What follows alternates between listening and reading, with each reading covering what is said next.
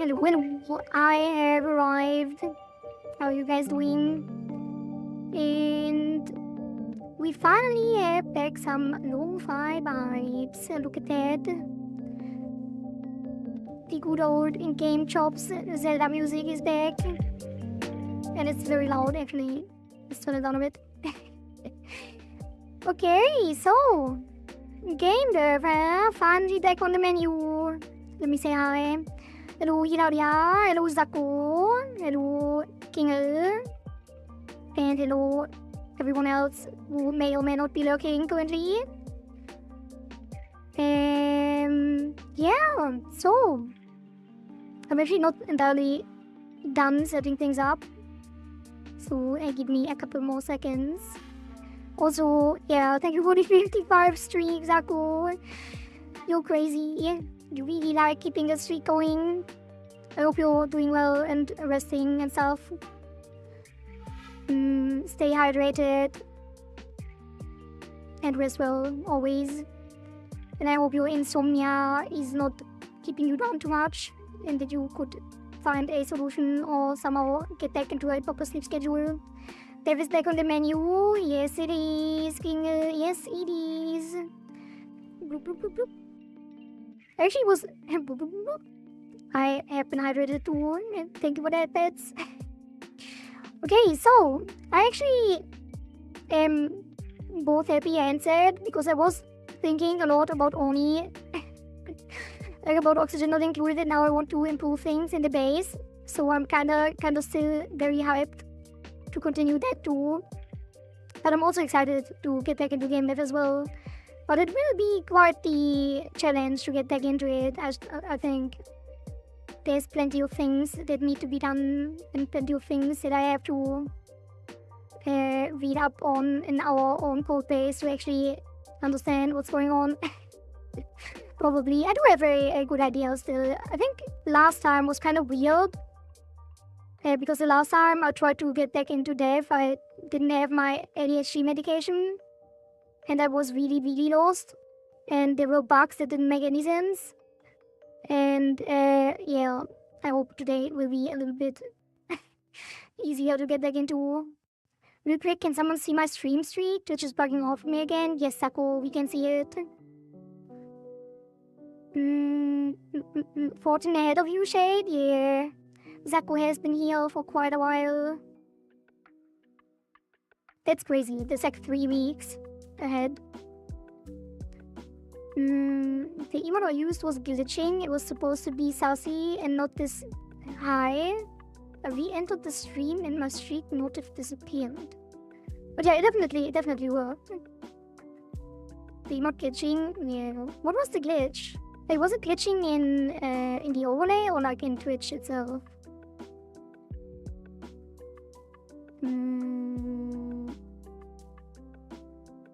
Yeah, I did see the groove emotes on your streak as well. It's probably glitching on the overlay. It will happen if I refresh on my phone. Oh. Wait, are you always watching from your phone, Shade? Or did you just test it on the phone as well?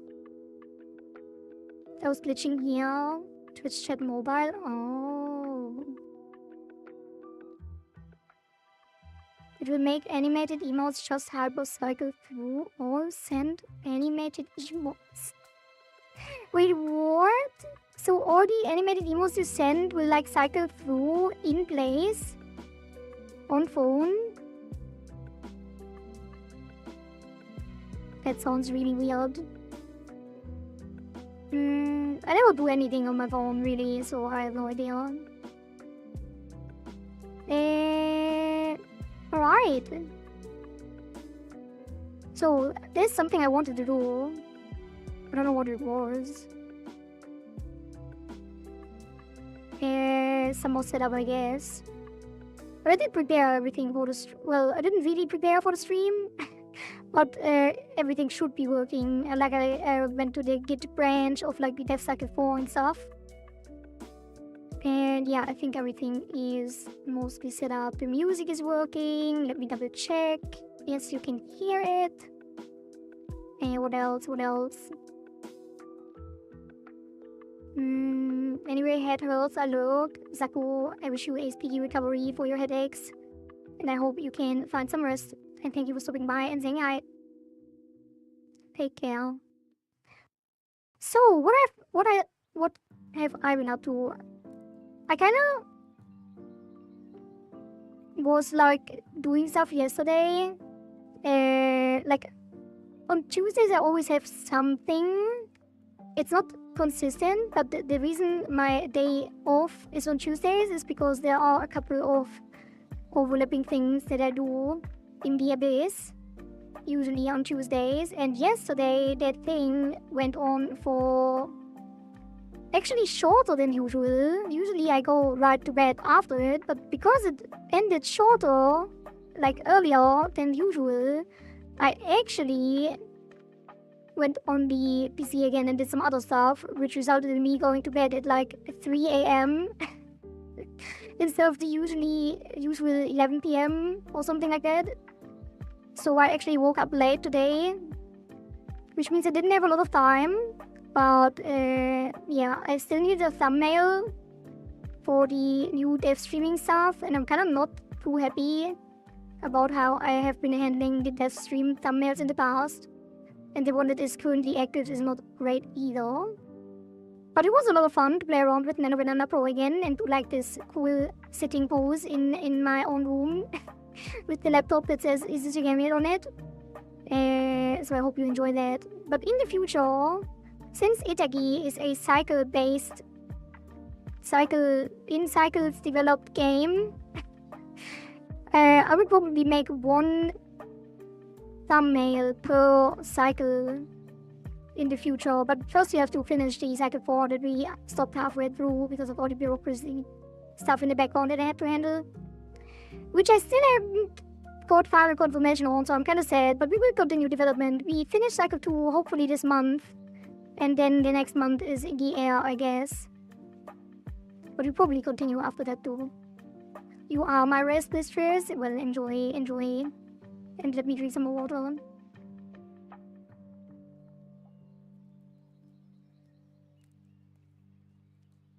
So the other thing I did today was to...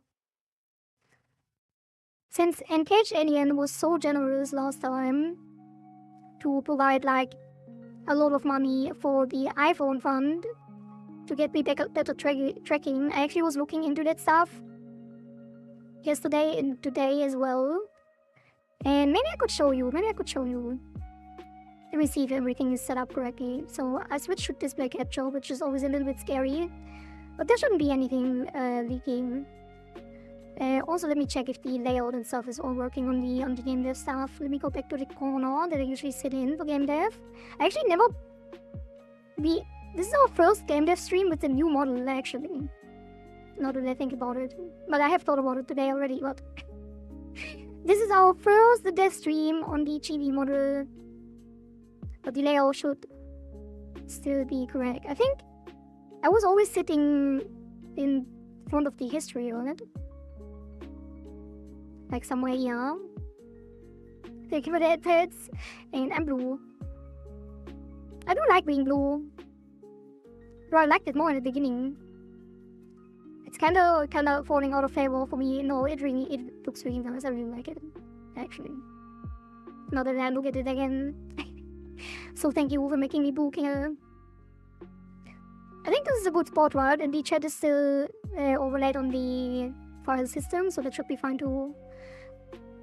Before we start game deving, let me continue with the just chatting section. Maybe I should do stuff like that more often on the game dev streams as well. I usually go straight in to game dev. But yeah, I was looking into the iPhone setup that I want to do, and I did inform myself a little bit. I was like thinking about how I want to set it up. Because I have like the microphone in front as well too, with a microphone arm. So I had to set it up in a way that it's not blocking my face. And I don't really know where to put the iPhone, or didn't really, and I was thinking about all of that. Because currently I do have a webcam that sits on top of my light bar on top of the monitor. So that one actually goes above where my microphone is blocking my face, so that one sees my face. even if the microphone is very close to my mouth. But with the iPhone, I would have to put it, because I don't have an like a, how do you call it? I don't have a mounting system for my webcam. It just sits on top of my light bar. But I can't put the iPhone on top of there. It would just fall down. So I was looking into what the best solution is to put an iPhone on a stand. And there's a couple things that you have to consider when you use an iPhone for face tracking, because apparently they get really hot and drain a lot of battery, right? So you have to have something that cools them down as well. So you need to make sure that it gets cooled down while also not running out of battery, while also being stable in place in a position that doesn't block the monitor and that still has clear view of your face, with another microphone also being there. So let me show you what I have found. And with the funds that Engage Alien contributed, we are actually, I thought we would be halfway there, because the iPhone alone already, even a refurbished one, costs 200 euros. But with the stand and the cooling and mounting system and all of that, we actually bring it up to 300. I thought I could have an iPhone 11, but the iPhone 11 doesn't have the MagLink or the MagSafe or whatever that is used for the cooling system and stuff. So we actually have to up it to an iPhone 12. And then the products that I have selected, or the product that I have selected is this one. So with the money that Engage Aliens gave us yesterday, we would be able to buy this exactly, like it fits this exactly. And then after that we still need another 200 for the iPhone. But we are getting closer. I might actually buy the iPhone myself, unless someone wants to contribute. I technically could go into some more debt.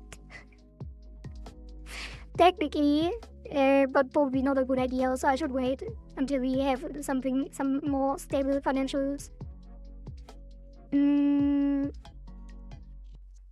Yeah, but this is the one that I'm thinking of buying. This looks really cool. It is a 3-in-1. I don't really have Apple products at all. But all of these stands that are for iPhone usually include the Apple Watch and earpads. Wait, what are they called? AirPods, like the AirPods stuff. But this one would sit perfectly below my monitor and would have a perfect angle and distance to my face without blocking anything. So this would be perfect. And then the refurbished iPhone I could buy here.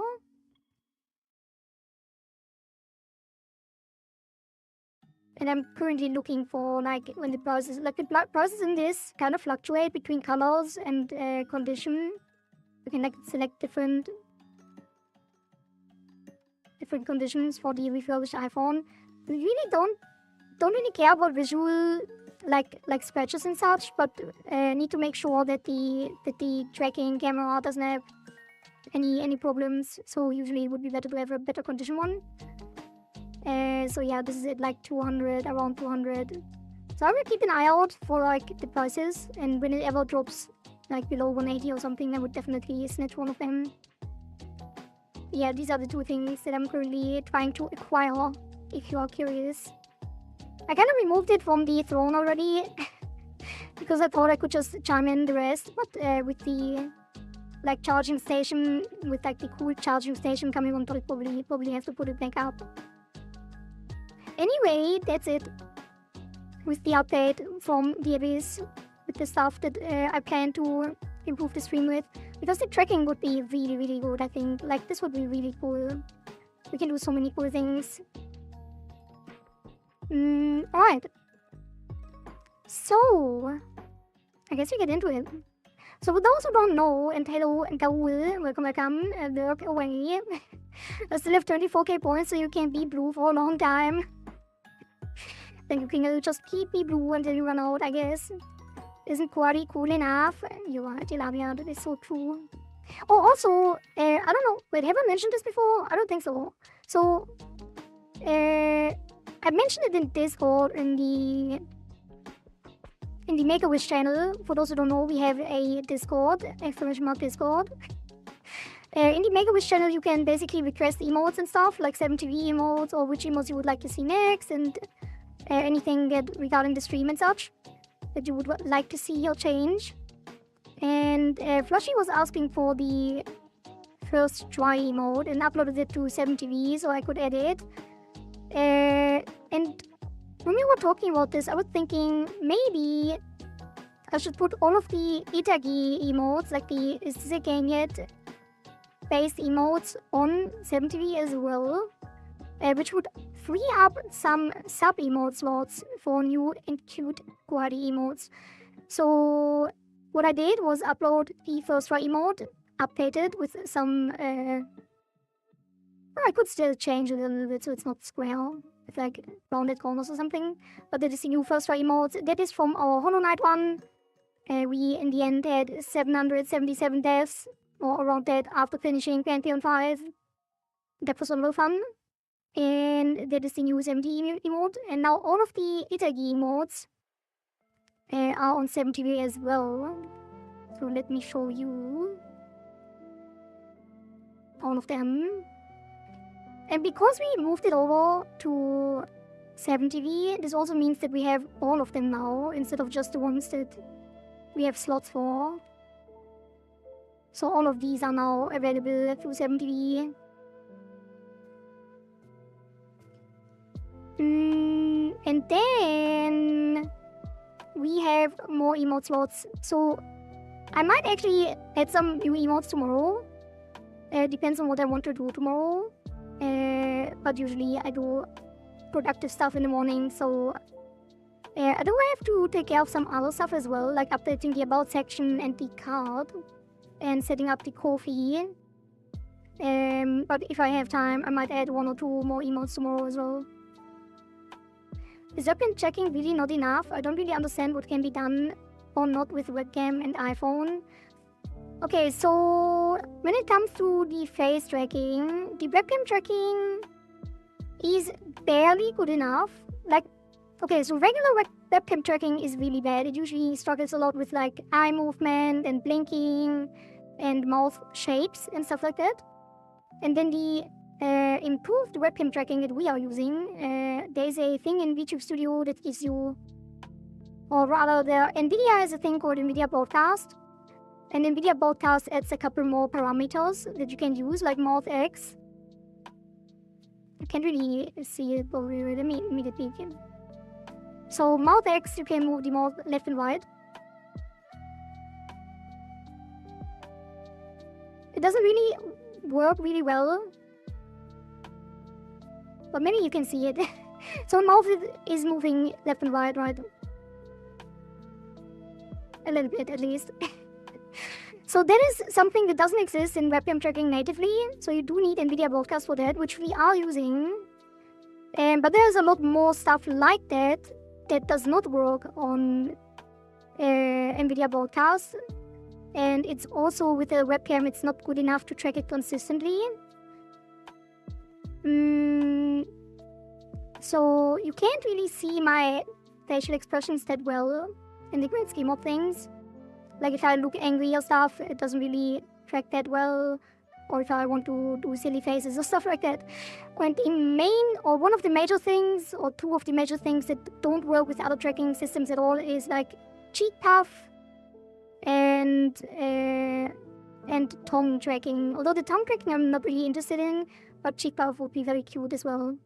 I think like the overall tracking quality would just be, so there are so many parameters that I could add to the model that would like translate my facial expressions a lot better. So I really want that for the future.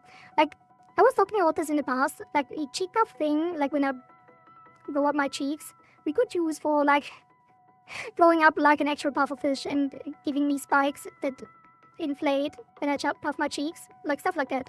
There's really cool things that you can do with the better tracking, basically. So yeah, the webcam tracking is good enough for starting out for sure. And I'm actually surprised how good it is with the model that we currently have. But there are really good things that I want to do with a better setup. And I think it would be cool if you actually saw...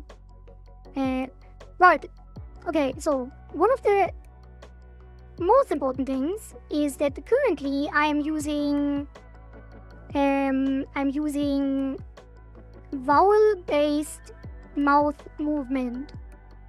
So when I talk, my mouth moves based on the sound that I'm making, not based on my mouth. So when I don't talk, I can move my mouth based on tracking, but when I do talk, it actually replaces the tracking with sound-based mouth shape.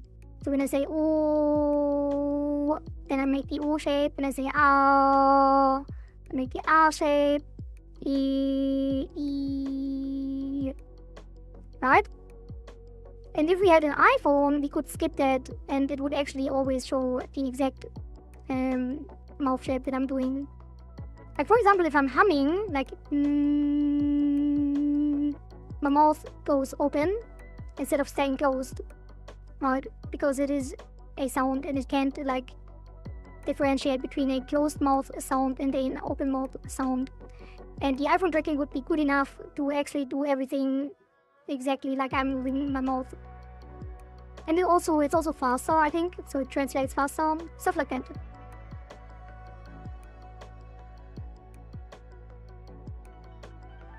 Like I could do like open teeth, smiling and stuff like that. But I guess I can still already. I guess it does work. In a way, a little bit. But yeah, it is a lot better.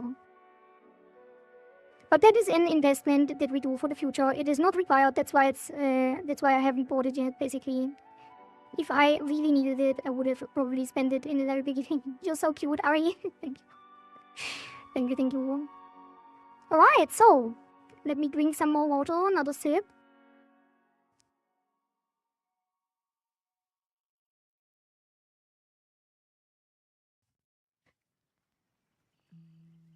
And then we turn blue again. Alright, so who is currently in chat that does not know what game we are making? Probably a bunch of people. Zako, were you even here during game dev time? Back in the day? I think you joined later, right?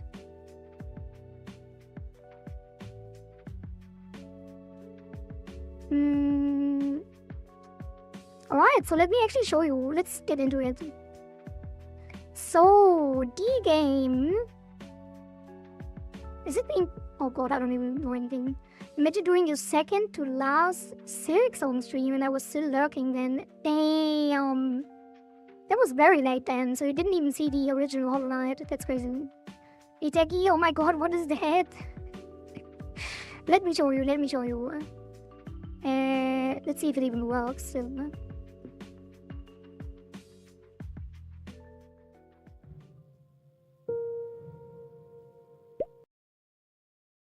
It does not work, and the reason that it doesn't work... Okay.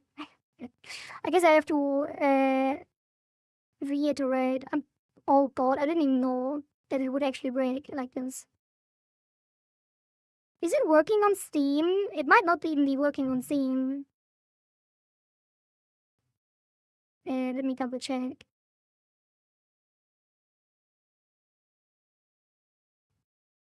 So everyone who bought the game in the last couple of days has been scammed, basically.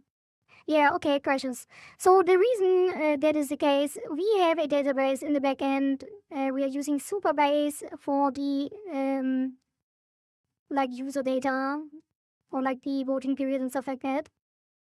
And Superbase projects get paused when there is no activity within a certain amount of time frame. And because no one has been playing the game for a week, the project actually paused. So all of the game stuff, the game like needs to be connected to the database because of the leaderboards and stuff.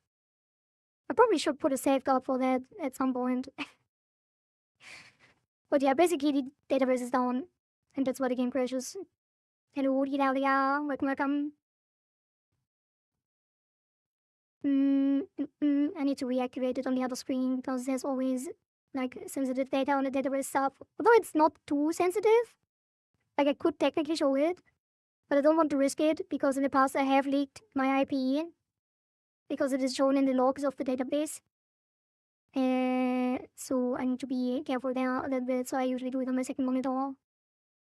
This is currently setting up, I'm not sure how long it takes. And I paused the music because I wanted to show the in-game music. Hello trees, welcome. A Henya emote, that is very cute. Henya sip.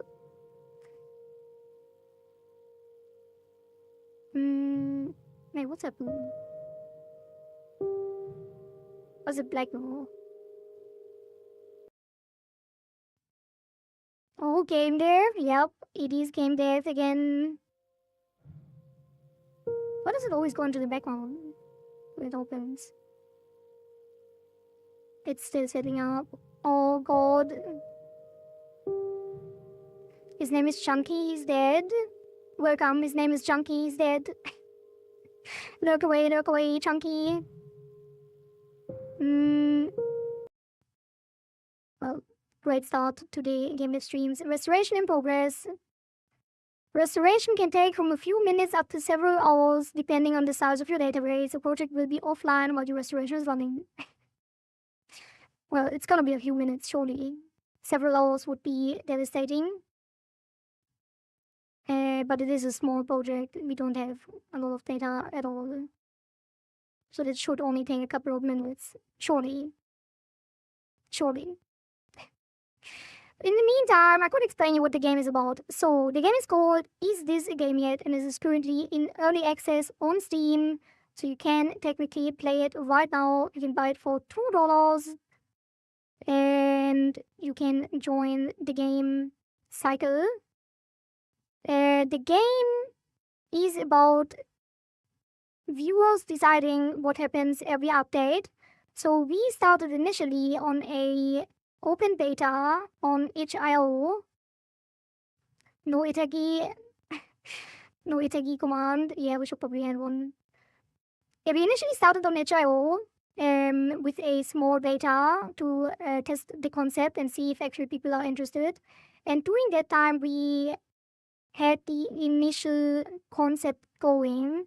So we always had 1 week development cycle, which means we had 3 days. Wait, how quickly did we need to do it? I think it was 1 week.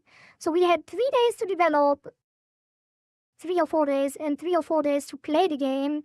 And during the playtime of the game, also let me turn on the music again while this is still restoring. During the playtime of the game, people were able to play it and get on the leaderboard, and then the top 3 on the leaderboard would get to decide a feature each that makes it into the next update. So at the very beginning, we only had a button that made our number go up. So we didn't have, you couldn't actually play an actual game.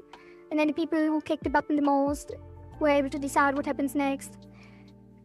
And initially, that was a... Wait, it is complete. Let me show you. It's way easier to show you. Please work. There we go. Is this a game yet? And no, it is not.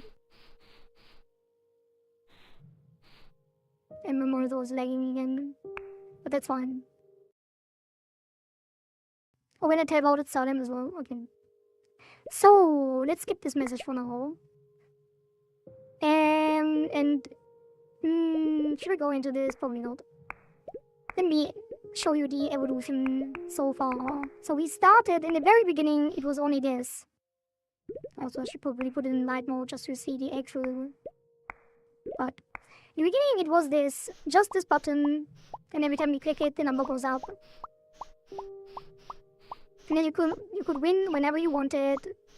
And there was 3 days to get on the leaderboard, and then you press win, and then I can't even show you because I don't have the leaderboard in there. God damn it! But you would get a pop-up with some rules, some submission rules of what you want to do. And then you had a text box where you can put in your idea. And then your idea would be shown on the leaderboard, which I can show you here. That is the dev leaderboard. So basically your idea would be here, and then whoever had the highest score would be picked, and then 3 features would be implemented in the next update based on your stuff. And there was also a voting system, so people could upvote submissions, so we also get some community favorites instead of just the best players. And the first cycle, that is still the open beta, the first cycle in the open beta... Did I remove? Did it go backwards? What am I doing? Oh, right. So, in the first cycle, people wanted a survivors-like. I think one of the... Do I have the leaderboard somewhere? So, let me check. I would have it somewhere, surely.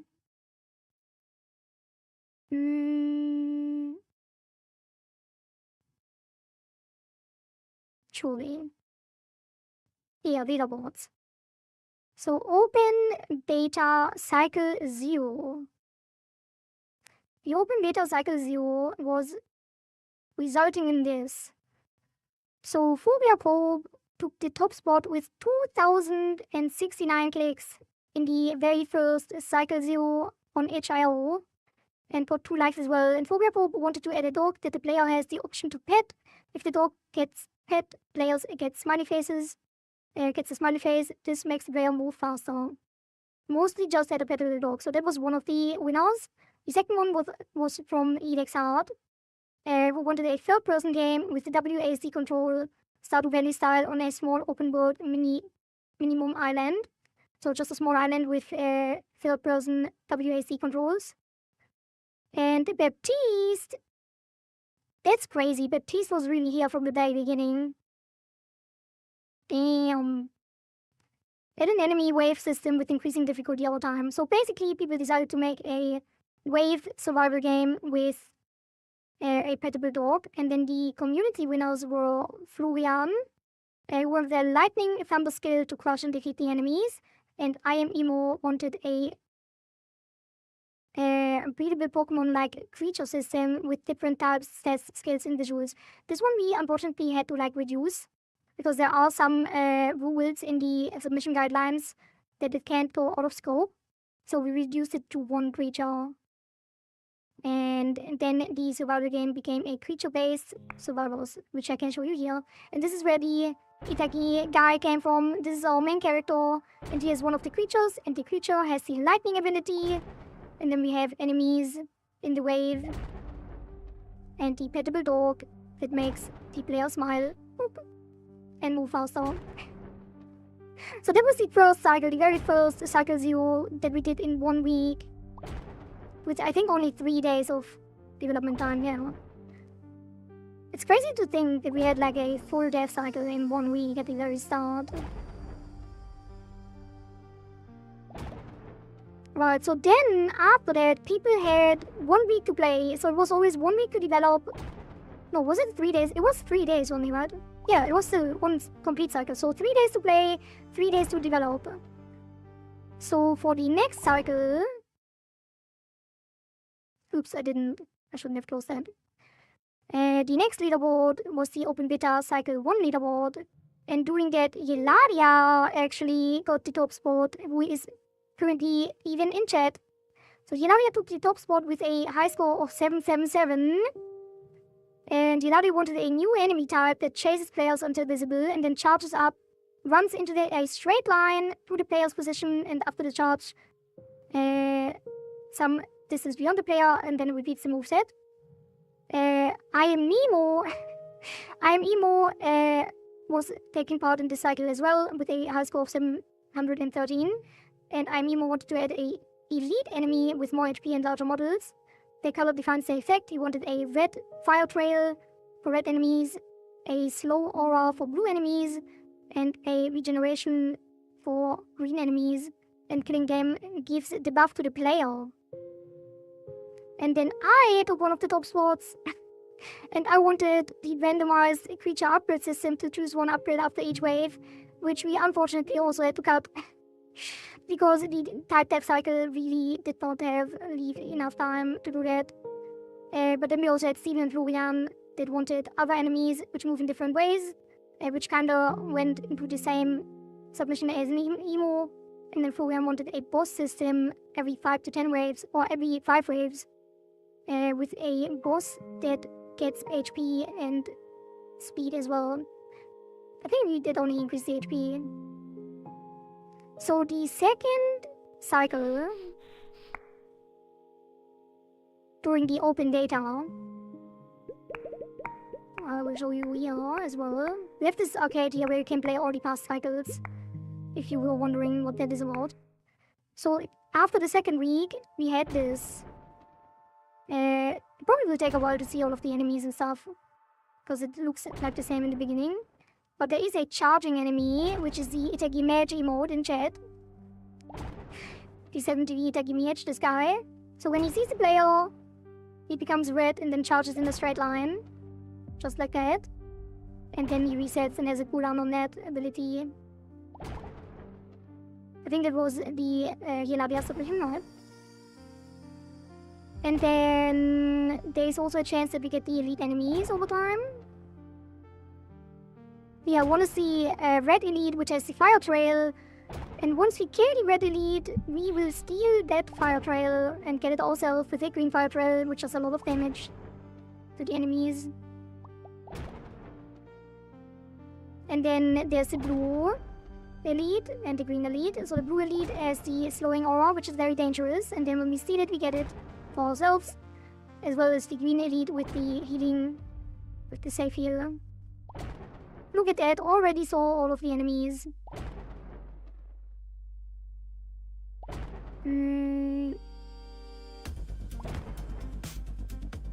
Let's keep playing until we see the boss wave. So every 5 waves, the boss spawns.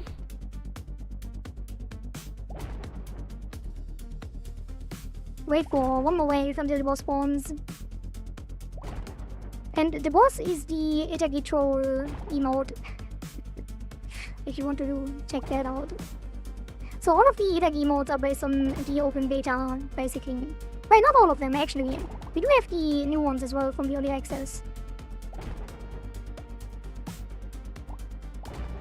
Exactly, that one. Finger gets it.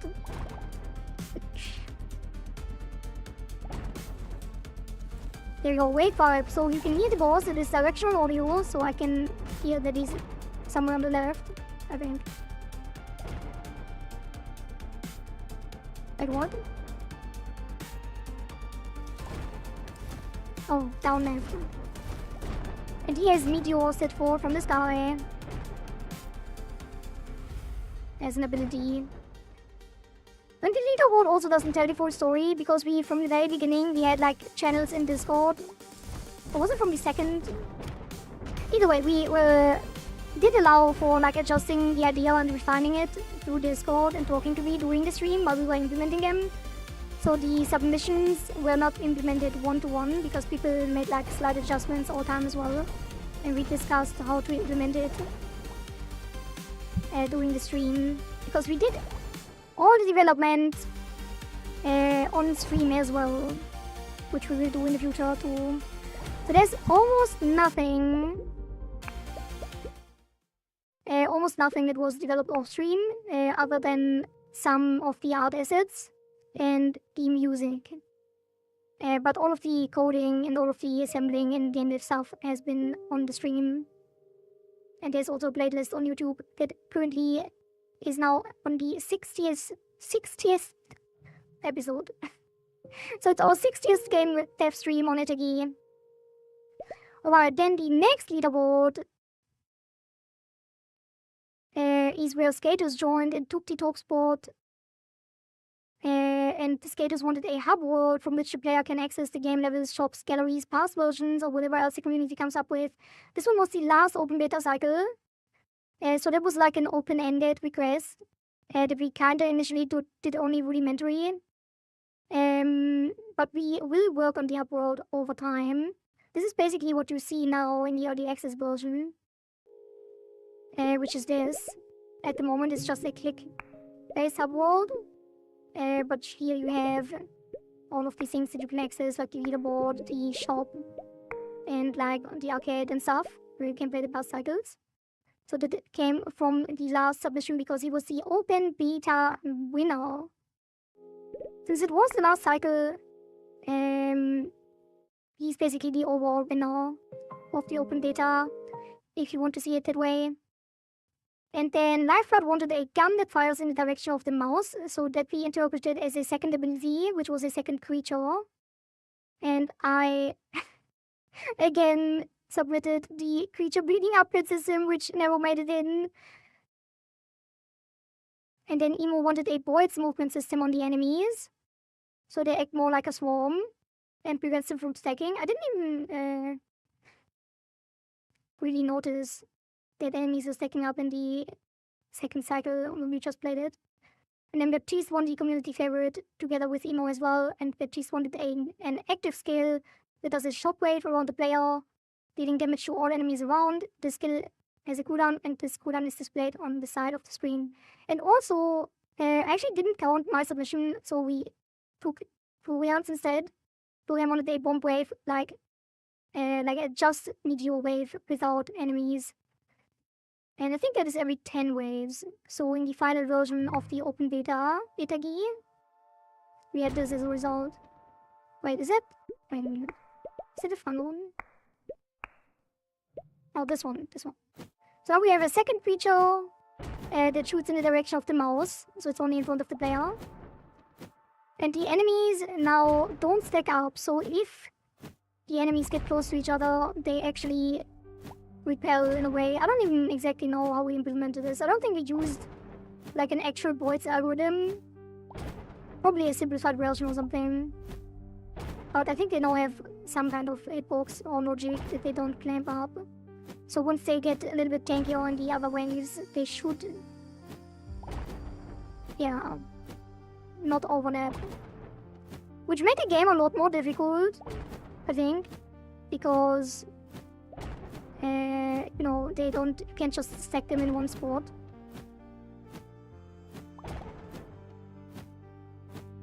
And then one of the other abilities was the clickable button down here, which is the Kohari bomb. The beep boop bomb. Beep boop. That was kind of a meme we added as well, because we didn't have time for proper visuals for like an AoE skill. So we just added the pufferfish Kohari. That I said beep boop to kill the enemy in an area. And that was the final version of the open beta cycle. We won't go to wave 10, but there is technically the meteor shower as well. So on wave 10, after the first boss in wave 5, there won't be new enemies spawning, and the entire area will just rain down meteors from the sky, and you have to survive for like one wave. That was the submission by Florian. Alright. So, and then, since we now know that the game is kind of popular and people were already taking part in the game and stuff. Wait, what was the other leaderboard? Right, okay. So, we actually decided to put it on Steam. I think actually the reason we didn't have it on Steam already is because there was like a bunch of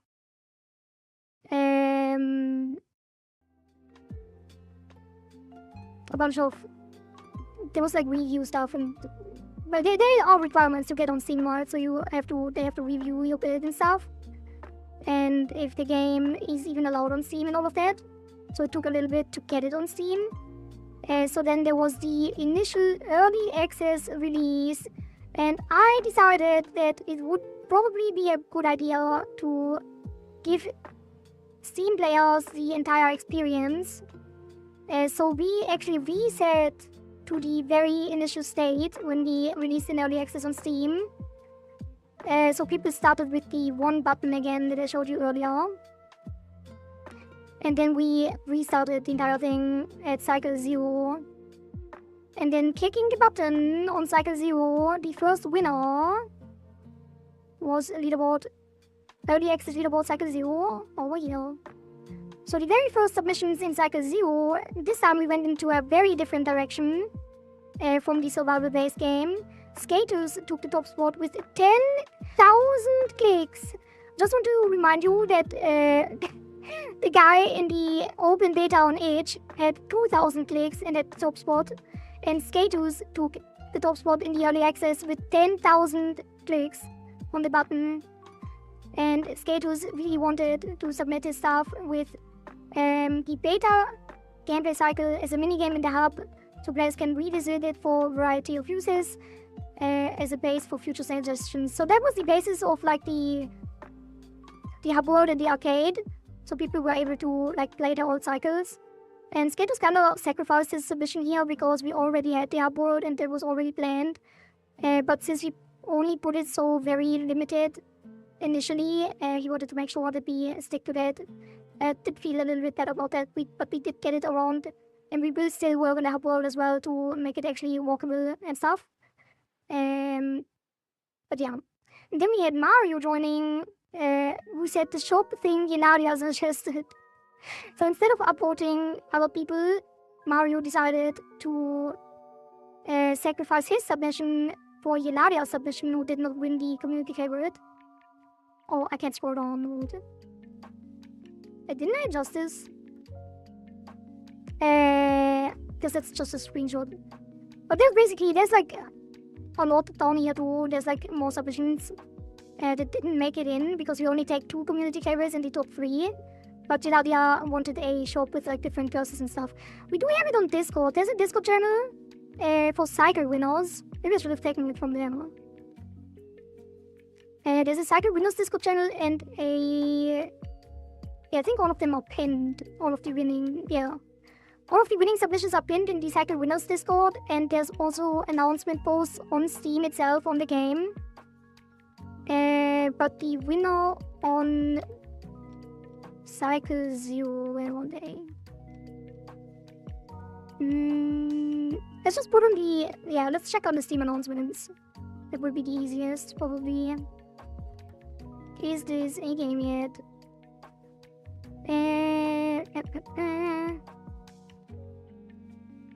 Right, so... Where is it?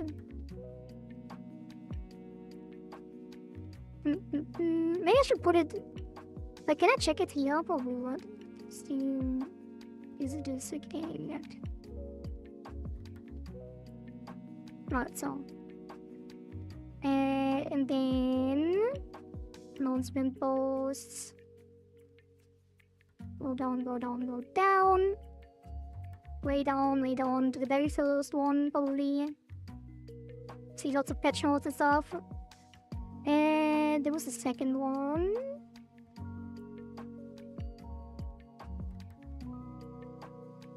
Yeah, this one. We added the colors later, so in the game it looks different. But this was what the leaderboard looked like in the beginning. Right. Yeah, this one I edited to see the submissions that actually made it. But the other submissions didn't make it and are now lost forever, I guess. I guess they're still in the game somewhere, I think. They're definitely in the database. So we could look them up there too. Alright, so Mario wanted Hilaria's submission because he didn't have an idea and found it cool. So Hilaria wanted a shop with a powerful shopkeeper that sells you upgrades for your cursor in exchange for your score. Upgrades could include skins for the cursor or more points per click. So this submission actually was based, like, Hilaria already knew... Wait, no, never mind. So, okay, sorry, I'm getting confused myself. It's been so long. And I didn't read chat in a while either, so let me check up on that too. YouTube appeal for the icon still not approved. Yeah, Riz, we never actually got an answer. YouTube never replied, so the socials screen still doesn't have the YouTube icon. Kohari doing game again. Hello, Baptiste, I'm glad you are here. We were just talking about you. In this economy, yep. In this economy, indeed. Just a fraction of Kohari's power, by the way. Exactly. Issue resolved, apparently. Wait, which one? What was that in response to? But it's fine. Hello, Keegan. Welcome. Alright, so the winners of Cycle 0 on Early Access. So in the beginning, as I said earlier, it was still just the buttons clicks. So people were still clicking. And there were some dedicated people, like skaters with 10,000, Mario with 7,777. And both Zeren and Dykes with 69. And Hilaria had 3,333. And again, the open beta, the highest clicks was 2,000. So all 5 winners were way above that during the early access release. Right, so Hilaria wanted to shop for different cursors, which makes sense in like a clicking game, right? It's no longer the survival game, so Hilaria wanted cursor upgrades for the button specifically, right?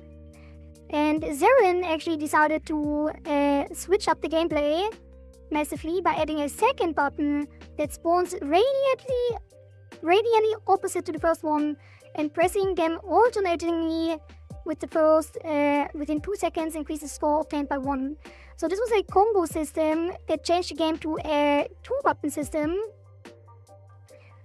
And Dykes wanted dark mode, we also included that, I think, because it was... We kinda included that later. But I thought it would be easy, but it turned out to be a little bit more difficult. But we did add that later, not in the first cycle though. And then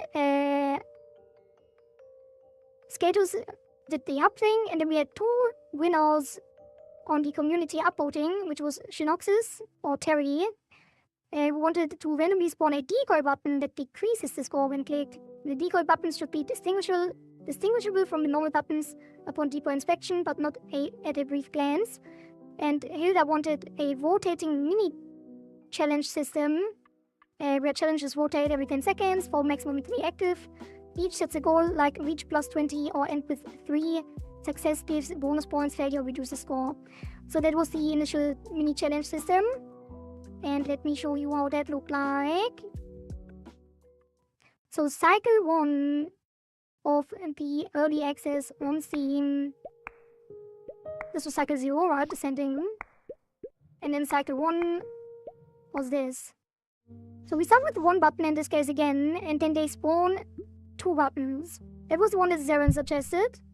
So you have to click the 2 buttons alternatingly, so always blue, red, and then they switch over. And then every time you do it successfully, you get 1 more point per click. Right, so we also had a timer to make it not trivial to just click them. So you only had a certain amount of time to react. And also there was some new music as well. And then these are the challenges from Hilda. So every 10 seconds or so you get a challenge that lasts for 60 seconds. And then in the rush challenge you had to reach a certain amount of points within the time. If you succeed, you get 1,000 points. If you don't succeed, you get minus 1,000. And you have the option to accept or decline. And then it pops up over here. And then as you can see, it finishes and then we get the points. It was really easy in the beginning. Kind of changed that later as well. Did some balancing later, but as I was saying, we did have a very tight update schedule in the very beginning. It was like only 3 days, right? And I think at this time, we already increased it to 2 weeks. So 1 week of development and 1 week of playing. And like the first cycle, I'm not exactly sure when we did that, but we definitely did it because we did not have enough time at all. And as you also can see, there's also the decoy button that like puts an overlay above. And when you click the decoy button, let's try to get one again. Yeah, you click it, it explodes, and you lose points, and then the decoy penalty doubles every time you click it. So eventually you will just run out of points.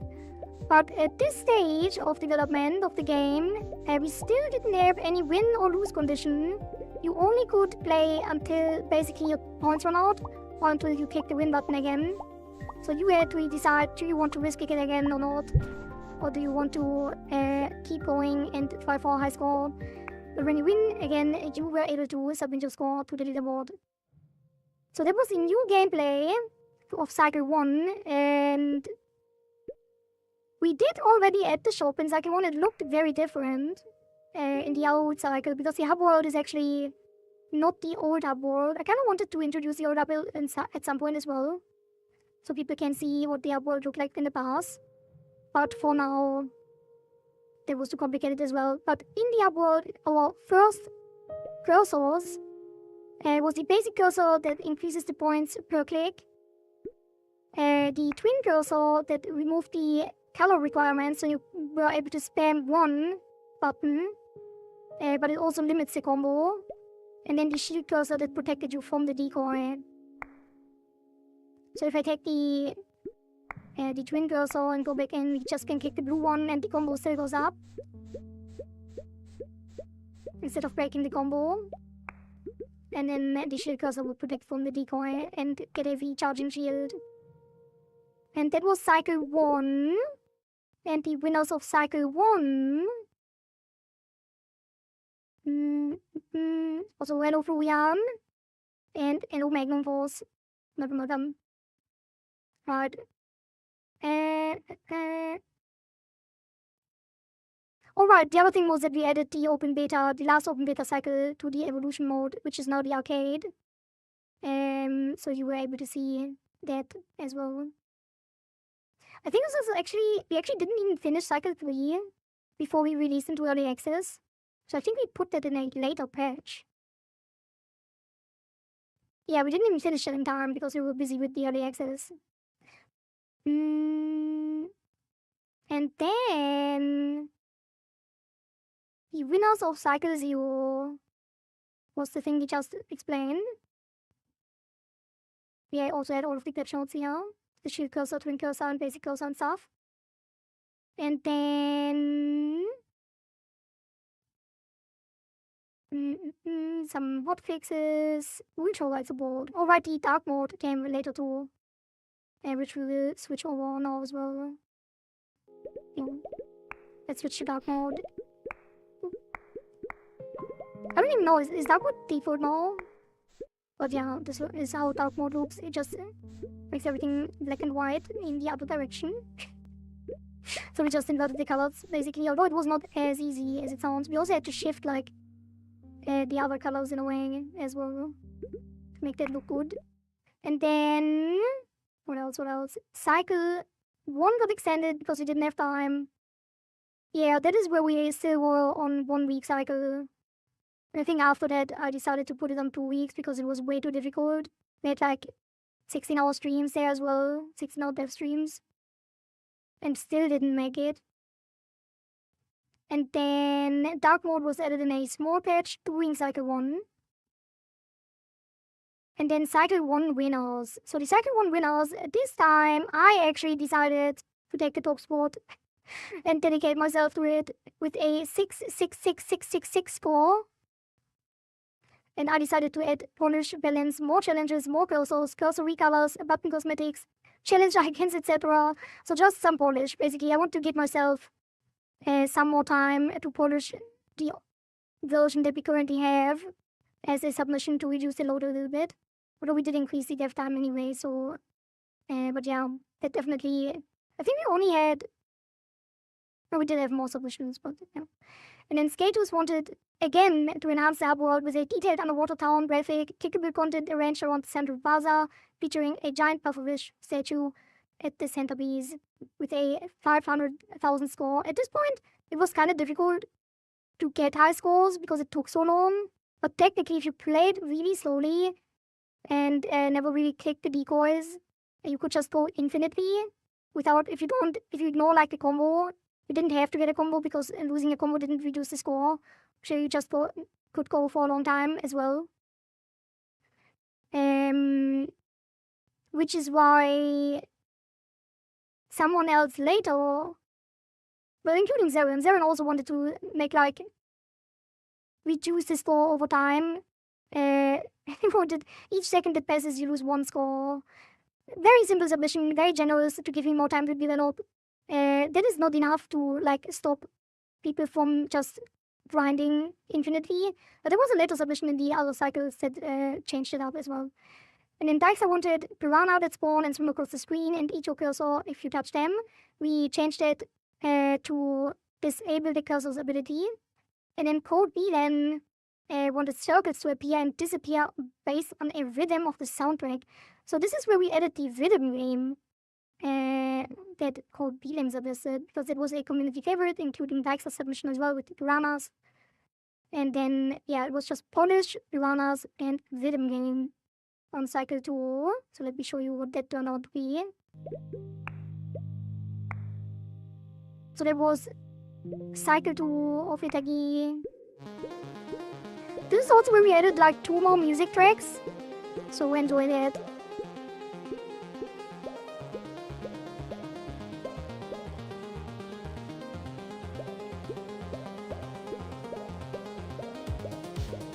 Oh, I still have the one girl song. Let's go with the basic girl song. We also made the things bounce with the beat eventually too. This time, don't hesitate to take more time to do the dev and not put too much pressure on yourself. Yeah, initially the idea was to have like a super rapidly evolving game and make people like submit cool stuff so they can see it evolve quickly. But yeah, I did. This time we will actually take time to develop all the features before we release a new update. I think people aren't as antsy about new updates as I thought they would be in the beginning. Because as the game grows, it is more fun to play. So even if people have like 2 weeks to play the game before we start developing a new one, they still will have some stuff to do, I guess. But in the beginning it was fine too, because we did just start with the button, right? So it had to evolve quickly at the start. But yeah, we did have an announcement even before the break where I said in the future the game will evolve slowly and we will always finish no matter how long it takes, instead of forcing it to finish and then cut features.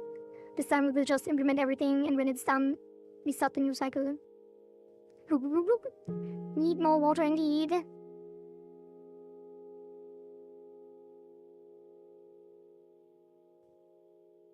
Damn, it's a lot of talking. Usually even playing games I don't talk that much. So it is kind of stressing my throat a little bit. Right, so this was the second version. Let's see the piranhas in the rhythm game.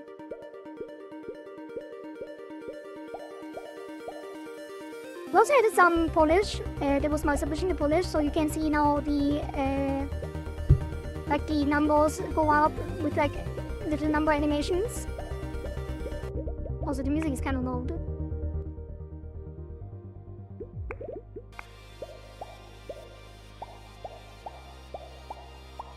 And you also see the combo multiplier, because we rebalanced the combo multiplier to be multiplicative instead of increasing your points by 1 with every click.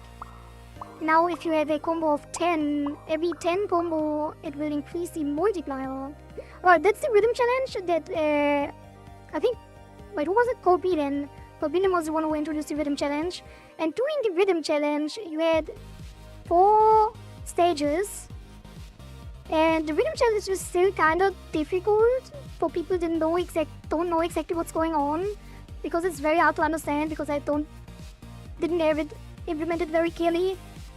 But basically they spawn in like 4 beats, and then you have to click them right after in the exact order and timing that they spawned in.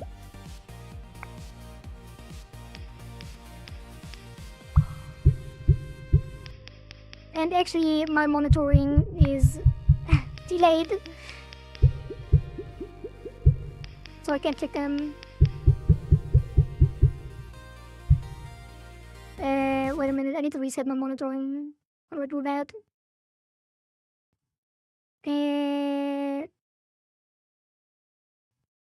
I didn't know if it will properly reset. Monitor off and on, usually that helps.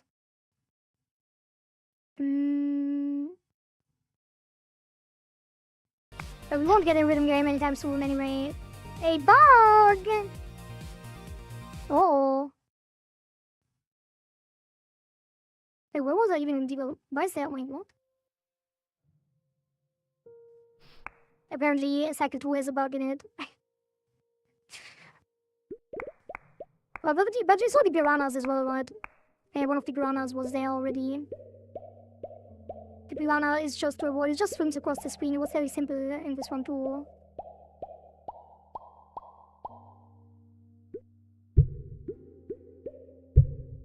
Oops.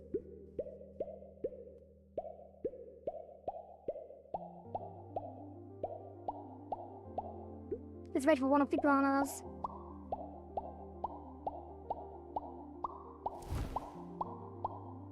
And we screwed up the score challenge because it's kinda hard to do without losing combo. Ever since Saren added the -1 tick, it was very hard to do. And see, I think they added something in the base game that changed how the debuff works. So now cycle 2 is broken. Maybe I should write that down. Do we have anything to bug fixes? I think I had something on the to-do somewhere. Just put it up here. Bug fix. Piranha. Cycle 2. Broken. Just so I don't forget.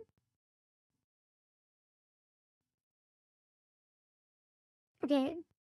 And then let me close this.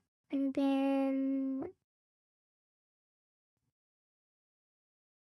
alright, so there was cycle 2. Right? And the winners of cycle 2. Right, let's see.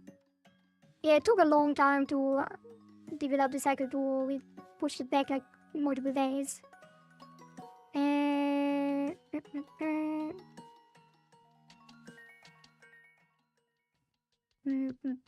then the next, cycle 2 winners. During cycle 2, we had some new people join, including Riku, friend of the channel. Good friend Riku joined playing as well. And then we had Papa. I don't remember what his name exactly was. He's in Discord as well, Papa Chaos. And Papa Chaos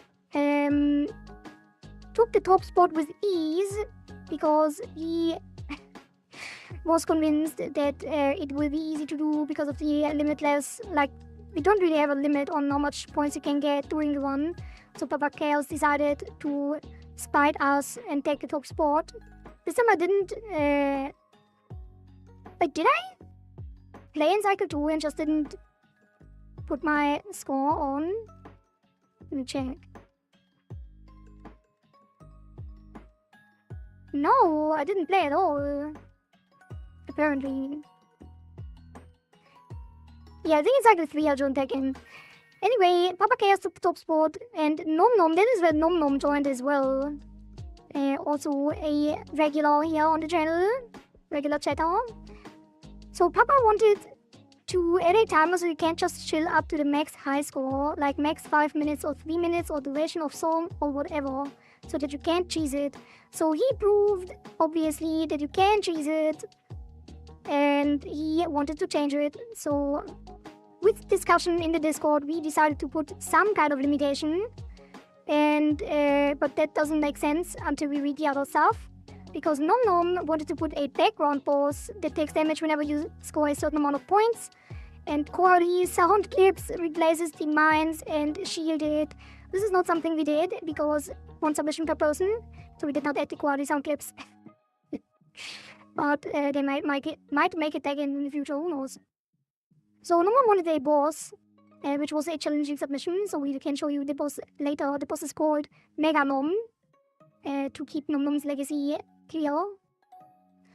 And then Skaters had something really interesting. Skaters was actually kind of worried when he submitted this, because Skaters was scared to shake things up too much and to maybe make the development too hard. But we were saying in the Discord that it is fine, because that is what the game is about, supposed to be about, to change drastically with each submission. So Skaters wanted to change the gameplay entirely to a WASD based system. similar to Just Chirps and Beats, for those who know the game, with a dash to avoid floaty and slow movement, and the core gameplay stays the same, like the combo gameplay where you have to go blue, red, and the player swims through the red and blue buttons to activate them instead of clicking them.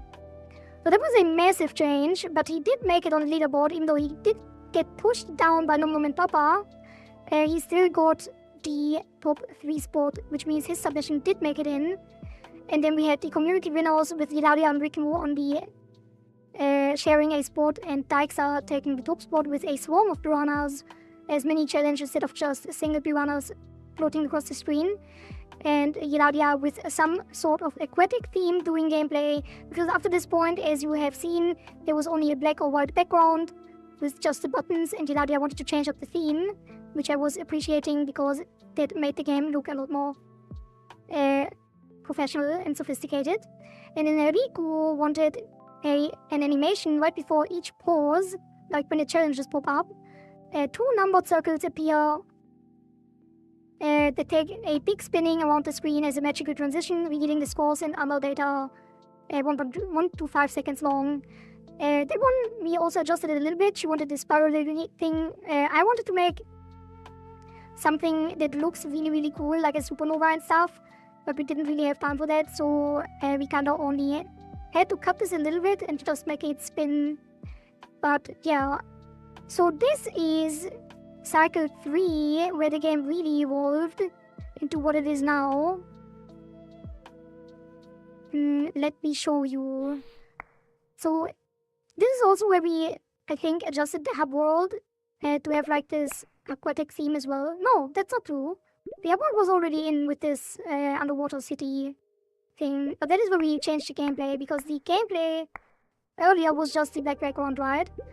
And then with the WASD changes and the aquatic theme, we went to this. And yes, that was the aquatic theme, and then we have the WASD movement, which I'm very proud of, by the way, still very proud of, because we don't have controller movement. We do have WASD, and yet it does feel and look like a swimming fish that can go in directions that are omnidirectional instead of just directional. So you can technically move in circles instead of just in 4 or 8 directions. So I'm very proud of how this turned out. And we did add a dash with left click, where you get a little boost of speed. And we also added some boundaries so you can't leave, that push you back into the game if you ever decide to go out of the screen. And then added a background. You can also see Minigame in the background, the shadow. And we added these ray casts, the chord rays with the chord ray shader, and everything started to look a lot cooler. We also added this little tutorial that people know that the game is now WASD move based, and that you have to dash to go through the bubble. So now when we start pushing the bubble, the gameplay is still based on combos. So you have to dash through the bubbles now in alternating colors. This is also where we added a health bar. So when you hit decoy, you lose 20 health. Or if you swim into a fish, into one of the piranhas, you lose health as well. We added some more visual effects. Here's the swarm challenge from Daixa. Hello, welcome. I think it's broken. No, there it is. So the swarm challenge just spawns a bunch of piranhas that you have to dodge. Otherwise you get eaten. So it gets a lot harder to keep the combo alive during that. As you can see, the cursor is disabled and slowly charges back up. The rhythm challenge is still in this version, but it is a lot harder to complete. It is still click-based, but it's very confusing. We really wanted to adjust the rhythm challenge, but we didn't have time. Right, so speaking of Minigame, Minigame takes damage whenever you combo. So when you have a 10 combo, every 10 combo, Minigame gets damaged and takes the combo damage multiplied by the combo multiplier. So the higher you go, the faster you can deal damage to him. And the submission by Papa to limit the run was done using the different songs that we have. So every time a song finishes, we get a boss phase where Nom Nom goes into the foreground and you have to attack his weak spot to deal extra damage.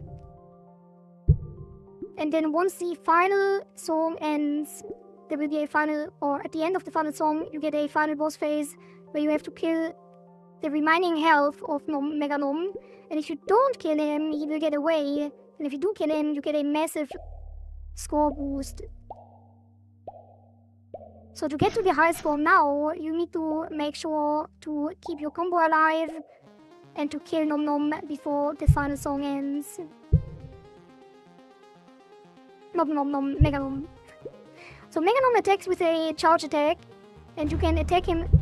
If you dash into his tail afterwards, he gets extra damage.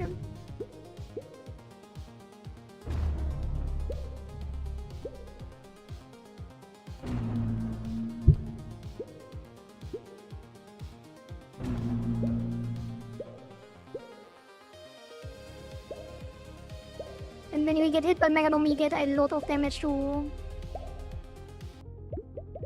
So at this point of the game, we had 4 songs in it, so maybe we make a full one real quick. So we can hear all of the songs.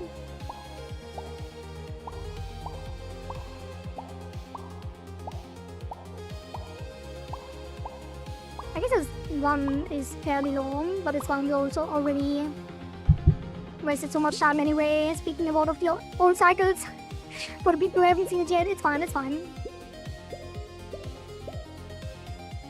This is also where I took the top spot again with the new high score. So now, at the current stage of the game, it is a lot harder to get the high score, because now it is actually skill-based, so you do have to optimize. It is not just about being the most patient anymore. You do have to play well, and you do have to think about what you are doing. And you also have to use the best cursor and stuff like that if you want to add a submission to the leaderboard.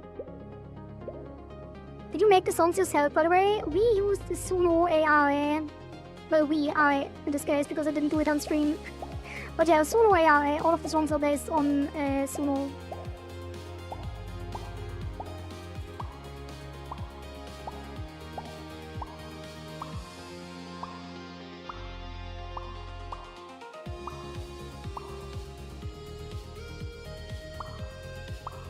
Also, there were some metas evolving over time as well in the new update, because as you can see, when a decoy runs out, you don't lose the combo. So it's actually easier to maintain combo at high stages if you let decoys run out. Because otherwise the bot is popped too easily. Which you can also use to keep your combo alive during the Swarm Challenge. And because there is some things going on with Mega Nom, because Mega Nom takes damage when you attack his weak spot, right? But you don't get more points. So you actually should not attack Mega Nom when he goes into his attack phase, because you actually lose points that way. So it all gets about optimizing the score in this case. And I think it's also, if you have an upgraded cursor, it is very easy to kill Nom Nom early. And if you do, you cut your time shorter, right? If you kill him before the music runs out, or not earlier, you lose like half your points, or half your point opportunities. Wait. Well, yeah, exactly. Because if you do damage without getting more points in between, then you lose the time you could spend getting points. I think the main thing that gives points is the Rhythm Challenge. Because the combo that you have going into the Rhythm Challenge actually is a multiplier. So you want to go into the Rhythm Challenge as high as possible, and then it multiplies your score again with every hit. Although I think Daixa was one of the people who actually managed to get like insane high score without even doing the Rhythm Challenge, because there was a bug that when you kill Mega Nom, what was the bug again? If you kill Mega Nom with a 10 combo or multiplier of 10 combo, then he would die twice in the same frame and give double the bonus. And because Megalom gives like a bonus of, how much is it, 50,000 or something? Or like 100,000? I think it's 50,000. You could get 100,000 points for killing Megalom if you do it accidentally or correctly. And I think Dykes ran into that. We did fix it afterwards and adjusted the scores, but that was a way to get a really high score even without optimizing fully. It's not a bug, it's a hidden feature. It is no longer a hidden feature.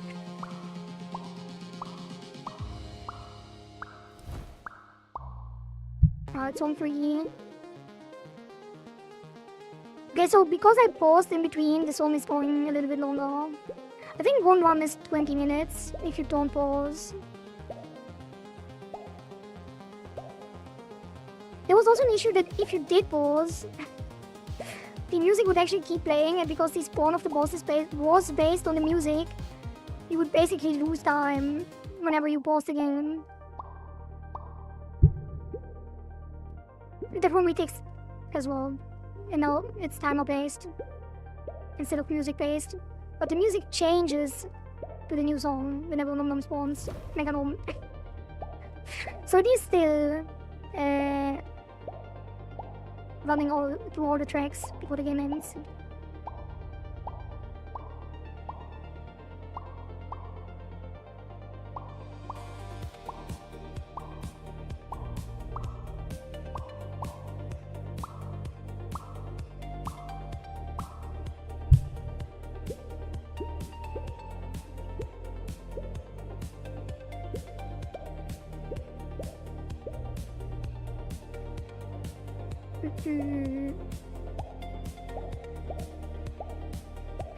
I don't remember what the best cursor was. I think the base cursor did too much damage, so it was actually better to use a different one.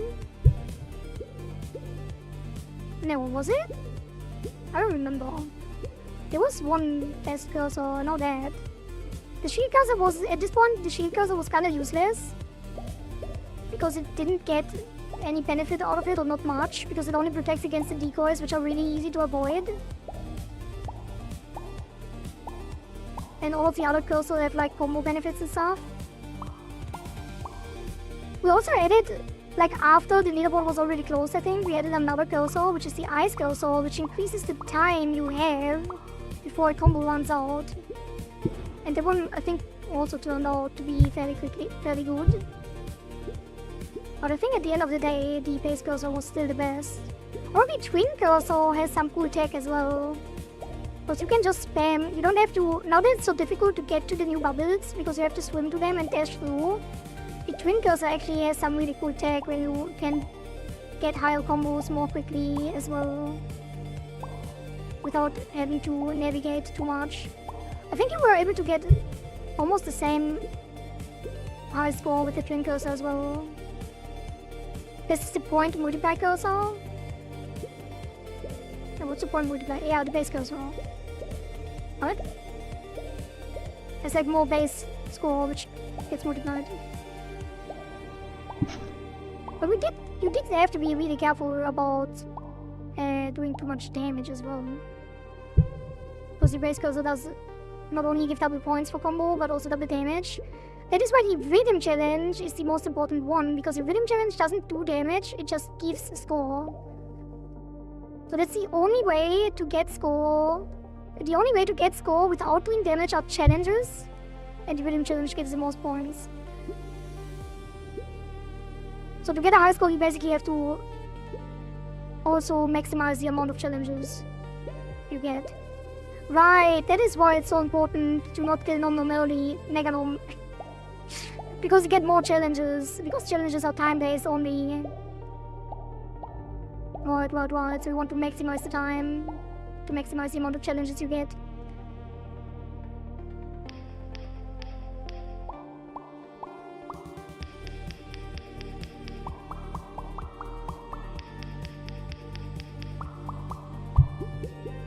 No!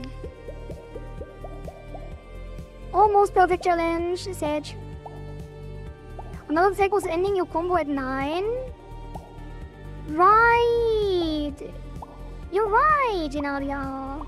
Because you only deal damage every 10. So every 10 your combo multiplier increases and then does damage at the same time.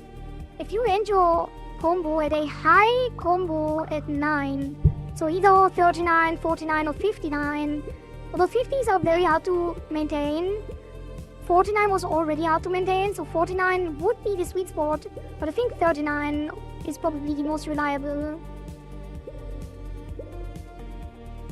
So the ice cursor makes this a lot easier because you have like a lot more time to do combos. But the ice cursor would maintain it like 69 or higher. But the base cursor was really hard to get to 49 even. That's why this tech is so important. So you can't buy yourself time.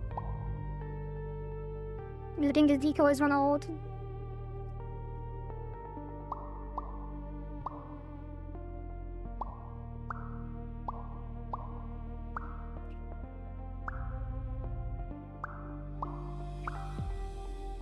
Because also, if you have a higher score, decoys spawn more often. So it's even easier to maintain the combo if you run out every decoy. See, 49 already popped it. What was the high score in the last cycle? I don't even remember. You're currently at 300k. I think it was like 500k, 450k or something.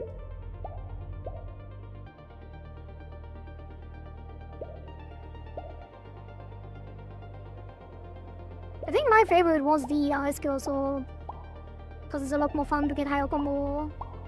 And technically, at higher combo, you would technically get the most points. Because I think the combo multiplier jumps from 5x to 10x at 50. So if you get to 10x and then get a rhythm challenge, that would be the optimum. Last song.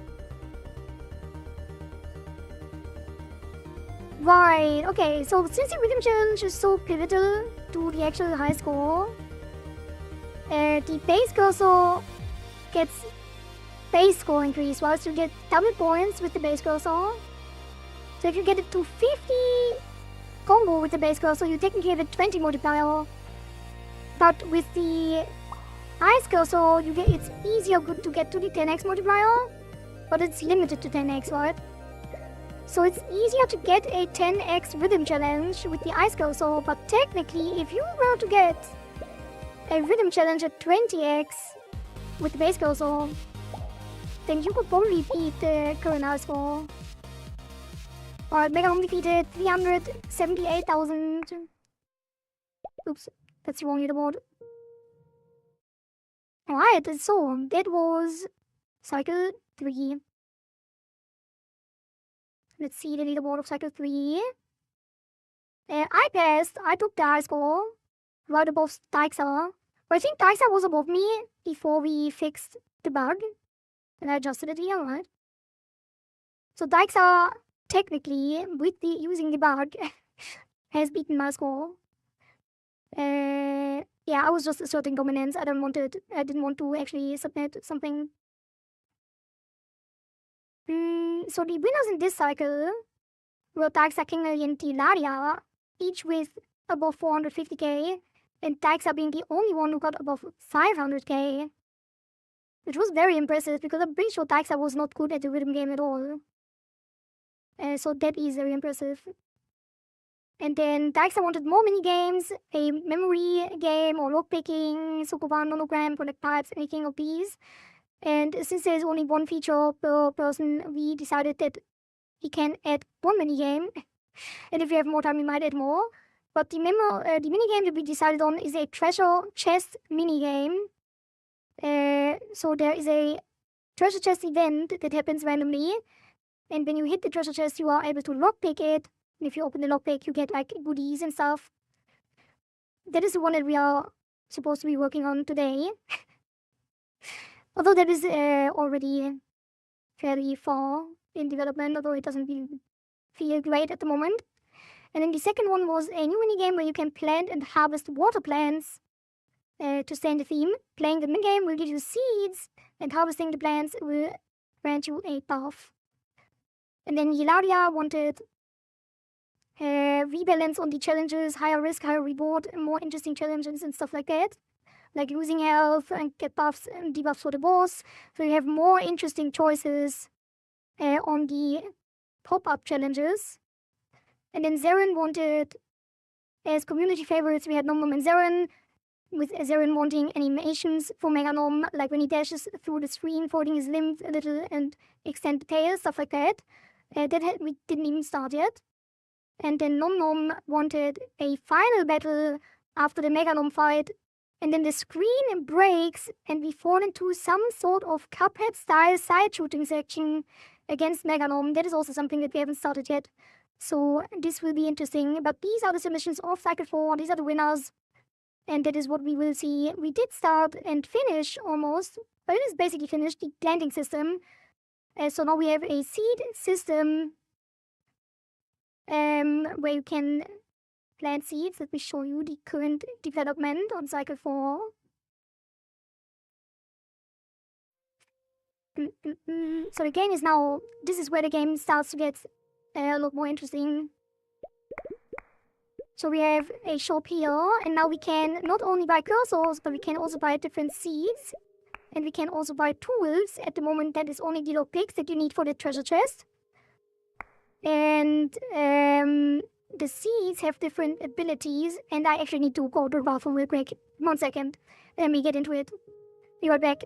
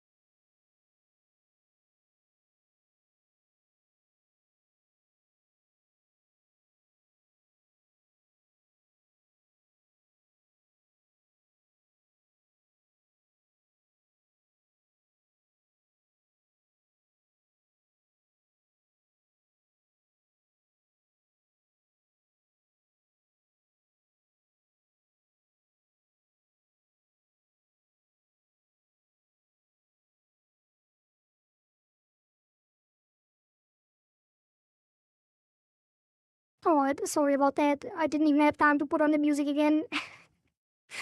I really had to go to the bathroom because I was drinking so much water during all these explanations. I could not hold it back any longer.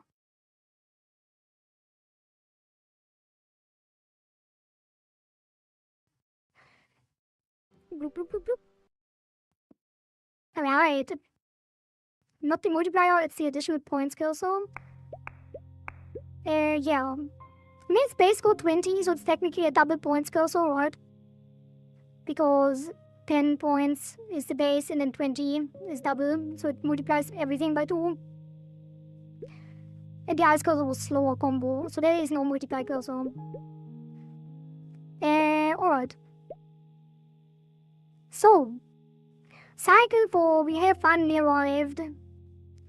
So, Cycle 4 gets exciting. In Cycle 4, we added the seeds and the lockpicks so far. And a currency system, actually. When did we add that? I guess we had that for a while. Wait. Right, initially you were paying with your high score. So you actually had to pay with your actual high score on the leaderboard to buy new cursors. And then I think in the Cycle 3 update, we added currency. Wait, was it in between? Did we have an in-between update?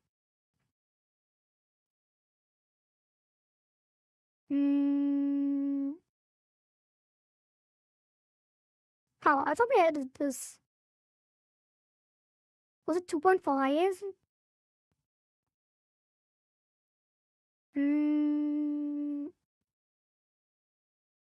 Or it was the mid-cycle patch on Cycle 2. So during Cycle 2, we added the shells as currency, so you don't have to pay with your score anymore. Interesting. You can actually earn these shells during the off-cycle too, where the leaderboard is closed in the arcade. So technically you can farm shells right now on Steam, only $2. Alright, so we added new things to the shop. One of them being the seeds, and the seeds, basically the seeds are run modifiers. So it's not just some kind of buff system, it's a run modifier system, like the heat mechanic in Hades. Well, not really. But basically, depending on which seeds you plant, you modify your next run to have these buffs. So the basic seed currently increases your base score, like the base cursor. The heart seed regenerates health over time every 5 seconds. And the hourglass seed increases your combo timer by 0.1 seconds. And you can have multiple seeds. At the beginning, you can have 3 different seeds. So you could either take the time seed to make sure that you reach higher combos more frequently. You could eat the base score seed to increase your base score. Or you could, if you struggle with health. Because currently there's still a penalty that whenever you die, you have to pay your score to continue. So if you want some health regeneration, you would be able to alleviate that and get to higher scores as well without losing your score to dying. But I think we will adjust them. We just added 3 in the beginning to have a baseline. Why is this not working? I see we still have a lot of bugs to fix. Oh, we don't have any seeds, never mind. We don't have any. Let's buy some. Probably should split this up too. So if we go here and then we click on one of these plots, you can decide which seed you want to plant. Obviously we always take the score. Because base score is the king. Well, technically, if you want to get to 50 consistently to get to 10x, you probably should take 1 or 2 hourglass seeds as well. Yeah, so this gives us a customization system that allows you to modify a run in whatever way you like. So runs will be more interesting, the meta will evolve. Then with the harvest them, you will have the buffs for the next one. I think we can already plant them again. And then selective, we definitely need some visuals as well to show people which are active. But I don't even know if you can, if the seeds are active in the Cycle 3 version, probably not. Yeah. But are they? No, they're not. And under this base, right? Why does it say 110 base score? Did we change the numbers? Oh god, I don't remember anything. Wait, do we actually get 100 points and the base score also increases it by 10? That can't be wrong.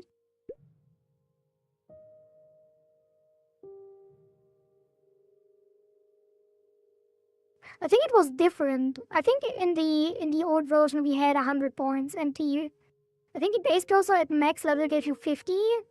Yeah, I think the base was 50. Base score was 50 in the old version. And then you get like 10, 20, 50 or something on the base cursor. So it would double at the final level. And the new version has a base score of 100. Wait, why would it be 110? With 10? Then intuitives might be wrong. Wait, it's not. Because you can't play. We can play cycle 4, this is still cycle 3. So yeah, I think the new one is 100 base and gives you 10, so like 10% more. So it doesn't actually clash with the buffs too much. And is more interesting with the ice cursor. I think that was it. The lockpicking was advanced a lot. Yeah, the lockpicking was also advanced. So let's enable the leaderboard cycle. So we can actually play cycle 4.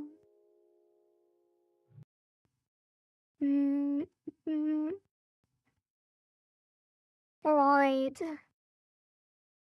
Probably should close all of these. Prevent leaking anything. Oh, what we also added is like Discord things. Discord, what's it called? Rich presence.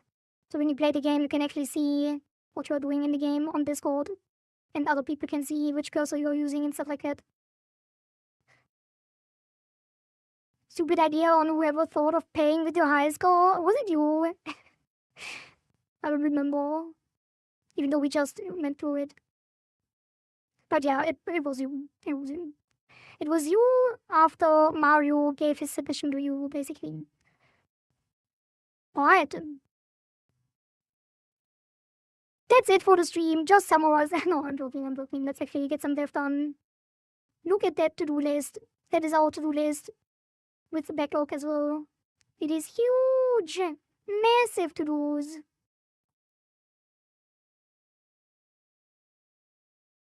Oh. First of all, 50-day livestream message. That one I actually wanted to hotfix months ago. So people don't think there are actually still any live streams on the game dev. But I never got around to doing that. Let's see where it even is. Let's get back in. Turn on the music again.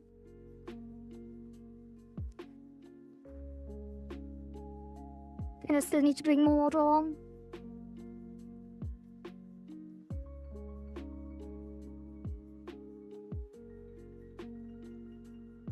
Alright. Dev continues. Bongo cat, yep, tap the table. Alright. I know nothing anymore.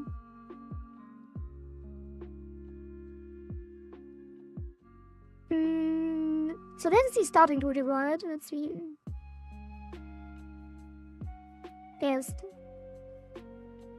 Do we have them in like extra files and like asset files and stuff? Oh god. What is development even? What is development? How do we even lay out things? Yeah, cycle 4. I think it was some kind of settings. Fonts? No. Labels? No. Style boxes? Themes? How does Godot work?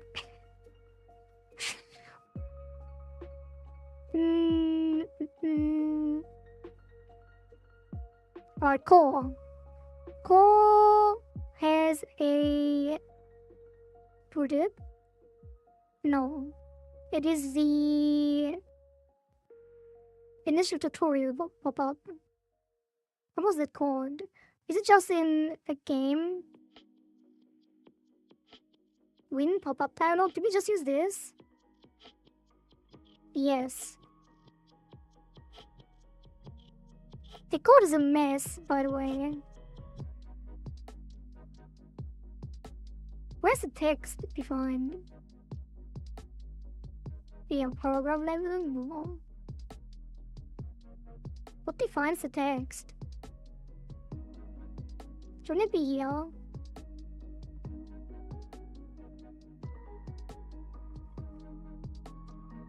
Oh, cycle tutorial pop-up. It's just not renamed. So the attached script is the cycle tutorial pop-up. So let's do cycle tutorial dialog. And then the text is defined in base paragraph.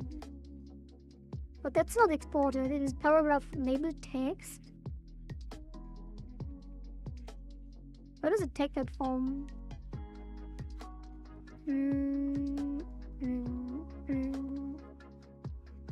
No, it's just an override on the puzzles. What have I done? You know what I want to do in the future? I was thinking about that too. I'm like almost starting on some kind of agent swarm that lets me write code, where I just have to review code instead of writing it myself. But this is something that I will do in the near future, but not on stream, probably. I could do it on stream, maybe on Mondays.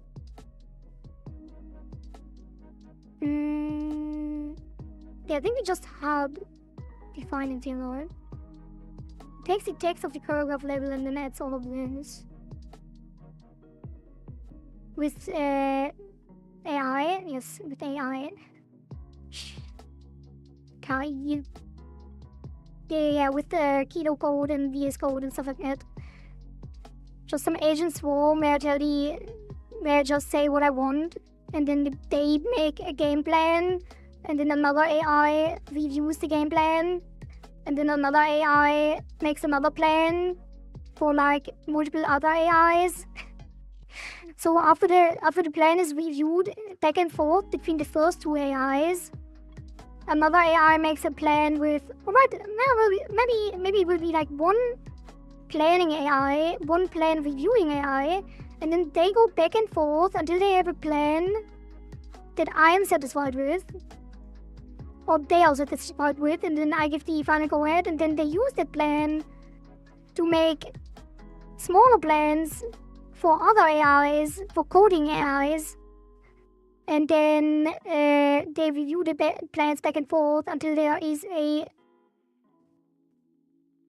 foolproof coding plan, and then they distribute the small coding plans to multiple smaller AIs, and then those smaller AIs code each of the smaller plans, and then make pull requests for another AI to review them, and then the reviewing AI tells the coding AIs what's wrong about their code, and then they fix it, and they'll just let it run overnight until it's done. Something like that. That will be a lot of fun. Stream is managed by AI, you just go to the beach and receive the money. Exactly. I just talk over it. Like we have a just chatting stream, and then I let the agent swarm run in the background, and we can watch it happen in real time. And we just talk about what's happening instead of actually coding ourselves. That would be fun. And I think I will do that. I think that is the future of AI coding. I just recently saw a video by Theo, who is actually using a similar something like that. And he is like crazy on the AI stuff. It's like people are so doom and gloom about already generated AI, which I get with like artists in the artist sphere. People are really mad about all the AI stuff. But in the coding sphere, people are going crazy. Like, there's like this weird split between opinions on coding AI, because if you use like just agents, like just one LLM to talk to and wanted to code something, then it is horrible.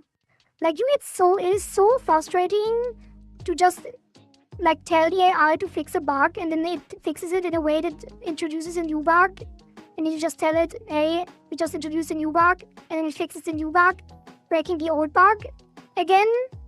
It is so dumb that you actually, when you use AI, you are slower than just doing it yourself, because it takes so long to get the AI to do what you want.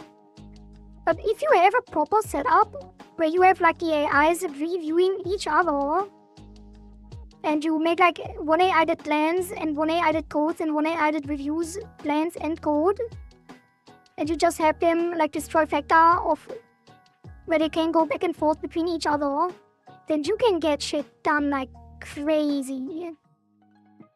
It's not even slow code then, because they review their code properly. Like I think an AI is way better at reviewing code than at just fixing code that it looks at. So if you like have an AI that actually reviews the code, and then someone like another AI has this review, instead of just having the code and trying to fix the code, it has the review of the code, and based on the review fixes the code. I think that just makes it like 100 times better. Sounds expensive though. It depends. I think you can get out a lot more out of smaller models if you actually set it up in this way. Like you could use one really good expensive model to just code, and you will probably get similar results than when you use like 3 small models that cost barely anything with a sophisticated setup. But I will tell you how much I'm spending on it. I don't plan to use any any expensive models. But I am curious how it will turn out. So where am I putting the text? It should be, technically somewhere now.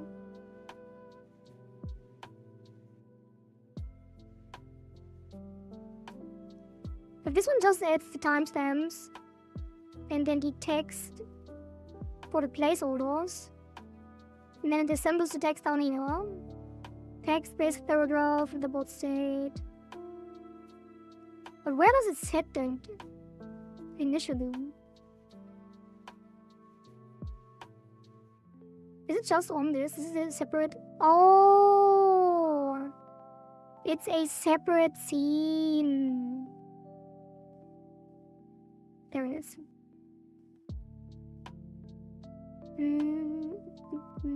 That is one more.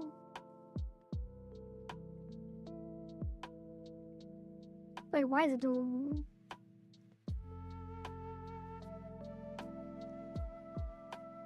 Here.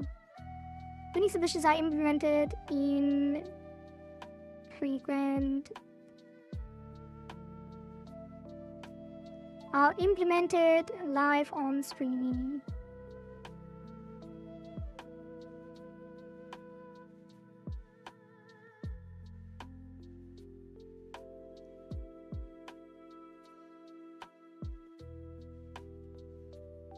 Let's just leave it like that, keep it simple.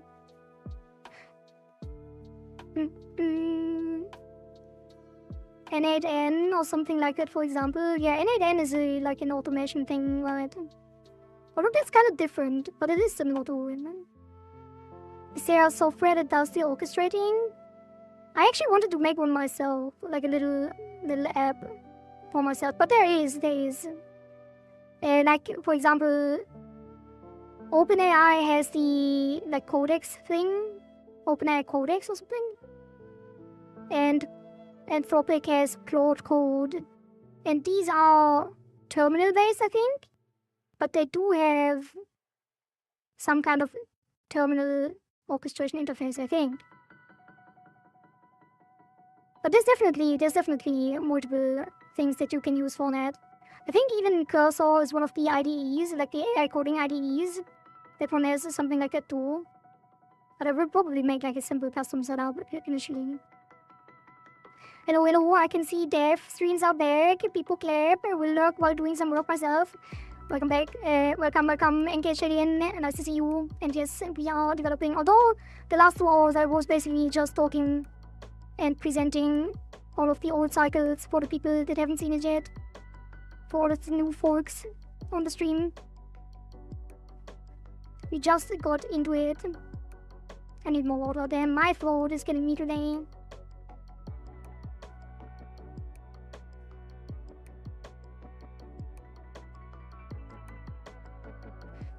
Alright, there is one commit. We made some progress. And probably should rename this cycle tutorial pop-up so I don't get confused.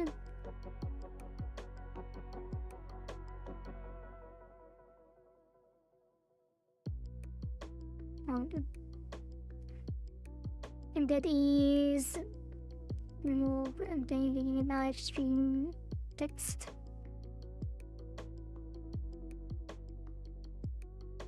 But can I actually commit? I thought I had to. Oh, I need to push. I need to do something. I thought there was. Wait a minute.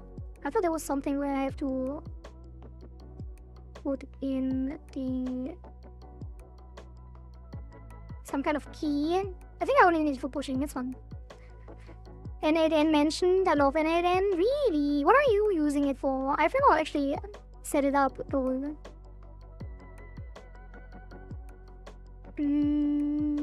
But it does sound really interesting. Alright. One thing off the checklist. Treasure chest event, random event spawn timer. Oh, we also have to switch. Let's just switch the leaderboard in the... No, we should be on the death leaderboard.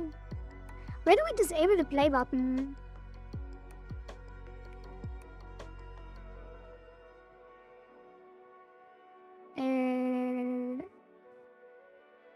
Let's go into the upward scene. Play button.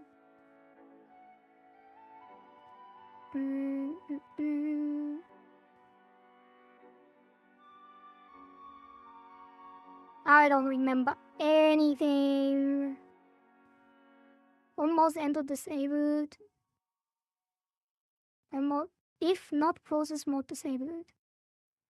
When do we do that? Play button isn't even in the upload script. It's probably in a base script at the top.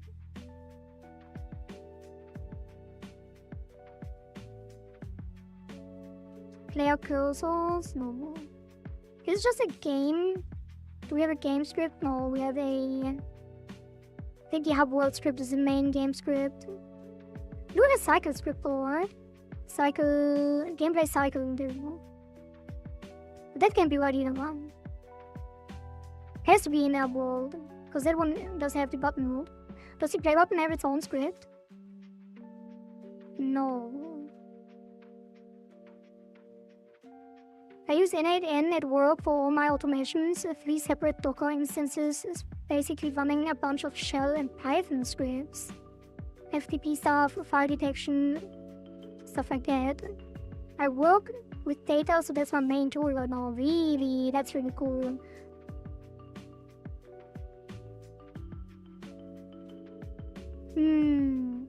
So it's basically just triggers, right? It's just a pipeline. Just a pipeline with different triggers and hooks. N8N is CI/CD, some cron job type stuff. Ah, I see. So it like replaces stuff like Jenkins, right? So it's kind of a replacement of the like Jenkins pipeline stuff.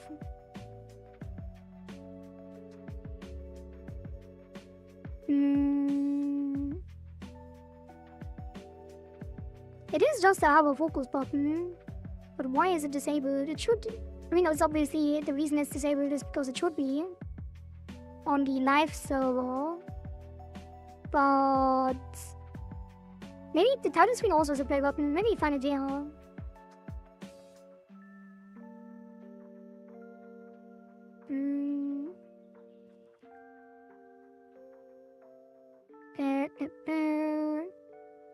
Play. Our focus button. Okay, just have a focus button here too. And then this one. Where's that linked to?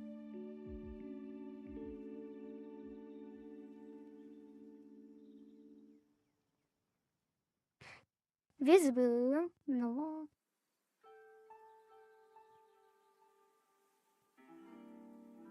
I'm so confused already. Active menu. Like, why wouldn't there be something in here? Is it the title screen? Did we do everything on the title screen? This one has the play button. There we go. Get leaderboard closed. Play button disabled. Yeah. Hub world EAC2. So we started disabling the why is it on Hub World 2? Because Hub World 1 didn't have a leaderboard? Probably. So get leaderboard closed. based on the timestamp.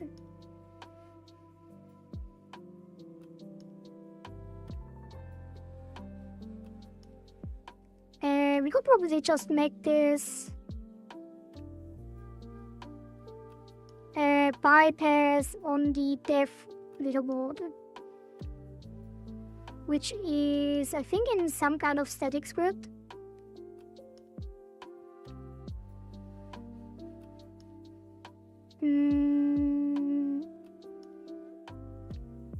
Constants.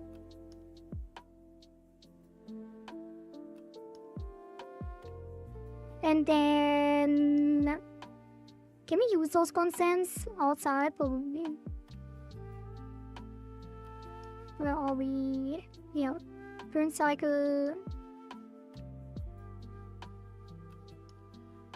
Get leaderboard close. Right. So if constants leaderboard current cycle equals constants leaderboard dev,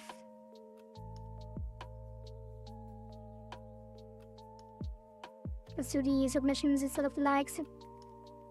Submission current cycle equals dev cycle, return true.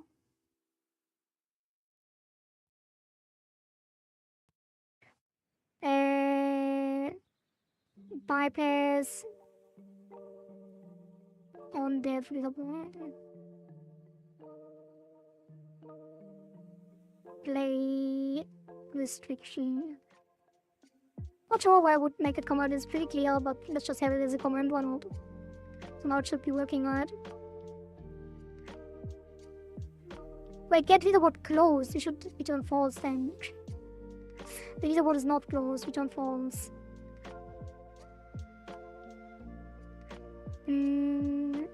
Basically, you can do it the way you want. Can trigger stuff with cron style, time-based, file detection, no webhooks, all the good stuff.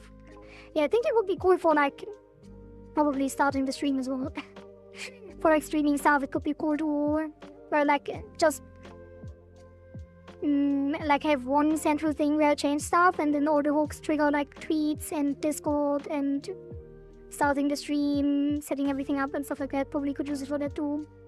She was having trouble understanding Oni, so she will make her own game. World City Gooberism, we already made the game, in part. But anyway, no. We actually did this way before we played Oni. Alright, now we can play again. This is cycle 4. And I will probably disable the music. I don't want to disable the music. It's kind of annoying to disable the regular background music every time we go into the game. So I would probably eventually turn down the music in the game again and just leave the lo-fi running all the time. Right, so cycle 4, we should get treasure chest events occasionally. I think in treasure chest events oh god, I can't talk. What's wrong with me? When I god damn it. The treasure chest events happen when we finish a challenge, so I have to accept the challenge first.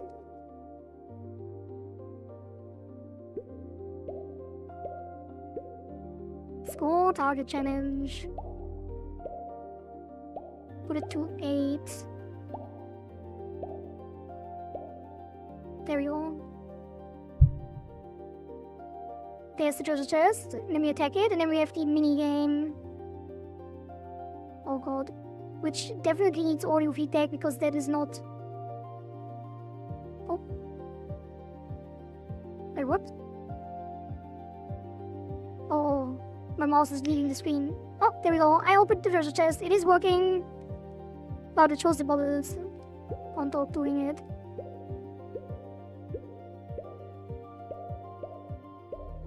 So on the treasure chest minigame, let me show you again.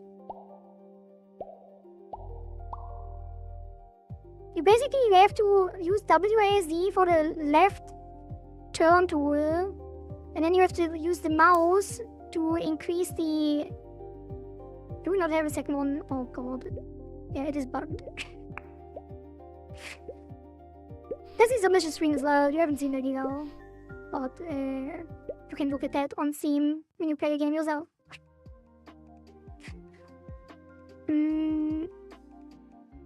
Can probably they have a bunch of API support for all the apps you can think of. Yeah. Now you made me think. I think I can set up my Stream Deck to trigger some innate workflows. How did I not think of that earlier? Yeah, how did you not? I don't have a Stream Deck though, sad. Could use my phone, but don't really want to. Alright, so let me check the to-do here. Random event spawn time. Because currently we get the... You know what, I probably have to check Discord too for what we decided on the treasure chest thing, because I don't remember anything.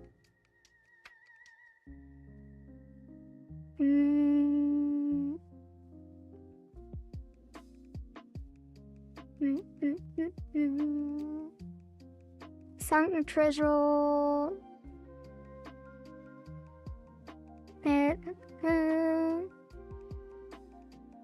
Yeah, I think Daxa kind of left it up to me, ultimately. What did I write down here? I think I had it here too. Minigame, Daxa, special challenge 1, 2, 3. Lockpicking is the first one. Buy lockpicks in the shop, optional lockpicks, chest rarity. Sunken treasure event, rewards special selections. Okay, that's on. So we had it here. Use lockpick and break option menu. Right, when the lockpick breaks or at the start, we should have a choice between using the lockpick or breaking the chest. And then hide pause, other gameplay elements, fix monitoring, deferred thingy for chest. Fix monitoring, deferred thingy for chest. What the hell does that mean?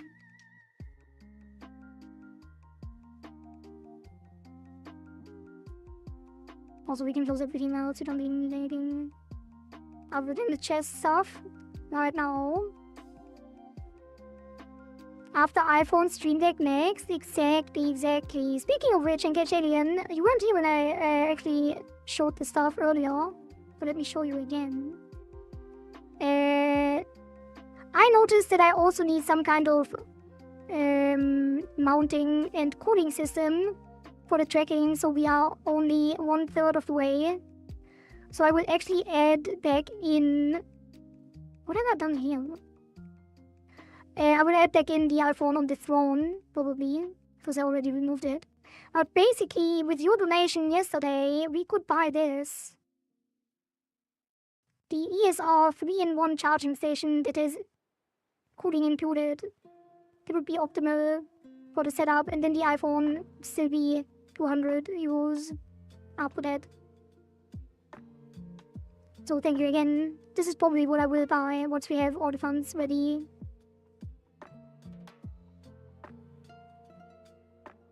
And then the iPhone 12 refurbished we will buy here. And I will keep an eye out on good prices because they change all the time with different colors and stuff.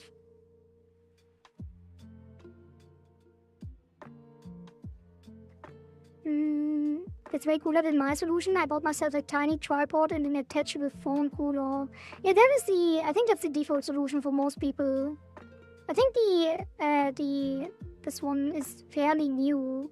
I think it just came out a couple of months ago. But I think your solution is better overall. Damn, I get voice cracks the entire time today. Explaining the game to new people for 2 hours did not go well for my voice.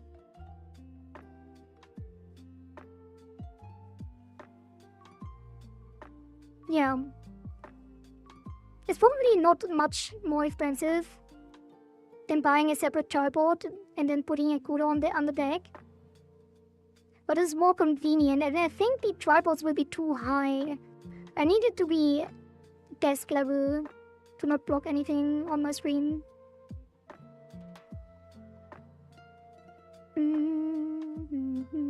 Alright. So, spawning logic. Oh yeah, hitbox set deferred monitor was true. I think we had like some weird issue that we had before.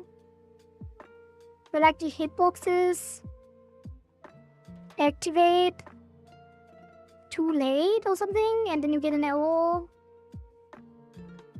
with the way how we interact with the how the player interacts with it, with the treasure chest. So I don't really know what that means. Right, this one. Can't change the state without flushing queries. Use core default set default to change monitoring state instead. That's when the chest spawns.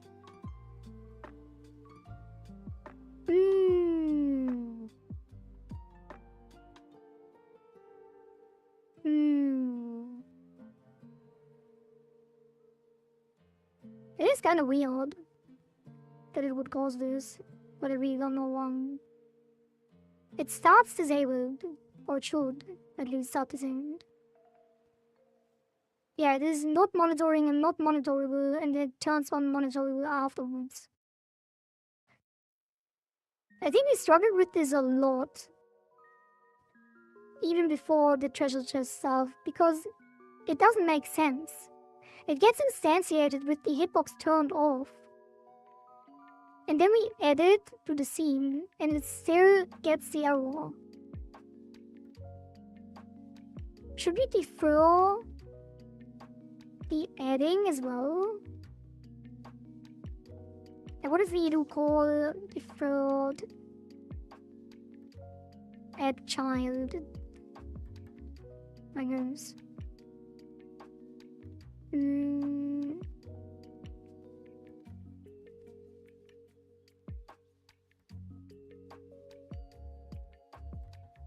We get there. I think the fan was like 10 and the tripod was 30. It's a tiny tripod with flexible, bendable legs. So I was able to shrink it down. Not perfect though, I'll probably redo the setup in the future. Only 10 euros for the Cura? Really? Like the tripod needs to be open back thing, right? Also, do you have like something that attaches to the bottom of the phone? Or is it like a clamp?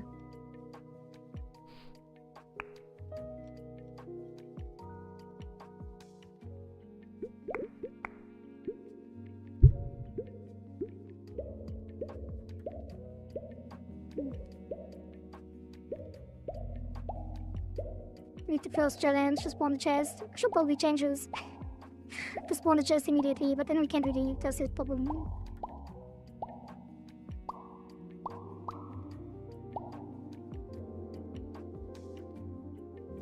If I don't have Discord, I would drop a link from Amazon. You can drop it. There's no rule against dropping links. But is there? I don't think you get auto-modded even. Didn't have to block links. You can see it on the overlay, but I can see it in mine and in chat.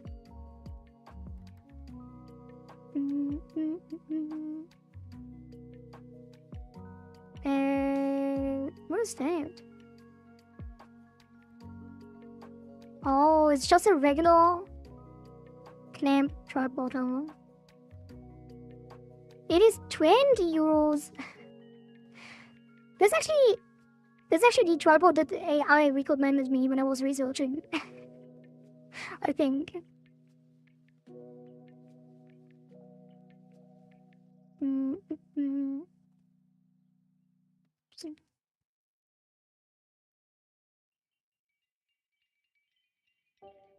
That one.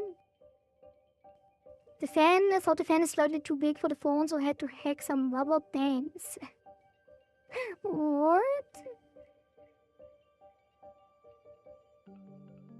Gaming phone cooler. Yeah, maybe we can save someone new. Only 8? That's crazy.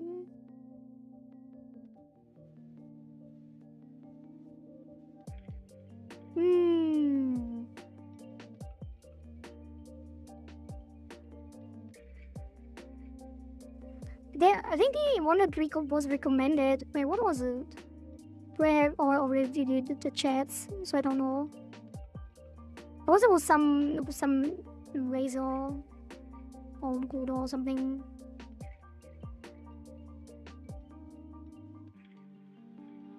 That razor is probably super overpriced, to be honest. Oh, Black Shark. I think it was Black Shark. Black Shark iPhone. That's 50. I guess it can save a lot. We can do like a 30 euro setup or something.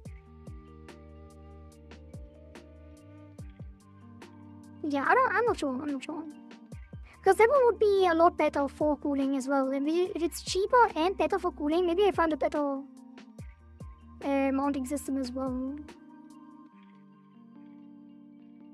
But the tripod is kinda, yeah, I would have to make it like very low. We'll see. But thank you, Alien, for the recommendations, or the not recommendations since you want a new setup. But I'll probably look for a cheaper version then. I didn't really have too much time to look into that yet. Alright. Where were we?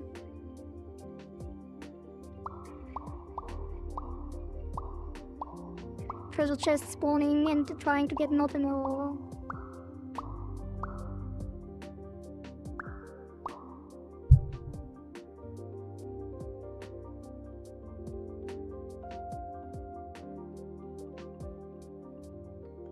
What's happening? I don't like how it go outside the screen. Maybe I should play in full screen. Oh, good.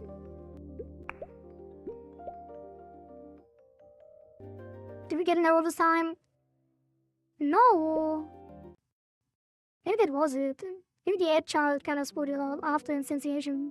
Maybe the instantiation took too long or something before, and it wasn't entirely ready before we added it or something. Or maybe it's just an error that is caused sometimes and sometimes not. Just something I can upload with cheap budget just to get things going. I'll have to replace things later on, maybe.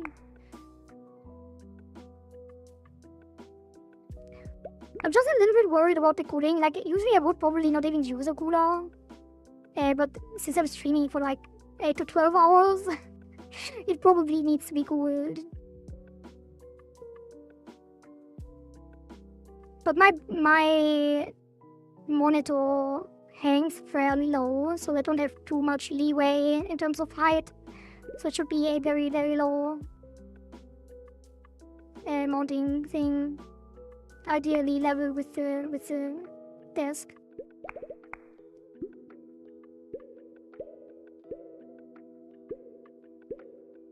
iPhone 12 is getting hot, especially if you have phone plugged in for charging at the same time. Yeah, that's also the cool thing about the other one that I showed earlier, because it is wireless charging and cooling in one.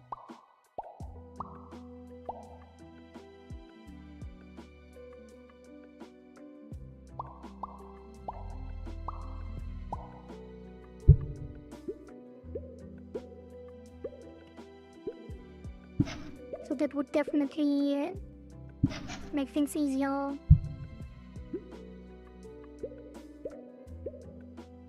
So did you do a lot already? Like, did you try it out a lot? Do you even stream at the moment? Have I seen you stream? I have not seen you stream. Yeah. I guess you have tried it all already with VTuber Studio, if I had to guess. Why am I messing this up so much? Didn't get the arrow at all, so I guess we're fine.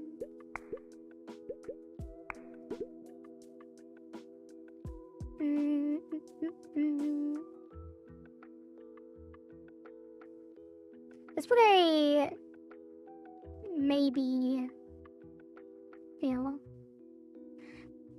And then randomly then spawn dynamo. Do we even want the treasure chest to be random? Or do we want it to have a chance on completion, so you always have like enough time to grab the chest?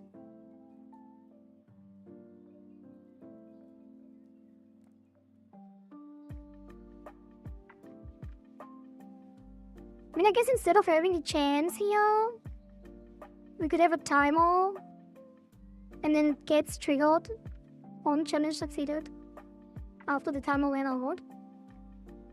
But does it really matter? We could just have a chance. I think a chance is fine. Maybe change chance to time. No, it should be a timer. It should be a timer. Because otherwise people will get unlucky with spawns if they don't complete challenges. Yeah, it should be separate.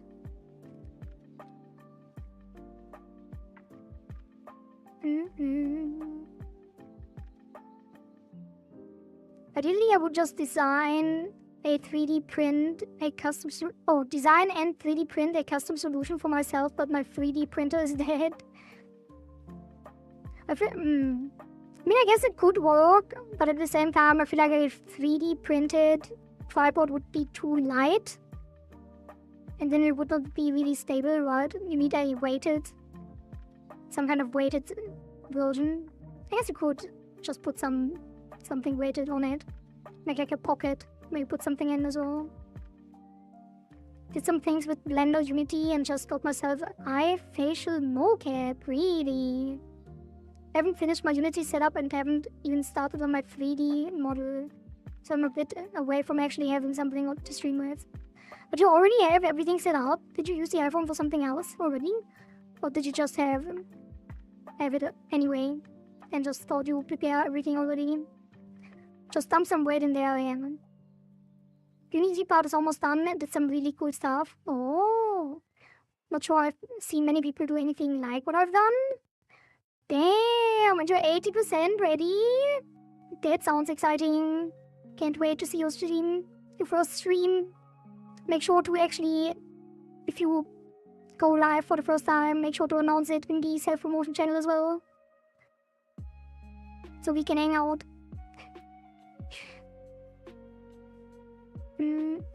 Alright, random event spawn down now, let's do that.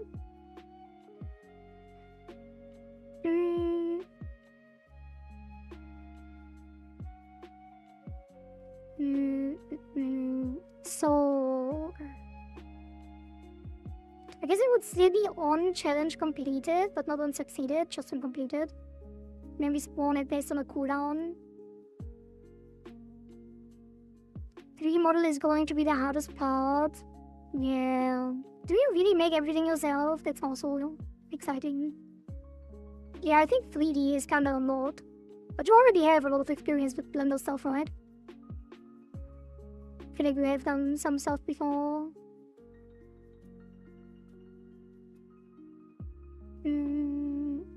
Also, I need to go to the bathroom again.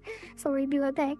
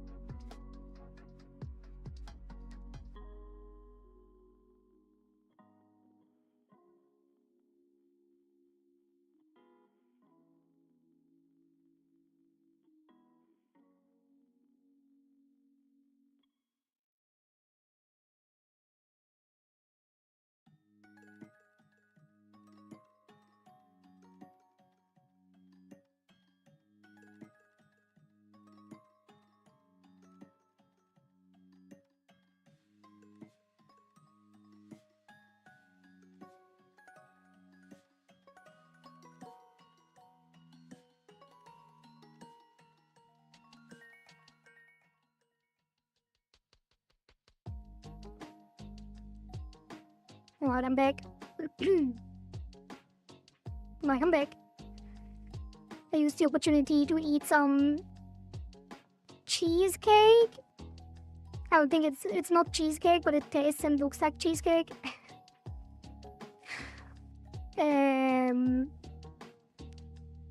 It is some kind of casserole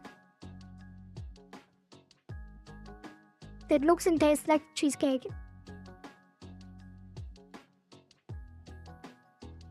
Alright, let's continue.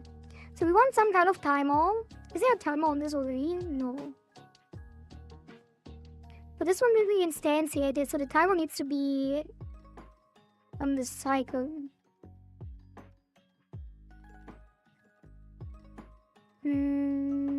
So the cycle scene, and the cycle 4 gets another timer.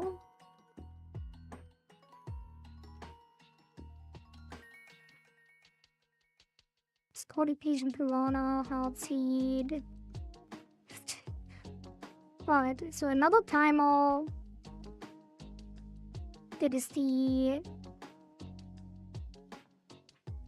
treasure spawn timer. And then that will be a random value. It is not one shot, it is auto start. Should we not do it as auto start? Probably start it manually, right? Because the Artsy timer is also not auto start. Made me excited. I'll make an exception and share something. And let me just prep a little video. We'll drop it in Discord and delete later. You could have just DM'd it if you don't want anyone to see it. Do you want me to watch it on stream? Surely not. Did you already drop it?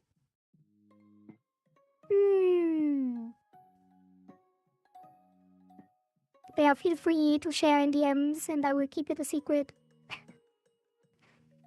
Alright.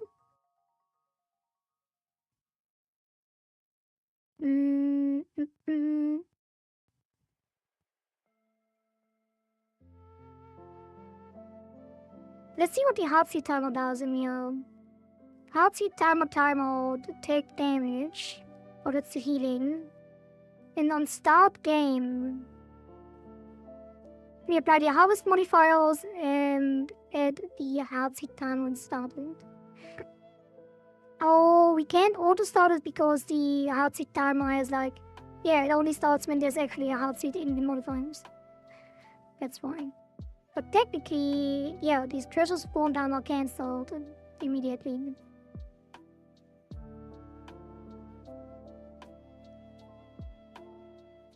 And then the timer will be random though. I guess you don't auto start it because you have to set it up anyway. So on start game we do... first of all we need to add it here. Export.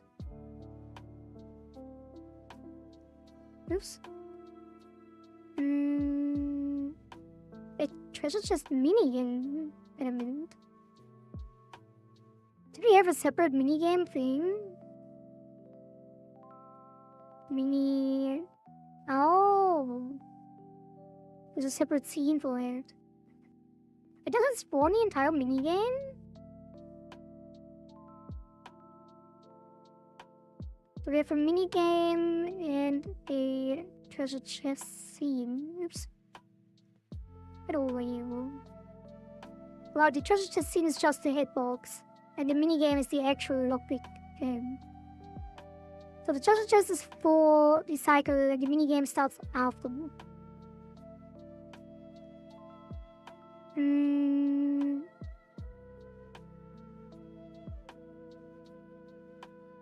So we do need the timer on here. So treasure chest resource, and then this will be treasure chest timer. And then we assign it here. Jesus, that is so messy.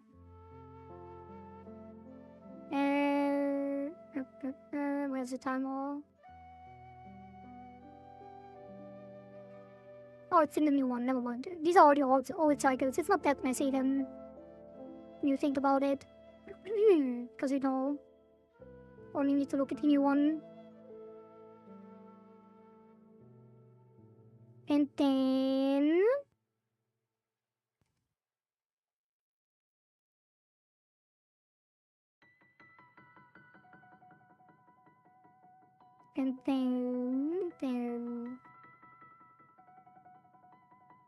Do we set the other timers in the range? Not really, right?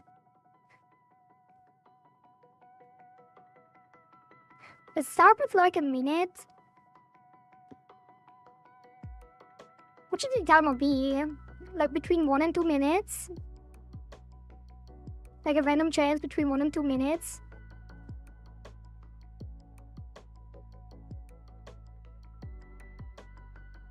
So you get like... let's do 2 and 3. How many treasure chests should you get during a run? Maybe 5? About 5? So in a 20-minute run, although I kind of want to reduce the runtime too. But let's say it's a 20-minute run. And you want like 5 chests. So it's like every 4 minutes, let's do 3 to 5.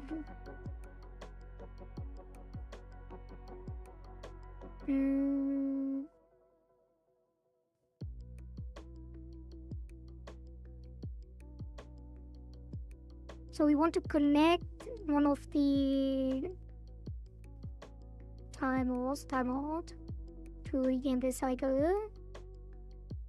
Treasure spawn timeout.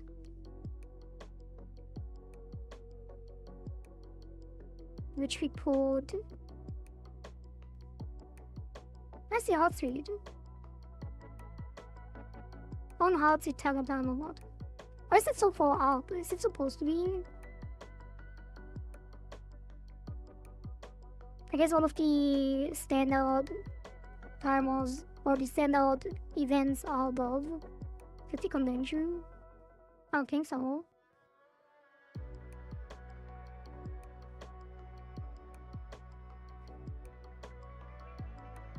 Let's leave it there somehow.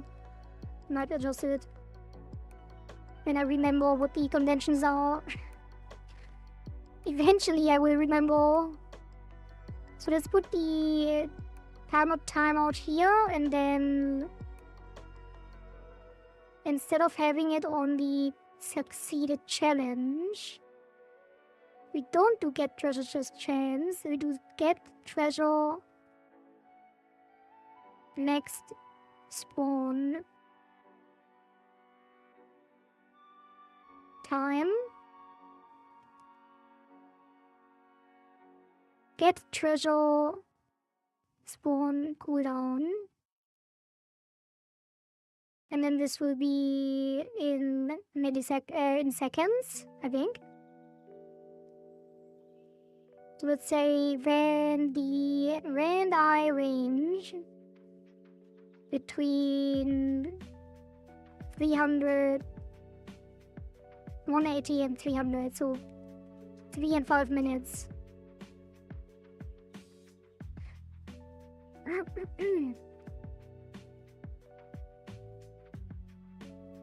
And then this moves over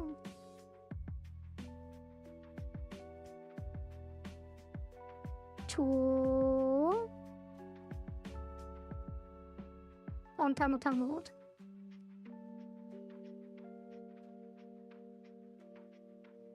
And then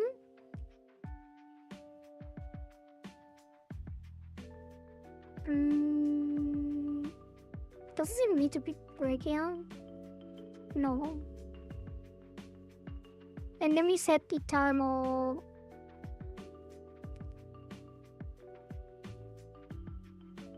start at treasure spawn cooldown. Honestly, you don't even need a separate method for that. At least not yet. We might add one in the future cycle, so we can override it. But for now, it can just be nil. Can also just override the thing. Let's just replay die. 3 and 5 minutes. Is it in seconds? Yes.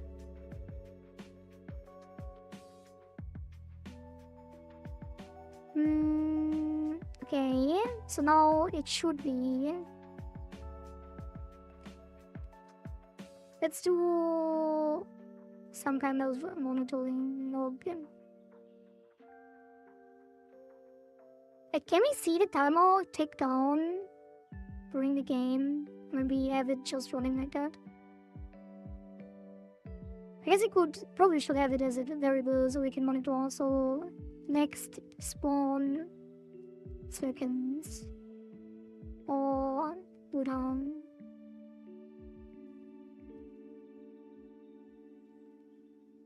Duration equals and then random and then cooldown duration.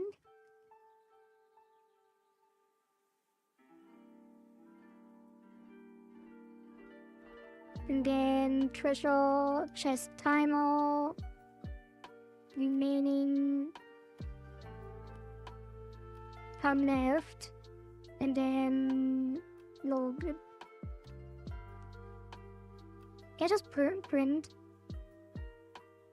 It's probably just print right to console. Print time left. Let's see here. Let me take a sip. Thank you, Will.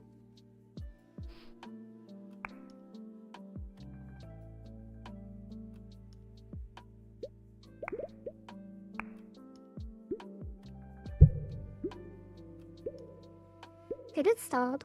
No, because it didn't actually start it. Shrimp check? You mean raisin check?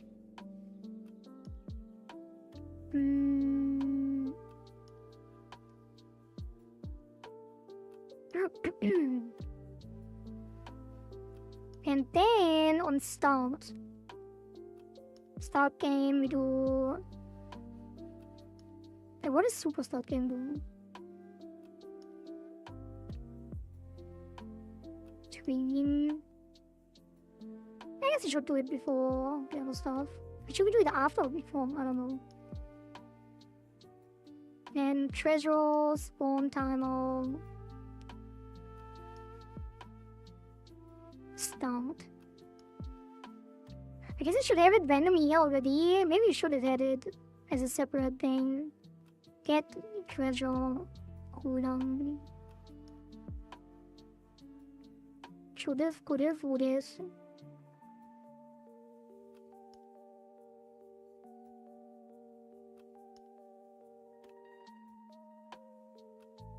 And then get treasure cooldown goes here. Get treasure cooldown, which returns a float. And then return. Hold on. Randi 18, 3 to 5 minutes.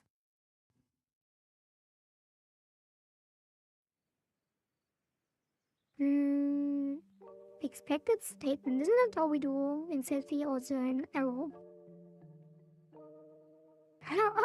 Posture check. Thank you. But my posture is impeccable always.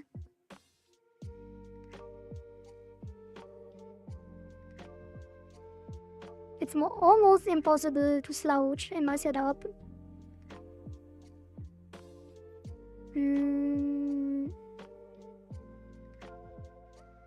Right. And then we could also just, instead of get treasure cooldown, we could just make restart timer or something. No, that's fine. Put the print into the other one though. perfected through many hours of developing, exactly, and through all of the 12 to 24-hour streams that we had in the past. Can't do that when slouching. My back would break.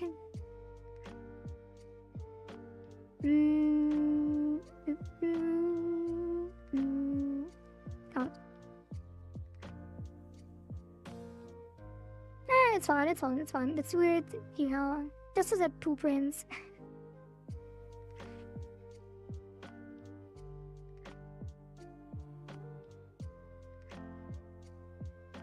Maybe not though. Maybe do put it into the other function. Maybe just call restart start casual final or randomize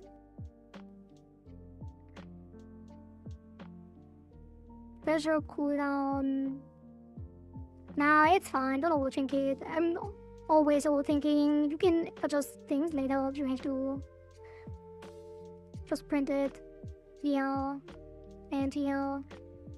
And then do move.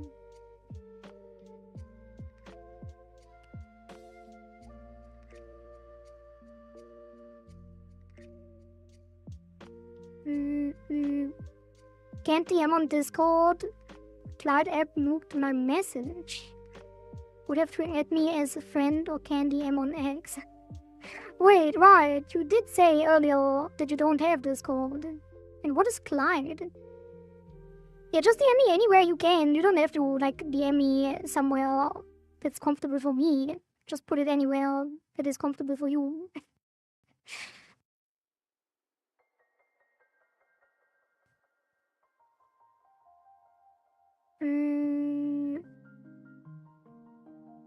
So print the time left and then move it later. Had to do web Discord. The Linux build is not ready on Pacman. What is Pacman? Oh, the packet manager? Oh. Wait, is Pacman the next distribution? Pacman is like heptcat thing.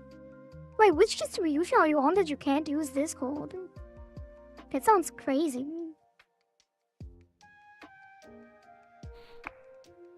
Surely Discord is natively supported, right? Ouch. Oh yeah, okay. That does make sense. Okay, the timer rolled 3 minutes, almost minimum time.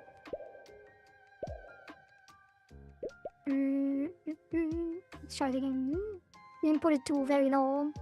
Cache OS, but yeah, ouch. So Discord is not ready on cache? How can that be true? We have plenty of cache users in the Discord.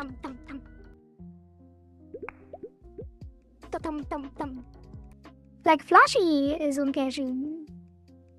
There was an update? Oh. Ouch, updates are delayed. But you don't really need the update to run Discord, no? Anyway, doesn't matter. Send it wherever you feel comfortable. You don't have to make a Discord account just to send me something. Or you don't have to install it just to send me something. Just put it wherever you can or where you want. Ta-dum-tum-tum. Little bit box. And what is it roll? 200? So it seems to be working. Let's put it to a very low number. Let's put it between 1 and 5 seconds to test.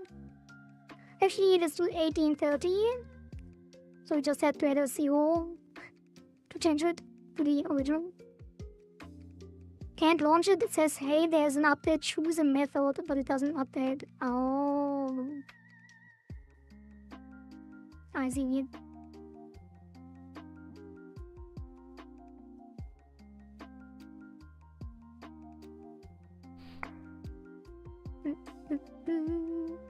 So now it should spawn between 18 and 30 seconds. And it rolled a 28. Then we need to test if the next spawn works as well after we complete it.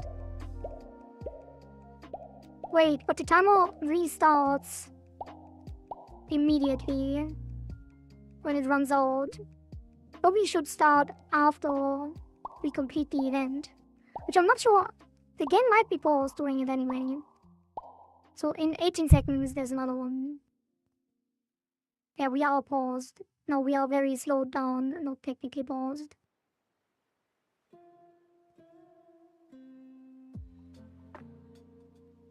Oh god.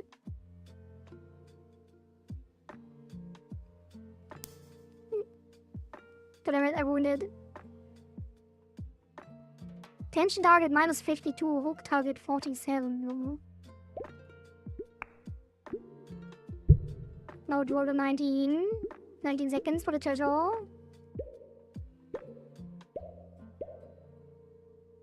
Did I ever play Patapon? Wait, are you asking yourself or are you asking me? Do you mean did you ever play Patapon? I don't think I did. Oh.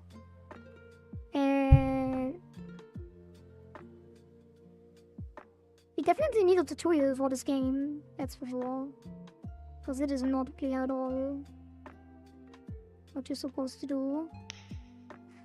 Oh, got it.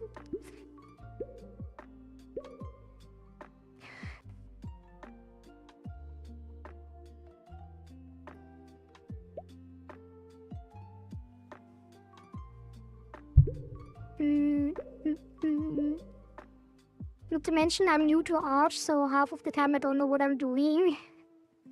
I see. I'm too tired for today. That's fine. Just sit back, relax, look away, and enjoy the vibes. Oh, did that change something? Is it like... I think I misunderstood my own design. I think we changed something last time that you're not supposed to do just up and down. Or that it's not only down and you actually have a specific target.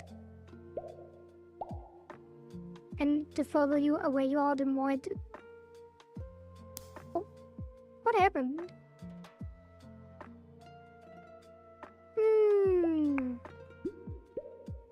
But the spawn logic is working at least. X compressed a 8 MB MP4 to 400 kilobytes. All I'm seeing is blurry pixels. I'm sorry, Kohari. Wait, let me check.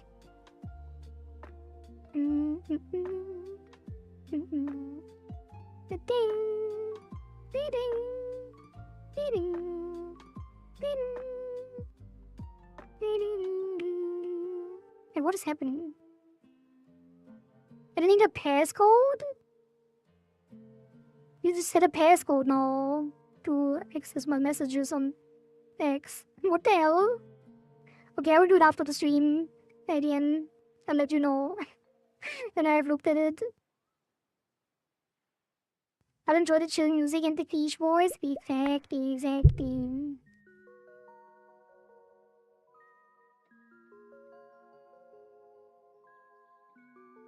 So I have to increase...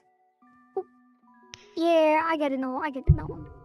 So basically, you're supposed to increase the tension with WASD and then fish for the right spot with the mouse. And then if it starts vibrating, you should relieve the tension again and then fish again.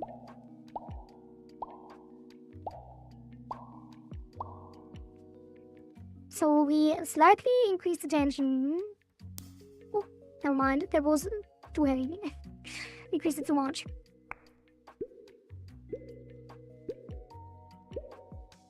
It's okay. It's not much to look at or to look at. It's just a blurry pixels with that type of compression. It's fine.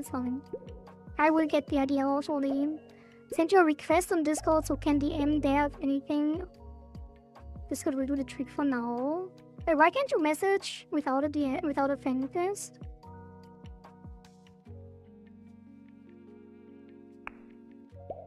I don't think I block DMs. Nope. Another treasure chest opened. Yeah, this mechanic needs a lot of work to actually be fun, because currently it doesn't really do much. It's like a lot of sound effects and visual effects and stuff. Our message could not be delivered. This is usually because you don't share a server. Oh, you're not in the server. That's fine. I see. Wait, but why do I have that on? It's fine, I'll accept. I have accepted. I handle. I don't know. It's probably just bugging out.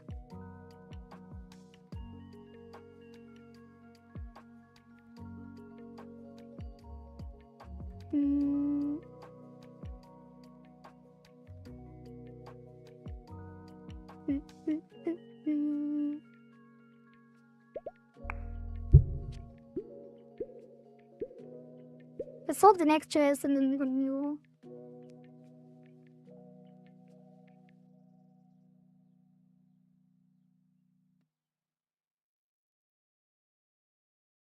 Wait, is it?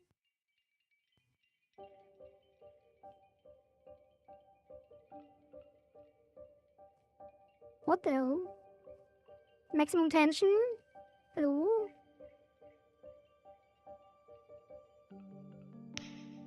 There we go.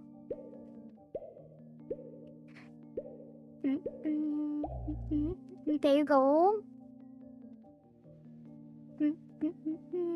Wait, does it have audio? It's not audio, what? Oh.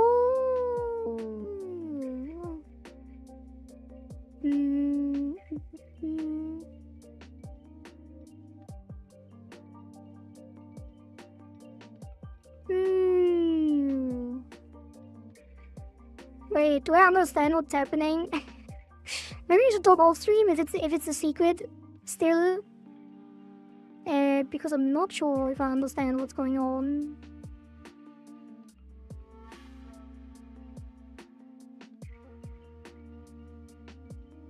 But it is very cute.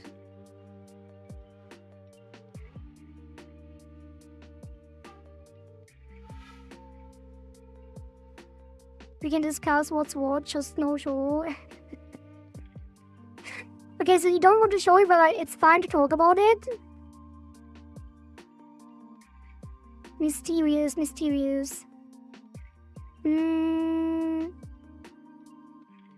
Yeah, so what is it? Explain. I see something dancing and I see squares. What are the squares?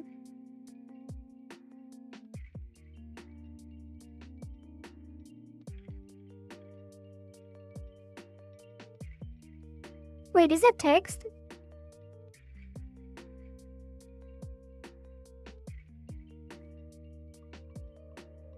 Cubes, particles, and the avatar is the tech demo. Yeah, but what are the cubes for?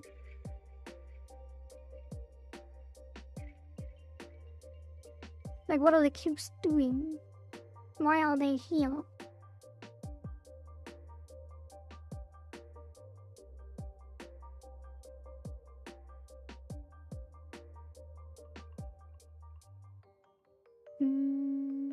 It's to show the whole color range, same with particles, and then the avatar. It's basically everything from Unity scene.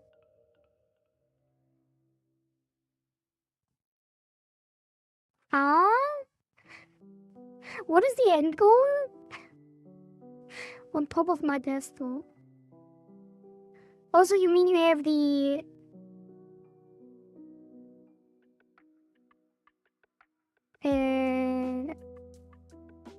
You mean you have your model on your desktop? Instead of like having a OBS overlay thing.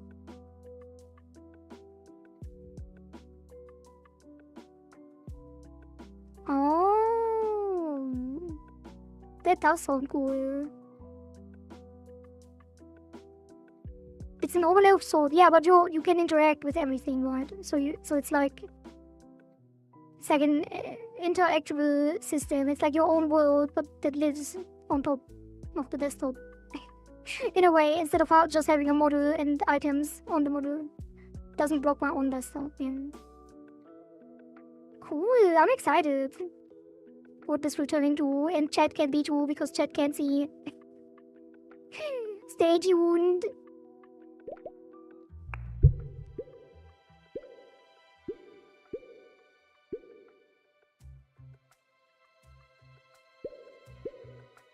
Okay, so this was random spawn timer. Only treasure chest event.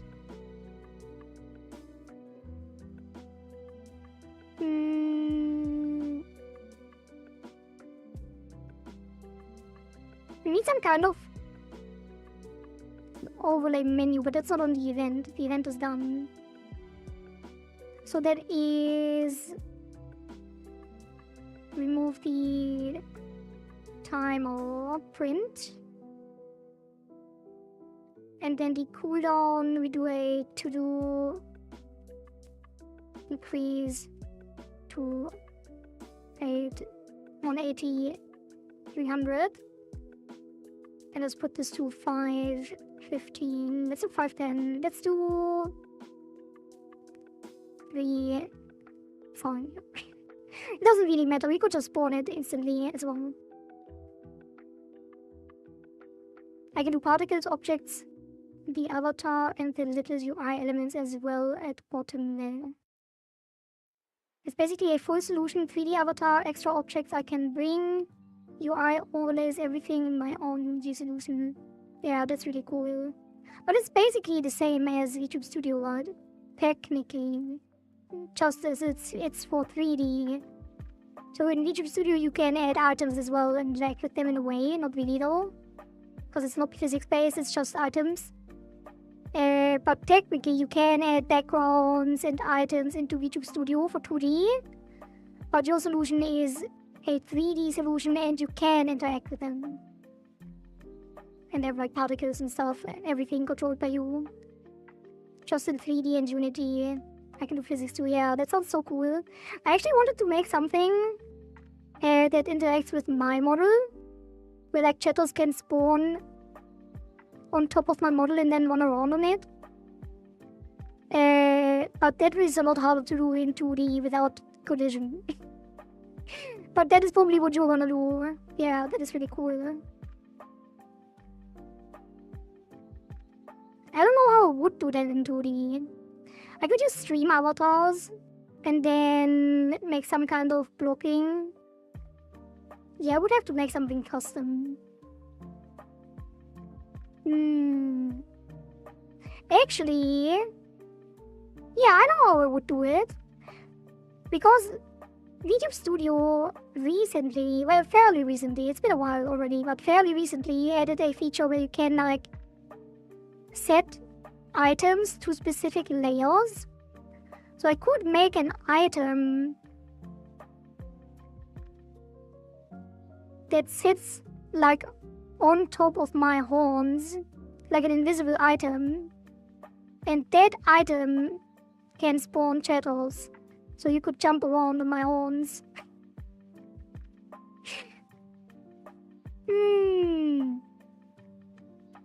So just need a layer with an item that has like a specific animations and stuff.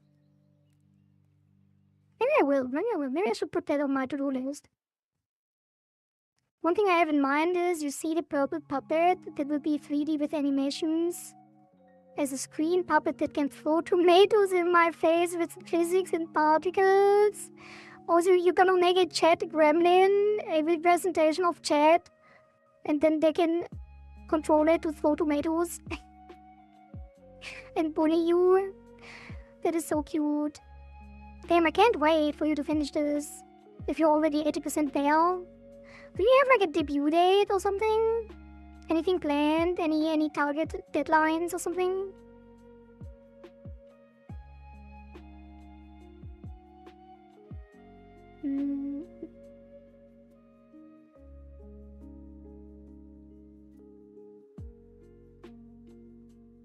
No official, okay.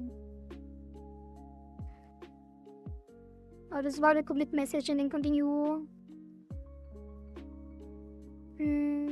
So this one was the bypass play restriction on dev leaderboard. And then we have the chest timer.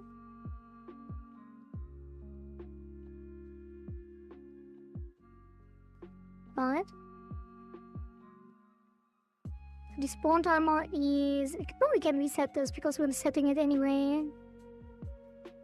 In here at start, but get treasure cooldown, start timer. Yeah, rest of the cooldown is here. So that is treasure spawn timer.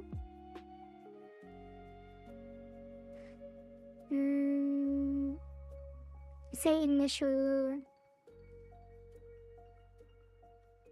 Actually, no. Let's put this to 180,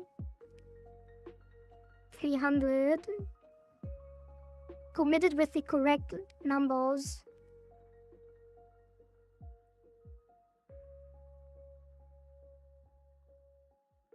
Right. And then that should be fine. So that is spawn treasure on timer. Introduce treasure spawn timer. And then use this. And don't commit it.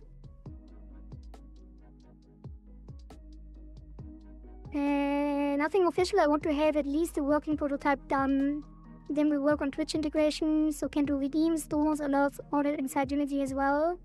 One of the coolest things is that I can basically use all the game dev stuff without much fuss. Physics, animations, scripted custom logic too.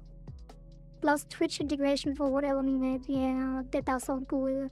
Did you, were you part of the, did you look into the guy that provided in the past? His name was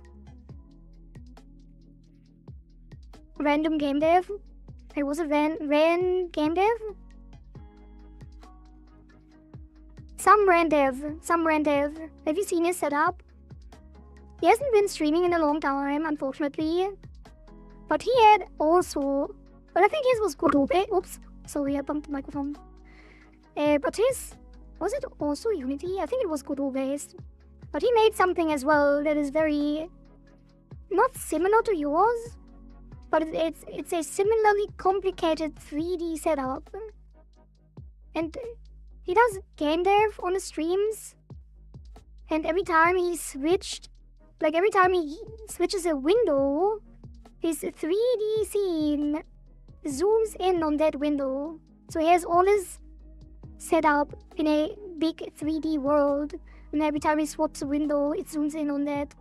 It's really, really cool. We rated them a couple times when they were still streaming.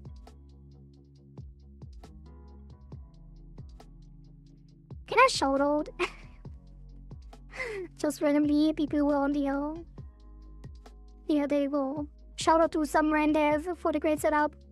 You could check the boards if you want.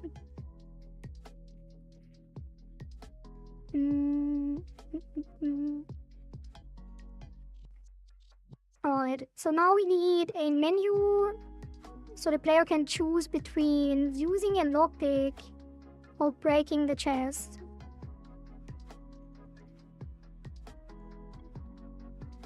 So let's do a new menu. How do we do all the menus? Did we just do the pop-up dialogue thing? And made a subclass.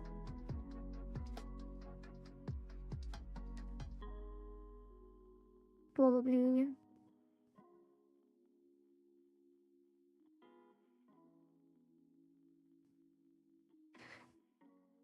So how do we do the challenge pop-up?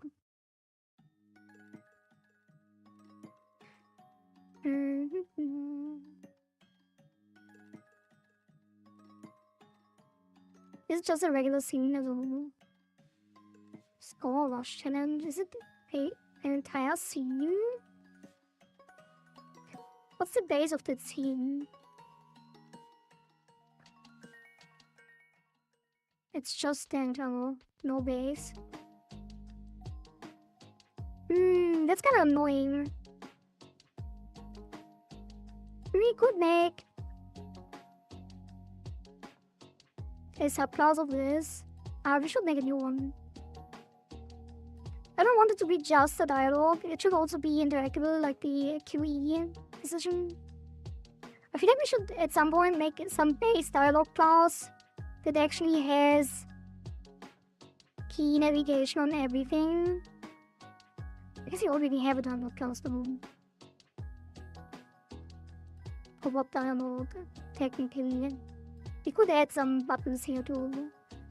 I think I'll definitely check it out. I think the closest thing to what I'm aiming as a final result is Code League, or the difference is I don't just live in a 3D world. I live as an overlay, like YouTube Studio, or live in a 3D world if I need to. Mocap is far, far, far away, both in my tech and my hardware. Yeah, the mocap stuff from Code is very, very different. I'm sure.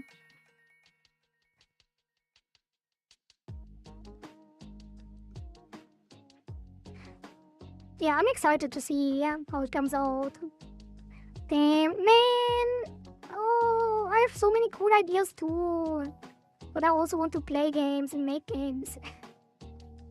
I need like 10 times the amount of time in a day. Like if I did everything that is on my current to-do list without all the things that I want to do that I haven't even written down yet that just live in my head, we would already have content for the entire year, probably.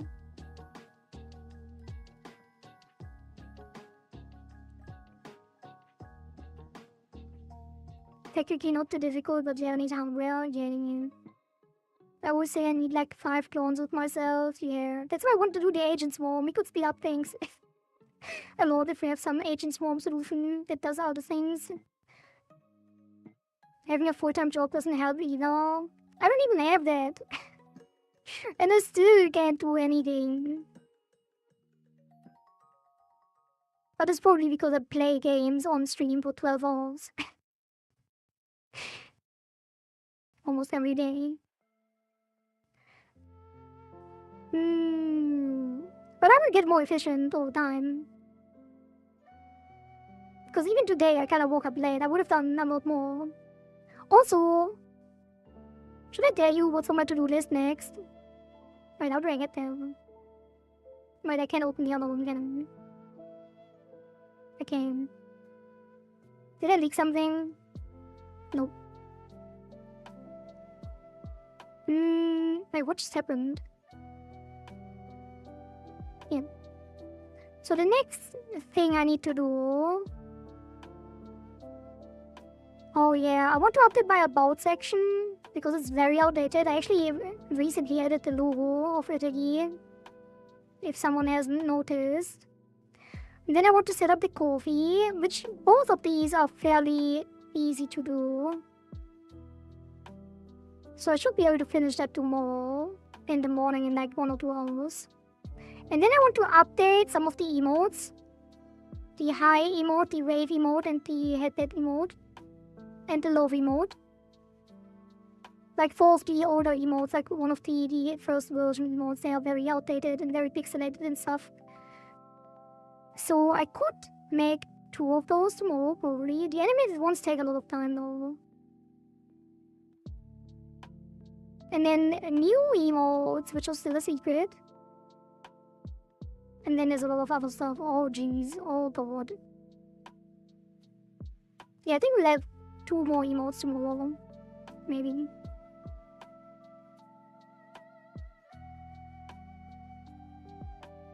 I'm slacking as well. If I logged in, this wouldn't have taken half a year between the concept and what I have now.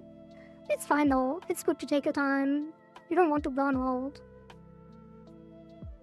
Like, I can't speak for the people that I mentioned earlier, like Summer and Dev, and the other person that has been streaming with really cool things was Audacious Gabe. I don't know why they stopped streaming, but they were going hard on streaming. So I have a feeling they burned out too, in a way. Maybe. Just speculation though. But yeah, if you have like something really cool and you are fired up and have like really, really high motivation for something, you still should take breaks in between. When it comes to emotes and stuff, I have nothing at all. I might use that purple puppet and render the animations from 3D. I mean, you don't... But actually, yeah, you do need emotes. I was about to say you don't need emotes in the beginning, because if you're not like affiliated yet, you can't have them. But actually, I think you can now, right? There was a change that was like done right after I started streaming, I think. Right after I got affiliated. Did you get a bunch of emotes? A bunch of emote slots even without being affiliated, right? Maybe not, maybe not. I think you get 5 follow emotes though. Can you have emotes on Twitch without affiliate? Bro, are you gonna stream on Cake? Because you were initially always on Cake in the chat, right? And Cake has like 1,000 emotes or something. How much emotes do you get on Cake again? I always forget. It's like insane. Like you have so many slots. I could never fill them out.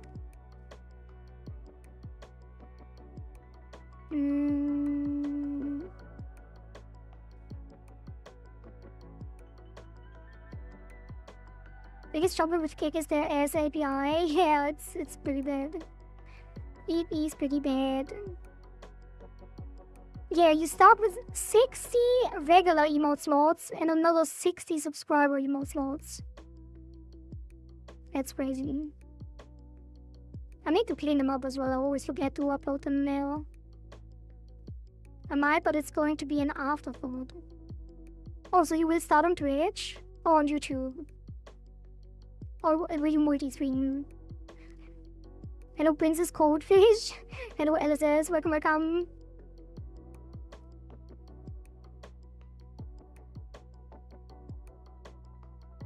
Twitch first or what? Do you have an estimation of how long it's gonna take? Damn, I'm playing too much, sorry. I'm so curious, I'm excited. It's so cool to hear that you will start streaming as well.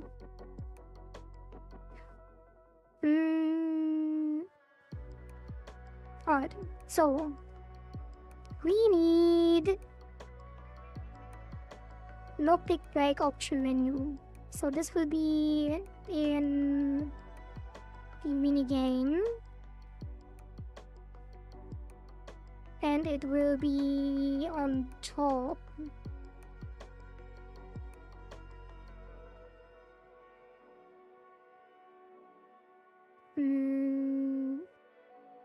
Yeah, so there will be one pop-up dialog.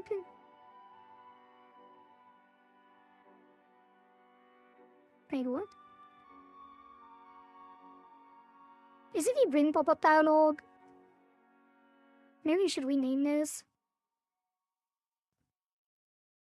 to pop-up dialog base or something. Is it actually the one? Submission arcade. Probably not.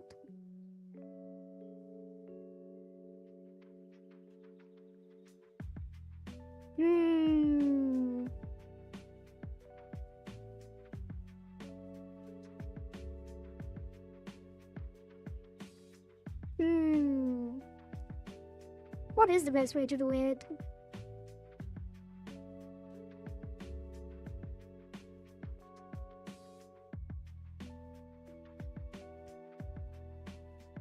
Maybe we don't even need a pop-up dialog and we can integrate it some like differently, just have an option.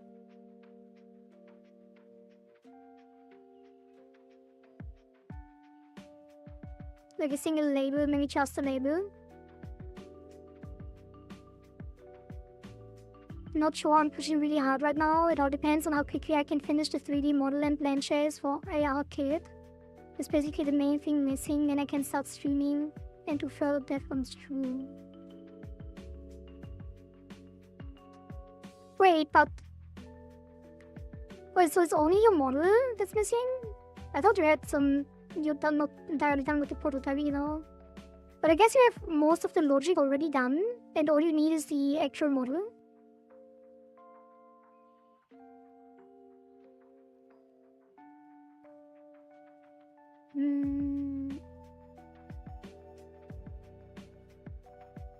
So what if you just put labels?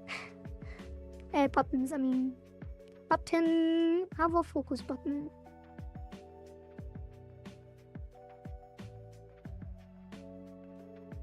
Yeah, just a hover focus button and then another one. And then one of them is gonna be like button. And the other one is the pick button. And then like these are not on the will they actually be laid out like that? I'm curious. Let's check. I have ideas for custom AR kit solution, but I can use some stuff other peeps won't.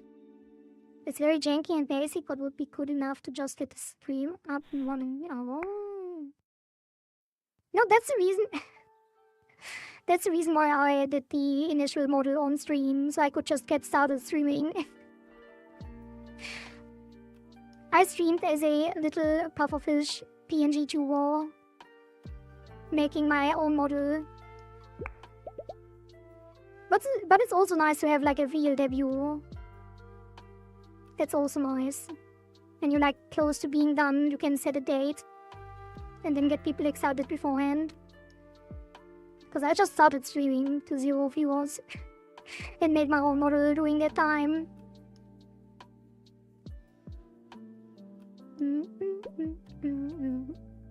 But I guess you're already doing some networking here on the stream as well, so you won't have 0 viewers when you go live. So you have that going for you already. D1 is going to be super scarfed. Yeah. That's fine. Yeah, it is just a good idea, but can't really person. Oh god, this is gonna be so scarfed. Okay, so we do want buttons, probably. And then we style them, and then we blur the background.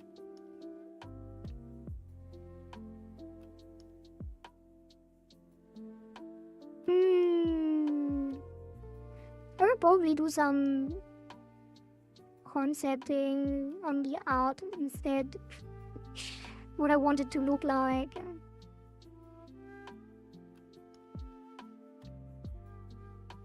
How does this work? Hide, and then position, start lockpicking, testing. Minigame should start on player choice. Good thing that we already thought about that. So the start lockpicking will actually be on button. Press. So it would be...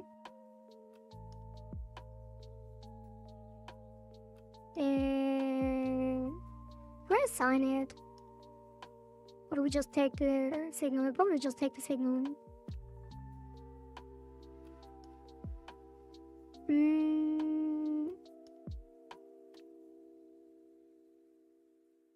Alright.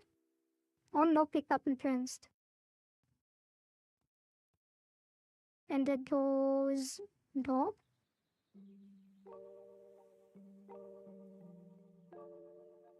Unhandled input.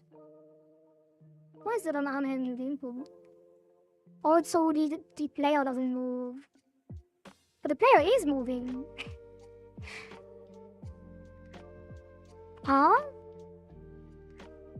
We are specifically using this. I'm pretty sure we use the unhandled input. So the player doesn't receive input. So we receive the input in the minigame while the player can't receive input. But the player is receiving input. It is moving around while we lockpick. Anyway, we'll fix it later. So this will just be start lockpicking. Capture mouse. Oh, I thought of everything now. That was annoying. I wonder why I haven't written it down here.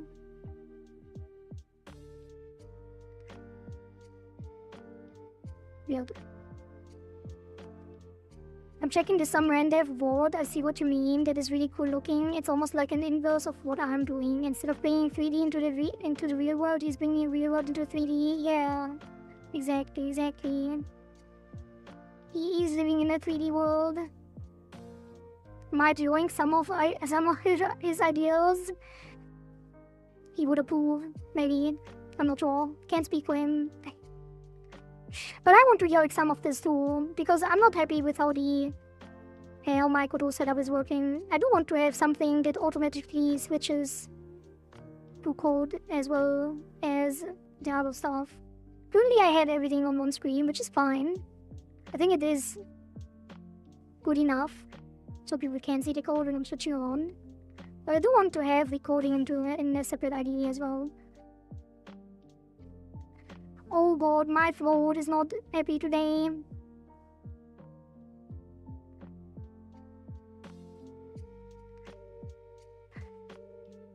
Game dev looks so much different than when I learned Visual Basic years ago. Well, it is a game engine. Visual Basic is just a programming language, right?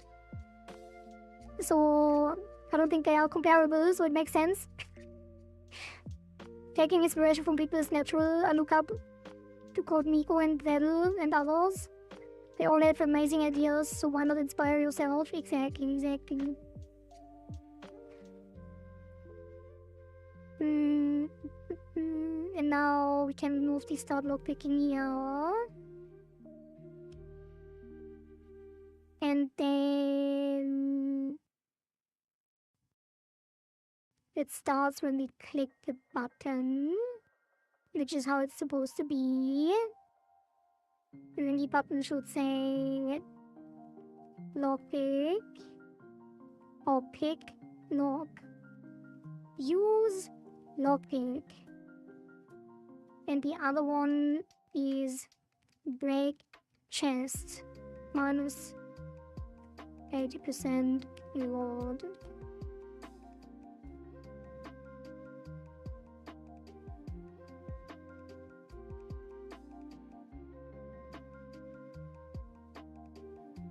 And then probably should put these. Should I even put them below? Probably just style them and put them above them. They probably should go into a center container. No. They go into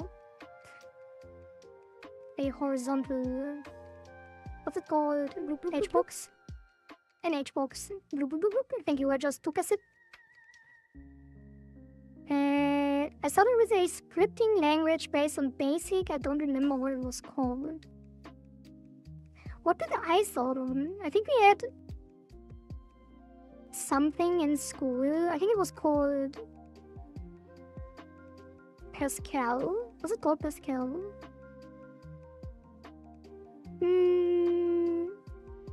I think there's a programming language called Pascal. I think that's what we started with in school. Maybe. That's classic Pascal Delphi, yeah. But that was very, very, very simple stuff. And then we learned C++ in uni.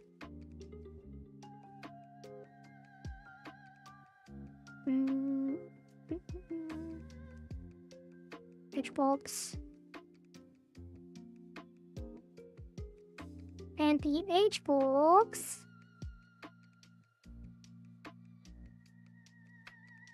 Oh god, I don't remember anything about UI layout in Godot. It's gonna be horrible. It is such a mess always. I think I have to put this on a separate node to be able to move it.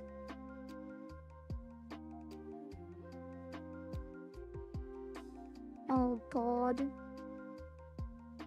Okay, let me just do... Because it's not on the canvas. Because we wanted it in the game world, we didn't coordinate, so it's not a canvas. So we can't fill the entire screen.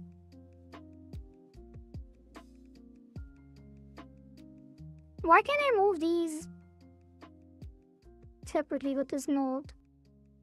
Like if I move them out of the edge box, I can move them individually.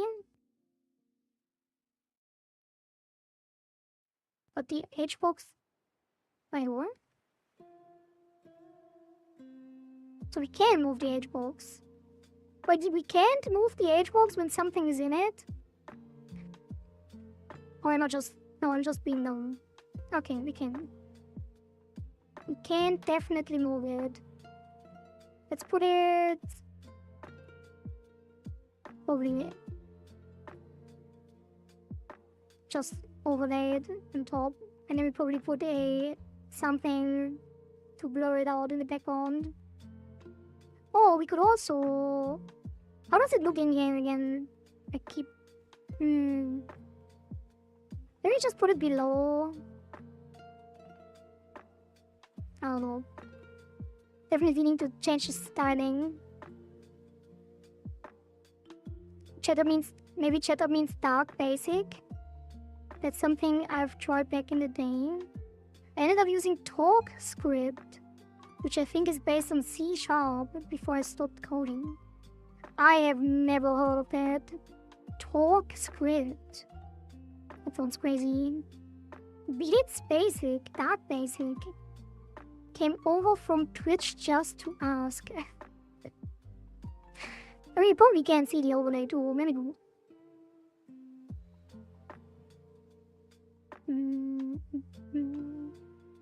That is some ancient magic game stuff, game dev stuff. It was Dark Basic. Oh. Oh, so it was a game dev language, huh? An olden day game dev language? Be interesting. Let's increase the separation on this. That's the separation. But shouldn't the edge box have a separation value, or is it just stretch? No. Is this theme alright constants? Yeah. Not that it matters much. Wait, did we assign this theme already? Probably no. That's why it looks so weird. To revert that. So the theme... Load. Wait, can we quick load? What's the difference? Default, dark. Default. Type variation.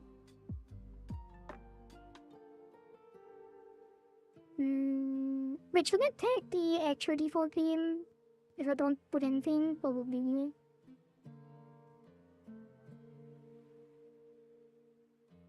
Do we have like a different hover button? Active skill button. Oh lord. Talk as well, I think I've tried.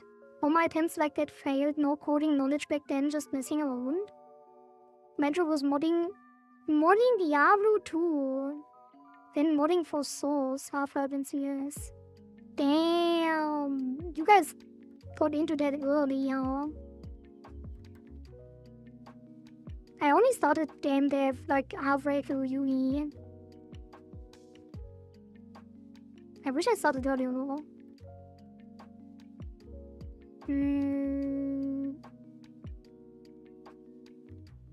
Let's just see how it looks in game. To see if it actually takes the theme. I'm ancient. Not as ancient as me. I just started with game dev later on. Don't think that you're older than me. Because you are not. Oh, it zooms in a lot. Interesting. So we can actually put it very close.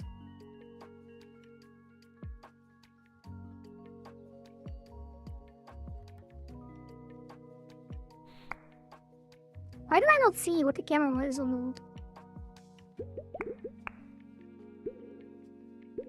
I remember before I was a teen, I tried making a game with RPG Maker 3, really. Okay, the mouse is still hidden, which means we need to unhide that.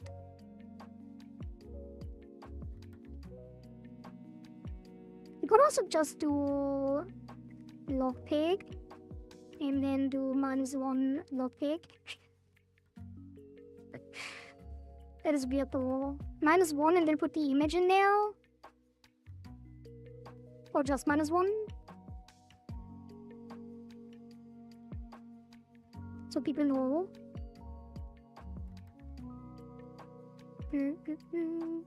How do I know how much it zooms in on that?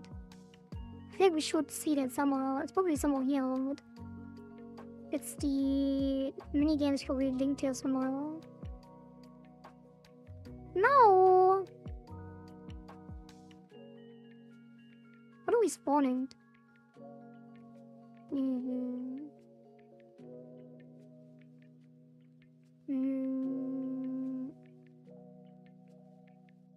It's just instantiate. Then add child. Add child to what? To itself. Ow. Why is it scaled then? Oh, it's because it's centered. So if I move this down here, it's... Yeah, I get it. But that's annoying. Yeah, it's kind of weird. It's kind of weird. But there's nothing we can do about that, really. Let's just have it like this and move it further apart. Can I make them centered? Yes. And now if I separate them more, it should actually even.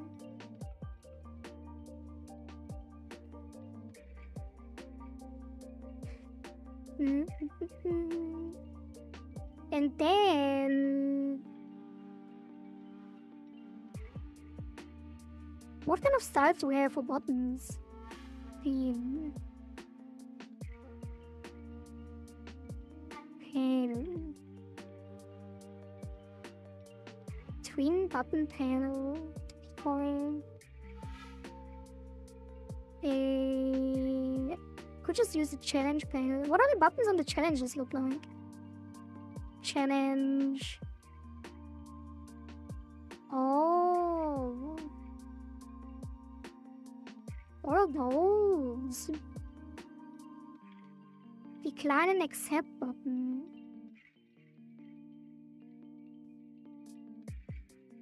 Maybe I should make these templates. So we can use Q and E on them too. But this is on here. Action press accept.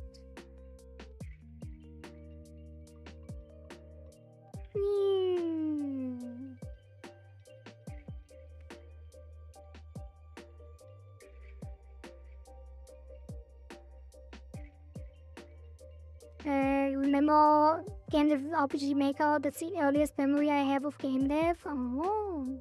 Well, I'm an alien. How do you know how many centuries I've lived through? Because you're speaking of centuries. I'm millennia old. Okay, Maker, how could I forget? How about that one too? What was it called? I'll find it. Click Fusion. Click Team Fusion 2.5. Jesus. Some core memories being unlocked. That's crazy. I've never heard of any of these. I think the first engine that I used was Unity. It was like Unity 4.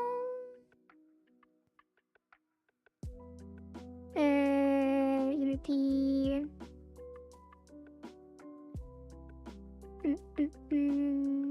Probably. Yeah, Unity for something.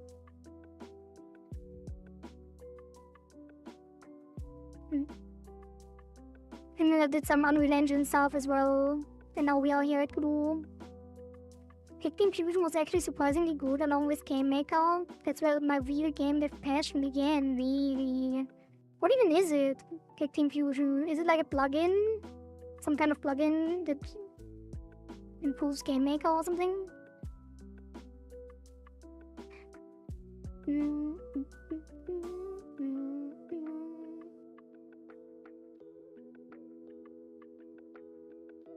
What was I doing?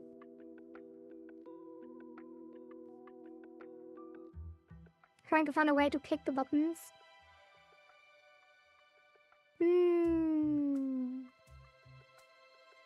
So start lockpicking should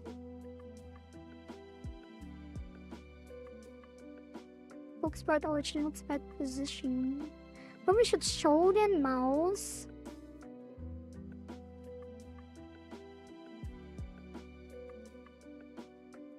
Before we start. Oops, I bumped the microphone again, god damn it.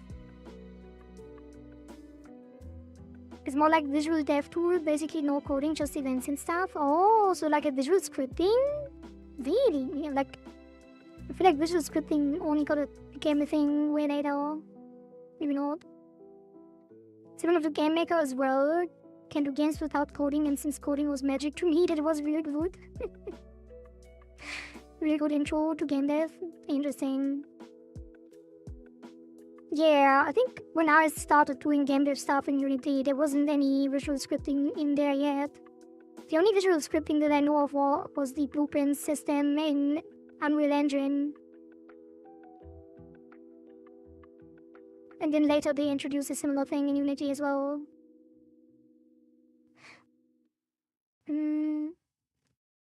Alright, so... Did I write down that we need to show the mouse?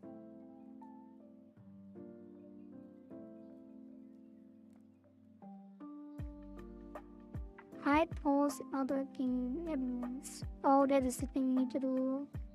I guess showing the mouse is part of that.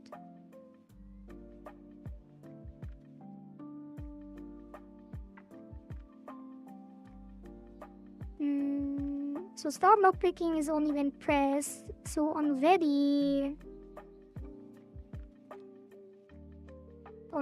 we do mouse layer. Def. Wait, is it our custom?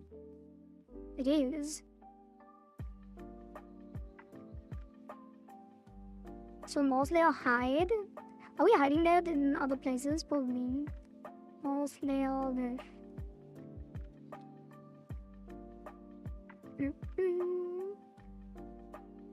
Gameplay is cursor based. So hard. Yeah, it's gonna get messy. Probably.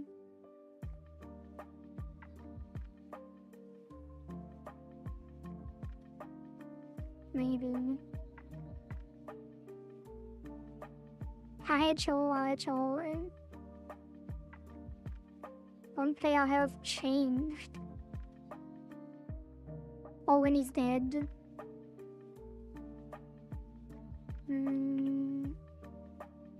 Spiral transition. Challenge accepted. I guess he could do it on VR.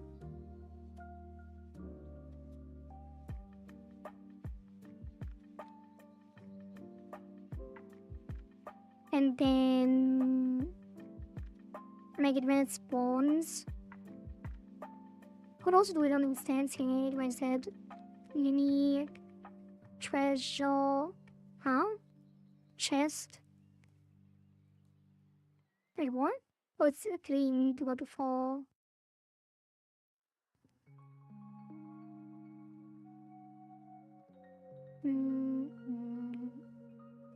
Chest. Effect autonomous work and pause all. Yeah. Cameras are weird right now.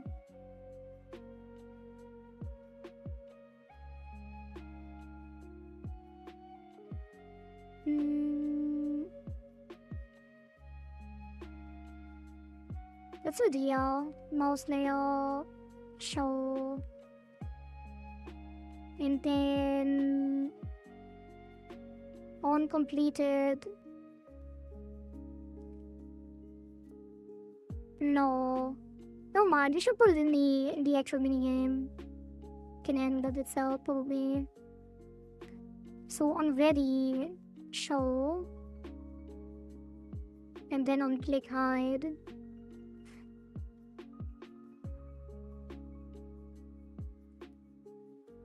On start lockpicking, we hide it. And capture the mouse. How do you capture it? It's probably something similar.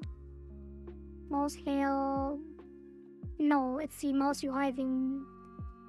We'll look into it later. And then this is hide.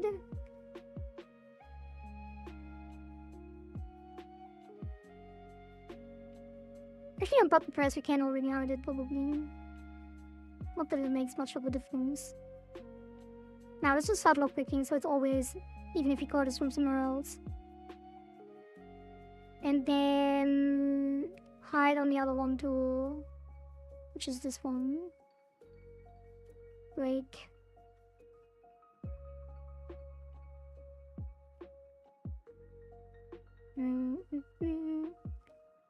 So open break button pressed.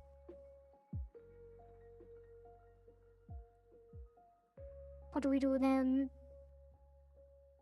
What happens on completion? Oh, just open.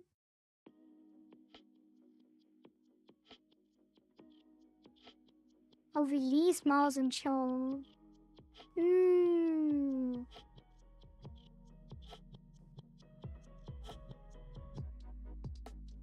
Yeah, let's just do open for now.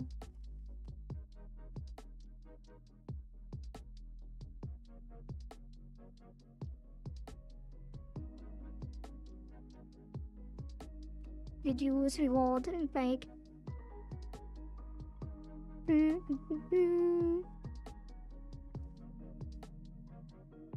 Blueprints in Unreal and Unity had a plugin later on from third party for this recording stuff. Yeah, I was there. I guess so was I, in a way. A little bit.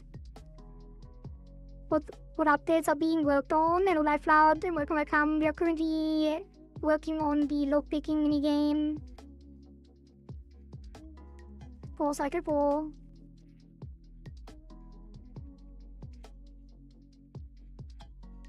Or more like the UI around it. Didn't get very far so far.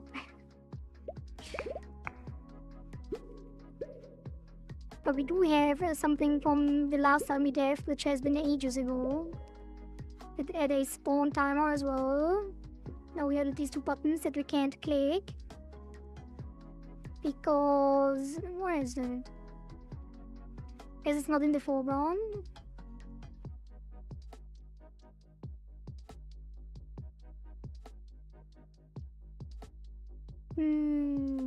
We are showing the mouse layer. Wait, can it even interact with the buttons? Is it behind them? Why didn't you get fired? Because the first 2 hours I used to actually explain what the project is, since it's been so long. And I went through all of the old cycles to show everything that has been done so far. To all the new people that we had in chat. And that was the first 2 hours, and then we... you know, it's just a lot of chatting stuff. The usual. It's not like we get super stuck or anything.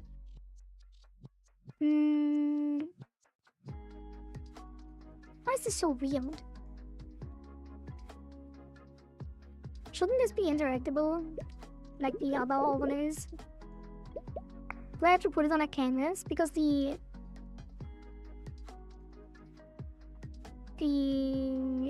challenges aren't on a canvas.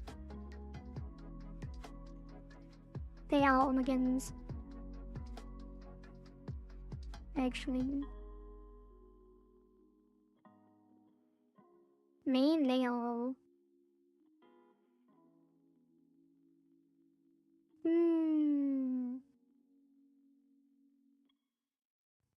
How do the challenges spawn?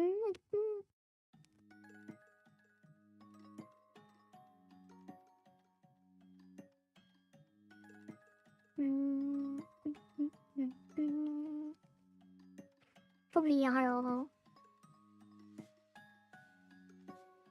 I wouldn't use he one. And then spawn challenge. The challenge spawns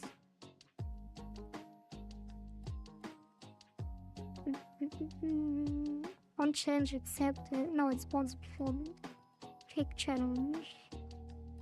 No. Challenge parent. That one. So that is on the main layer. So in the minigame, we also need that, I guess. We just copy. Remove the rest.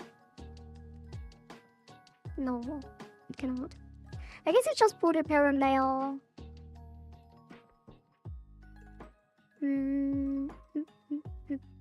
Which is gonna be a cans. Right? And then this will be... What are the settings on the other layer? Layer 1 visible on... That's it. We'll put it on layer 1 visible on. And then the edge box actually gets to center. And anchor preset full. That should do it. Yes, blame chat. Exactly. And I'm not helping. It's been like 4 months since the last dev stream, no? 4 months! That sounds a lot. I think we had one in between that was like super stuffed and we didn't get anything done. But yeah, probably has been quite a while. It was October. So 1, 2, 3 months. Damn, even that was so long. That's crazy. And then there was one in September. And before that it was like only ended. Almost been.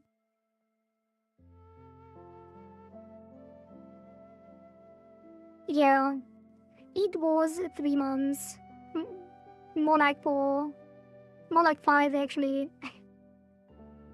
So 3 months ago we had one game dev stream that was super stuffed. And then it was another 2 months before that we did actual game dev. Yeah. But that's fine, we're back. Just need to get back into it and understand what we did last time and stuff. Now it should be working. Time flies, it does, it really does.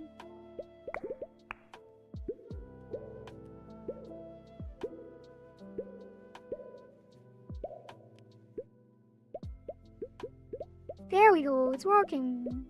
This should just open it. Which it does. And then everything breaks. For some reason. Wait, what?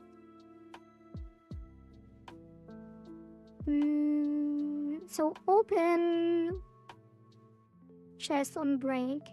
Let's see, break. We'll hide the mouse layer, that's the culprit.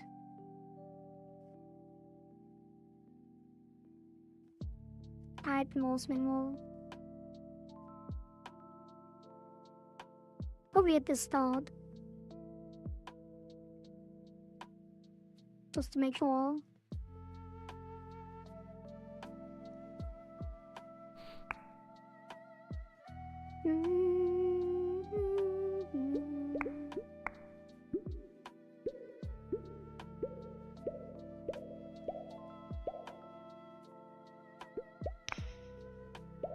Alright, it's working! Hey!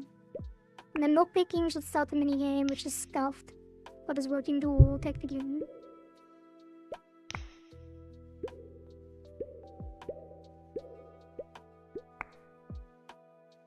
Oh, oh, Jesus.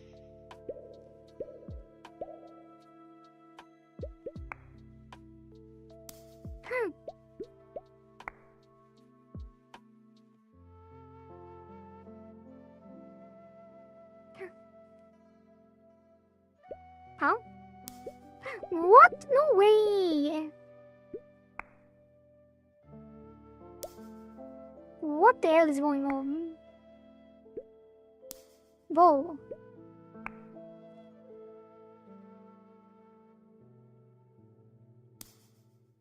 What is going on? How can I break these so quickly? Oh, there you go. Yeah, definitely need better feedback on the game. On the lockpicking stuff. It is crazy.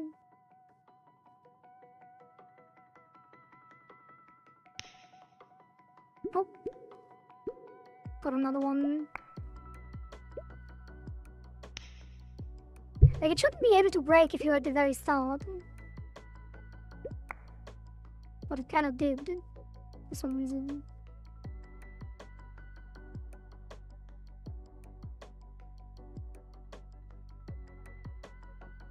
Also just do this. That always works. Alright. Another thing off the list. Slowly but surely making progress. Not really though. So, the option menu, obviously we have to style still. But it is technically working. But it should also be hidden.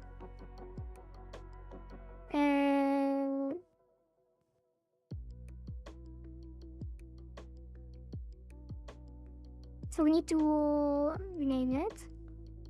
Button edge box. Let's call it choice.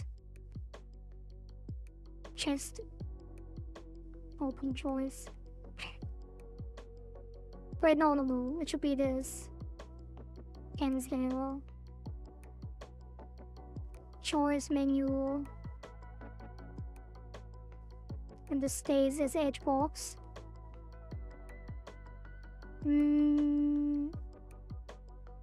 Also, there is an ad that just started, so I will take another bathroom break. I will be right back.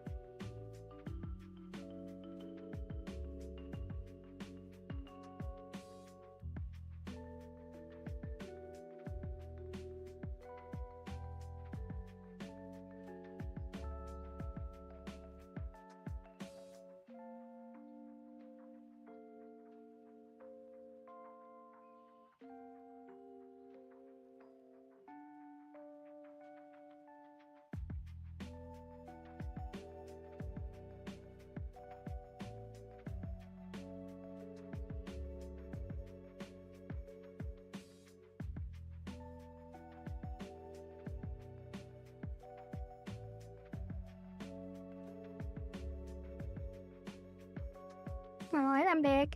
Welcome back.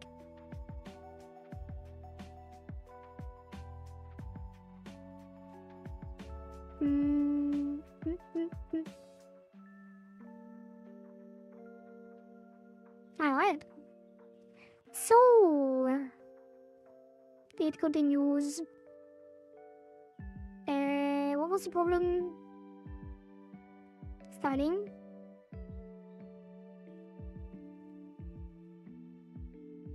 We can put this on the back burner though. I kinda want to get the logic done first. So lockpick, break,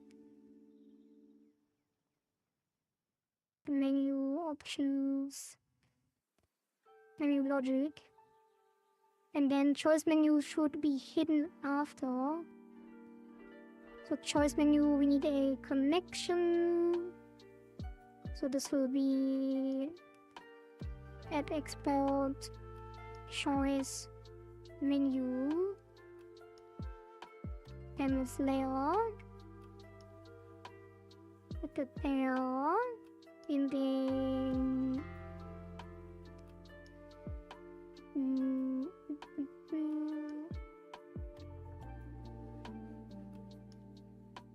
this will be shown on ready, which should be automatic, and then on open it is gonna be hidden.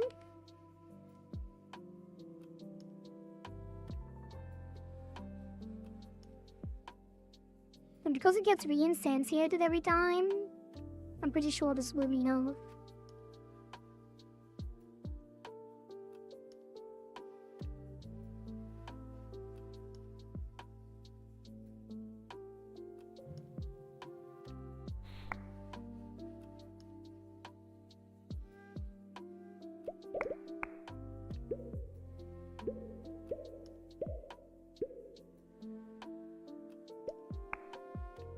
It is not enough.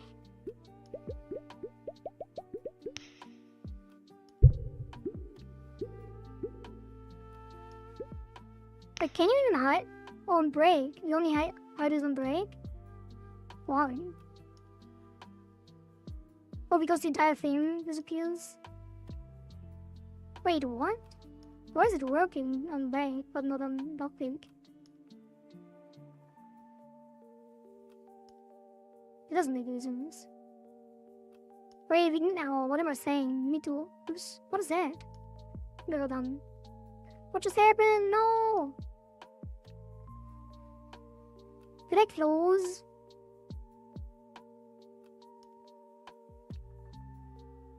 What just happened? I pressed some kind of key combination that is...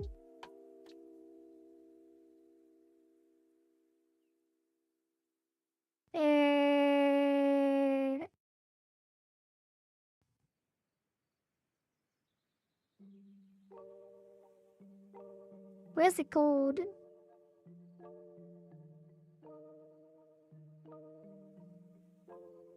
The code is gone. Help. Help.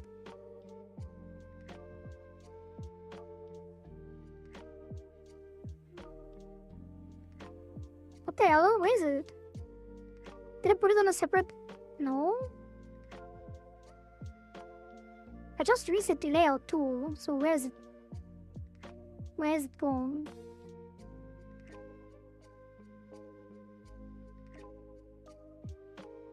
What the hell? What is going on?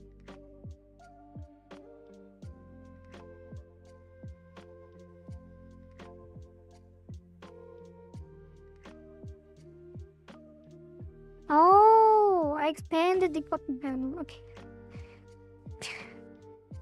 God damn it. Did I actually click that? No, it's Shift F12. How did I manage that?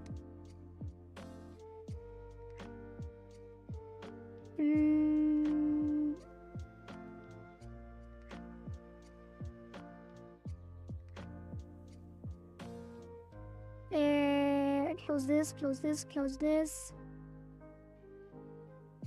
Something changed. Why is this mouth is moved? Alright. Leave! Break, pick, leave. Where would I ever leave? Break, hook. Oh, we should re-show it. So this should be show as menu. Show. And then...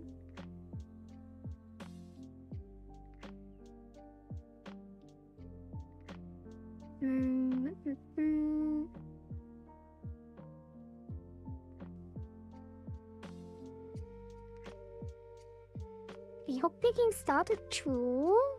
Why is that? Why is it showing? What's the timer for?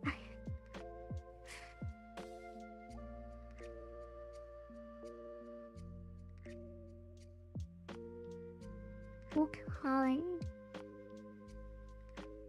Hook show. Oh, when it breaks, so it doesn't instantly show again. So on start, but on start it should actually show it anyway, right? Yeah, so we don't do that. Don't do lockpick started, don't do this, and then... We don't need to do this either. And then choice menu show.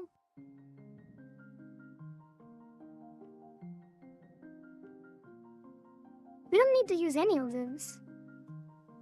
Because the menu shows again. Show.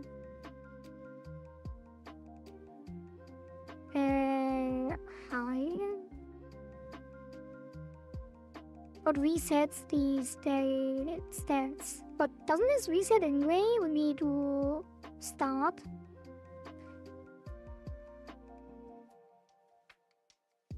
Yeah, it does. So we don't have to do that.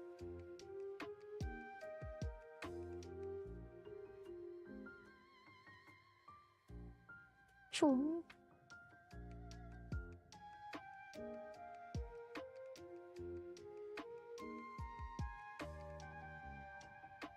Let's test it. Oh hey, now we code. Good luck on it. Thank you, Shivids.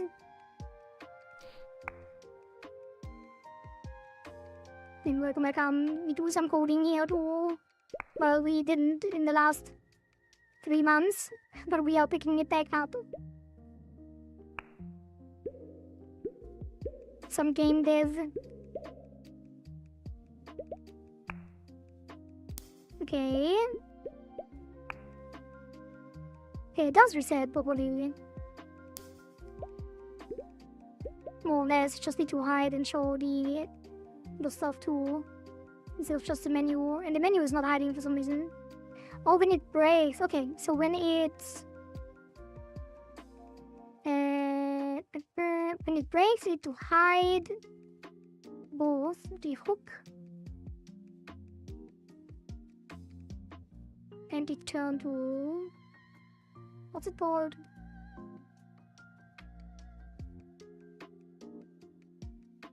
The hook and tension range.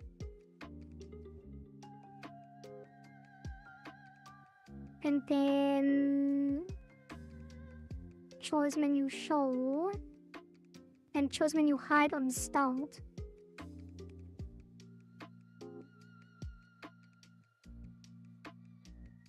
Alright. Maybe even hide it whenever we press any of the buttons. No, this should be on open and start.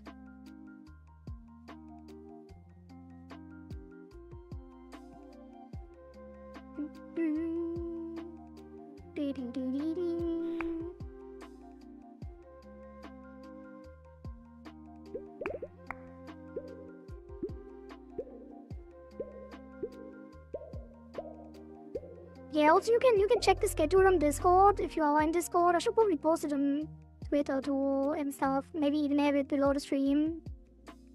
But basically we continue only on the weekend, Friday and Saturday.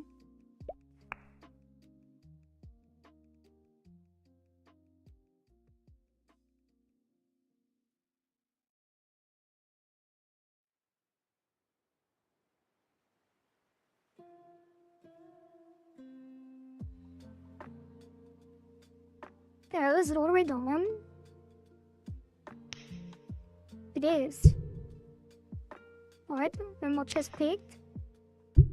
Breaking is working, and picking is working.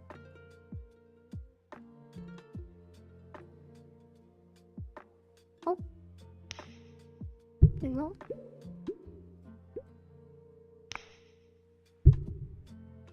Alright, it should be working perfectly. Oh, we need to make sure it only spawns after a challenge though. Okay, let's put this on the to-do. So that is the menu. Hide, pause, other game elements. And then we need...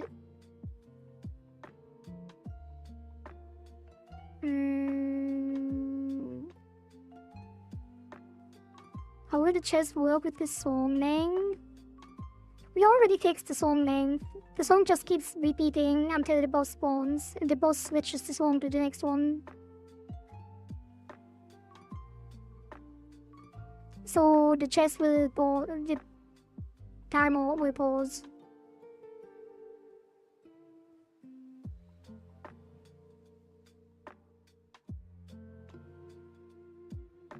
And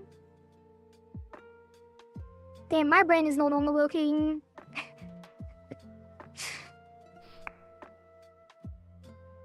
Keep forgetting what I was doing. Bloop, bloop, bloop, bloop. Bloop, bloop, bloop, bloop. Stay hydrated. Thank you.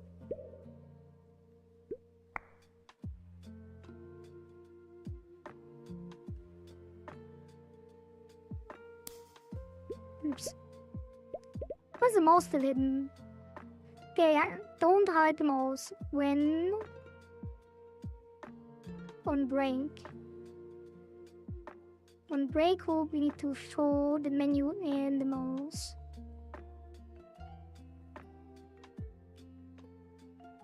Sure, I guess. Should probably make a function that does both. But you know.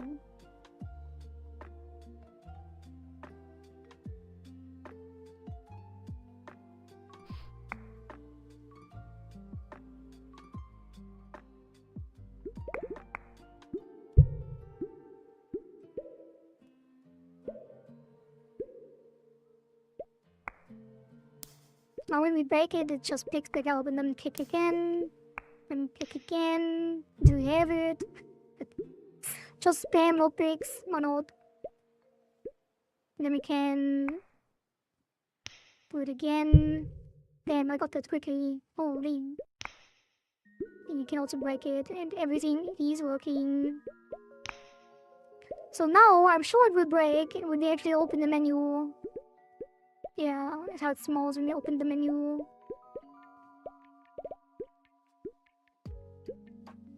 I don't know how I want to solve that. Probably have to think about that off stream, because that is breaking my brain always. We need to refactor a bunch of things. I kinda want to get the cycle done, and then afterwards do a huge refactor before cycle 5. Because currently that is very annoying. Where's the pause logic again? Pause.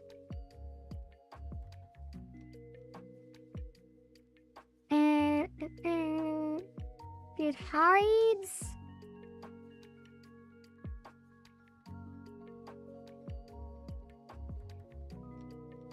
The mouse. Right, mouse again. Mouse layer with visible equals visible, or gameplay is cursor based.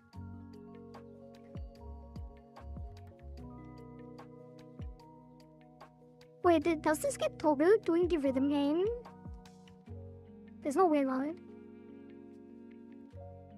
No. Wait, is it? Wait. Is cursor based?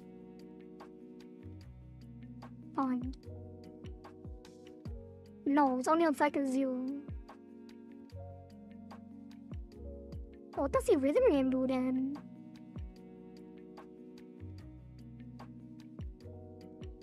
What happens if I pause during the rhythm game and then... will the mouse disappear? Let's check. Rhythm... challenge 3.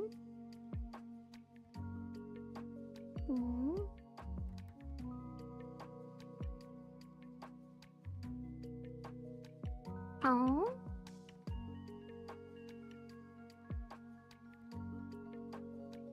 Oh, now I'm really curious. Will it actually disappear if I pause during the rhythm game?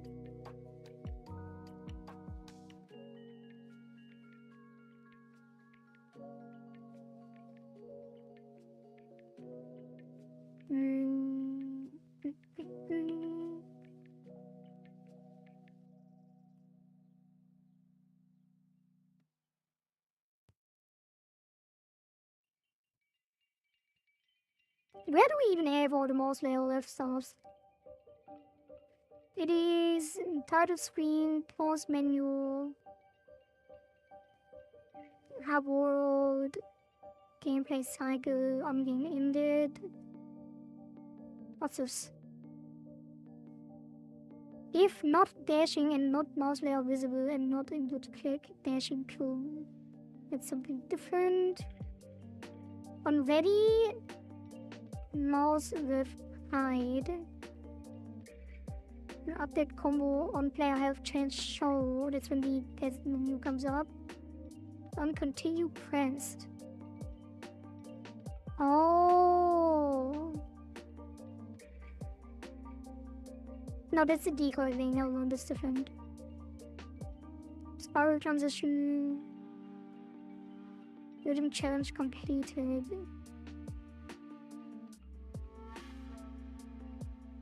It doesn't actually. It not actually disappear. One challenge accepted.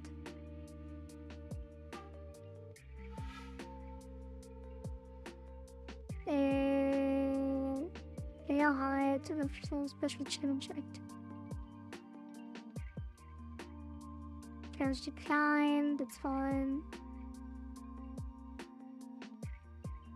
So it is actually probably gonna break if you pause doing it.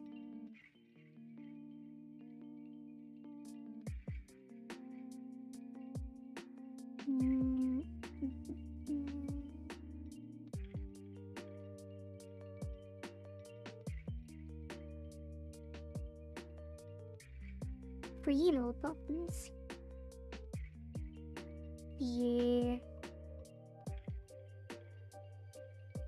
Yeah. Pause menu, let's see. Pause menu. Logic.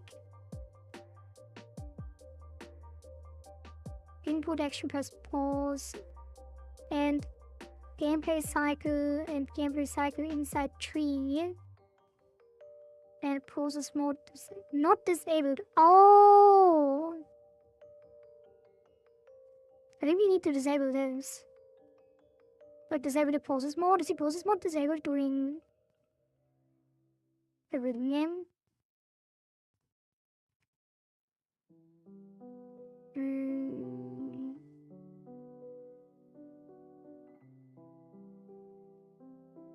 Special challenge active.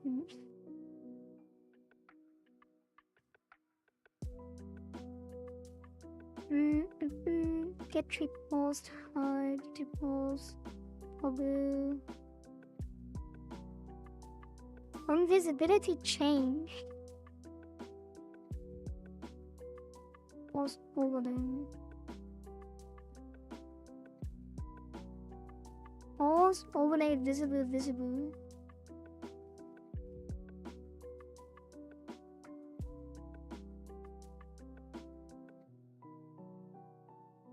Pause overlay.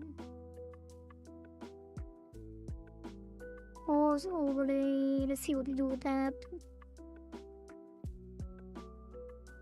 Nothing. Probably here. Oh, let's see. Yeah, let's see. Like the HUD. So I just tested. Let's increase the chance of the rhythm game to 100%.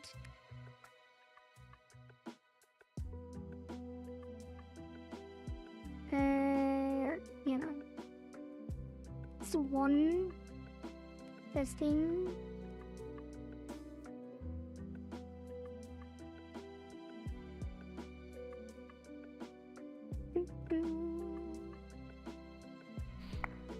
So now the first challenge should be the rhythm game. And then if I press escape twice, it should hide the mouse.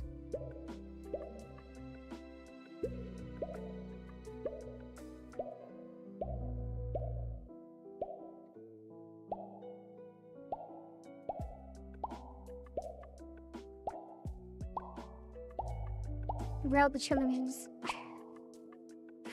Oh. Yeah, it is broken. Okay. Good to know, good to know. So let's put a to-do on bug fixes. Did I already have a bug fix thing? Yeah. Bug fix. Piranha 2 cycle. Piranha cycle 2.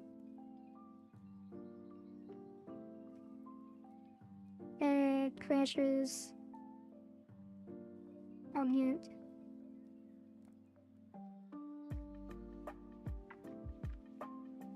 And then mouse hides if pause doing rhythm, oh god, rhythm challenge or schedule.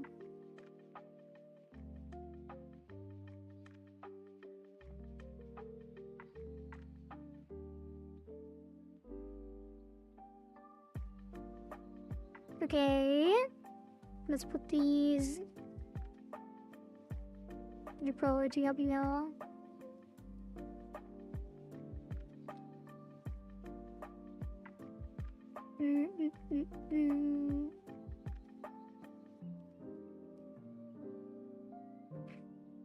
Alright.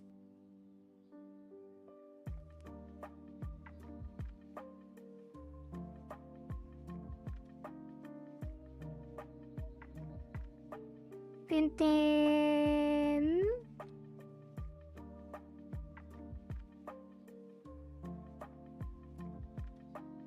what else do we want to do? Hiding and pausing. Maybe we should do some other logic first. But things are slowing down. It's like the classic slow down. I mean, to overall the pausing anyway. I guess it could hide the bubbles and the player. How do we do them in the rhythm game?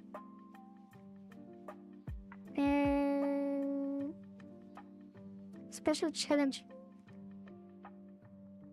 On challenge accepted. If special challenge active, twin button hide.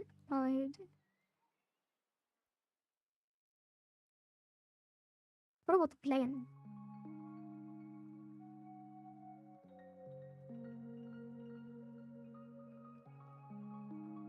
Why is the player not in?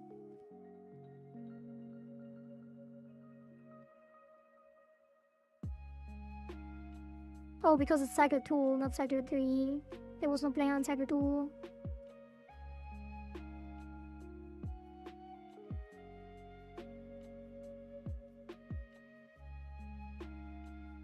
Okay, ring challenge complete is player show. Challenge accepted hide, player hide, mouse will show.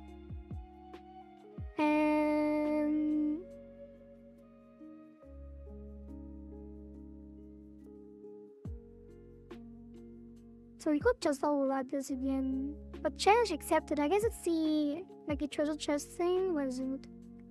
Treasure chest.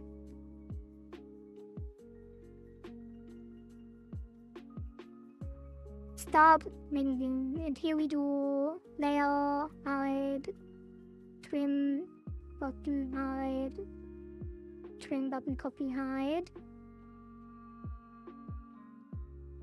And then we do social on completed.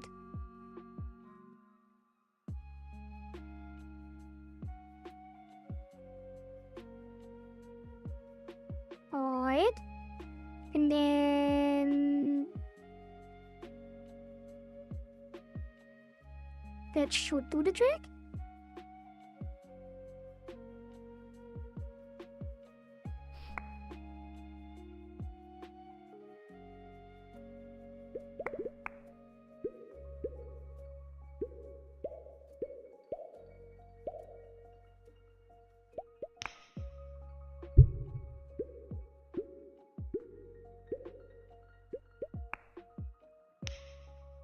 Oh, it definitely works.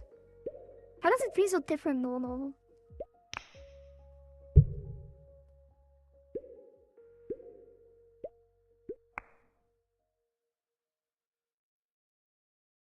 Maybe because I don't know. Yeah, dude, like keeps going. Like the cursor keeps going a little bit afterwards. Because it pauses so quickly.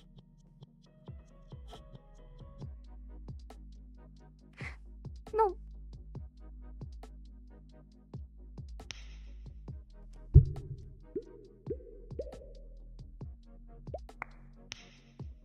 Damn, instantly. Yeah, what is happening? What is it?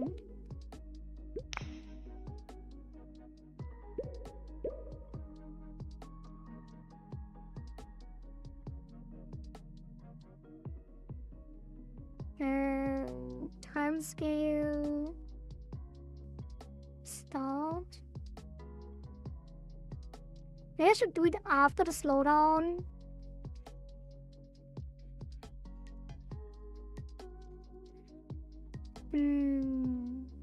Yeah, after adding, I think that will change it for some reason. Because it means we see everything until it is actually slowed down fully. I don't want the changes, it's just visual. Maybe they hide also disables the process. But it usually shouldn't. But I think we have a hook that disables the process on hide. My mind doesn't change anything. Lockpick challenge, yep. The treasure chest event.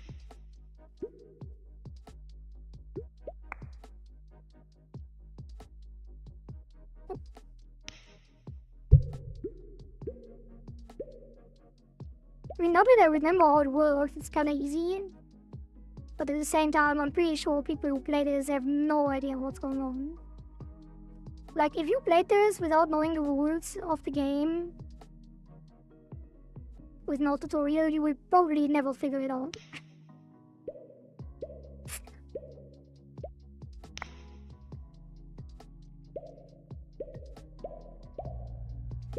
I think it's because they don't have this slowdown animation like in the other challenges, because it should be the same. It slows down and afterwards you're... But during the animation, the slowdown is already complete afterwards, right? The challenge spawns... No! It is the same. Why does it feel so different then? I think we need a little bit of winder, maybe.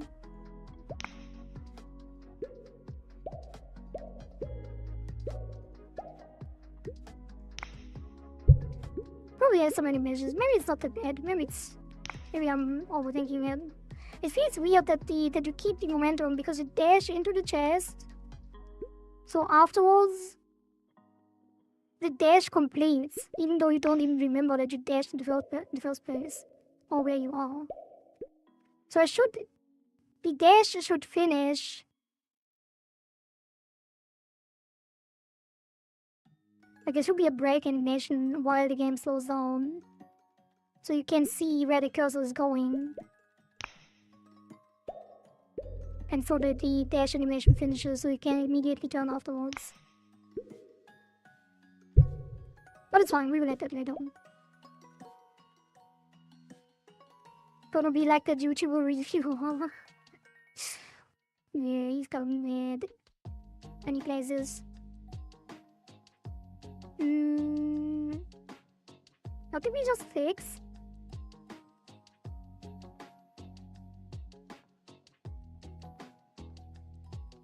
Oh, hide. Let's do hide. Other gameplay. And it is paused, right? Surely.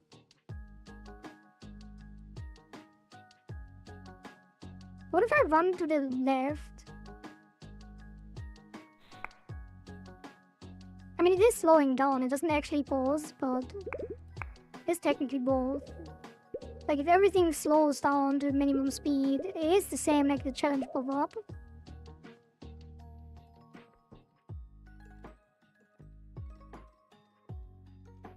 We shouldn't receive any input signal. Good luck with the dev. Thank you, Shreys, and good night. Sleep well, sweet dreams, and have a good rest. I love them emotes, they're cute.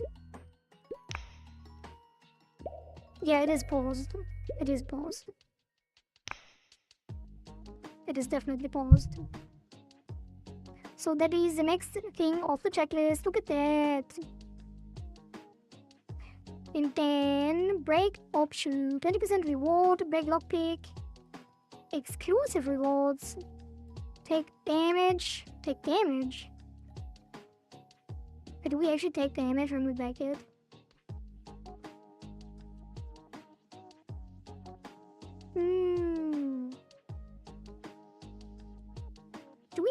Did we already have the reward implemented, or why that is reduced reward?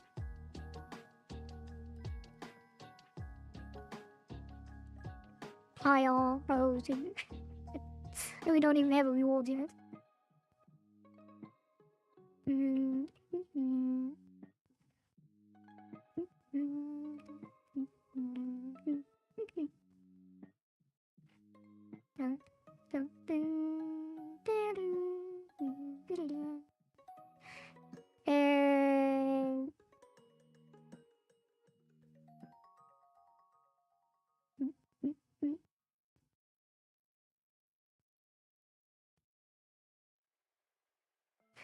Okay, so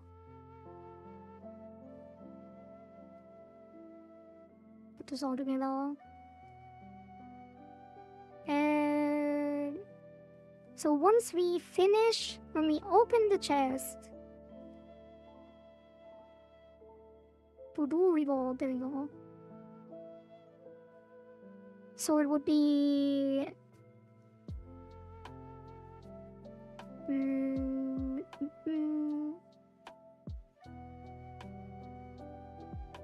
give reward.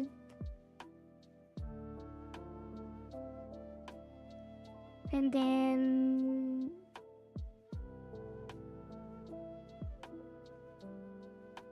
break modifier. Nope.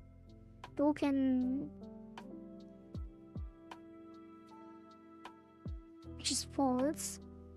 So we have a function give reward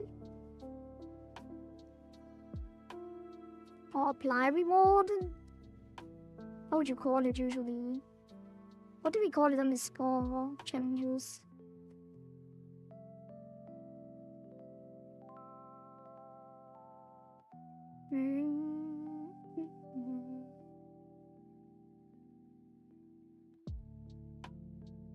Succeeded and then on succeed. Probably on challenge succeeded.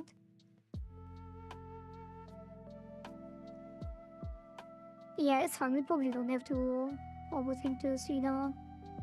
Hello, Capybara. Welcome. Might just do it here. Yeah, let's say broken boolean. And then was broken.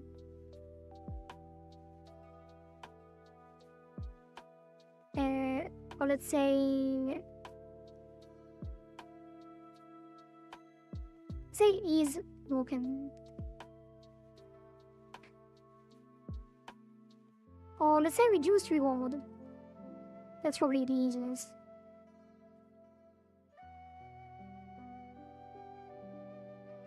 Or even better, reward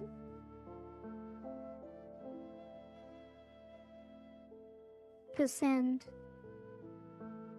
Or reward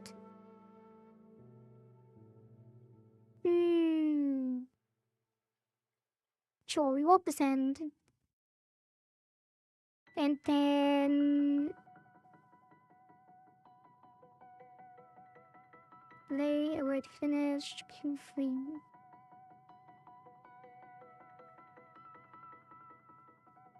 Probably don't make another function, let's just put it here. So what is the reward? Is it calculate? No. Randomize reward. Then reward percent.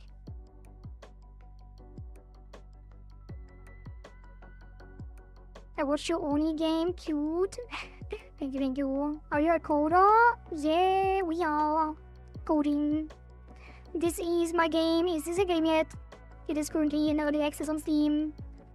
And it is decided by the player, so everything that happens, every update, every feature that is added to the game was something requested by a player through the leaderboard system.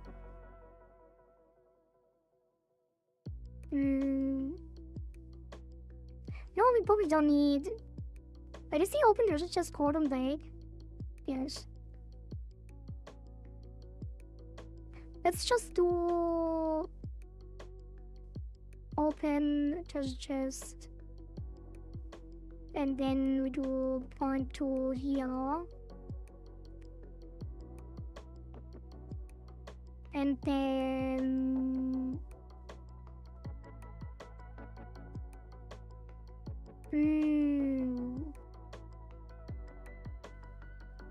Let's make a variable so it's zero. So let's do variable break penalty, and that is gonna be 0.8. And then we just put it here with break penalty. Maybe even put it as a constant above. Yeah, and then we do on the open treasure chest, we do break penalty. And then randomize reward with the break penalty. And the break penalty defaults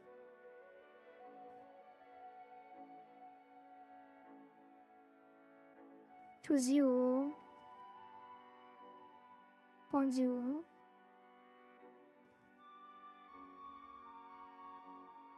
Right? It's a float. Not anything else. And then we put the break penalty to 0.8 on break.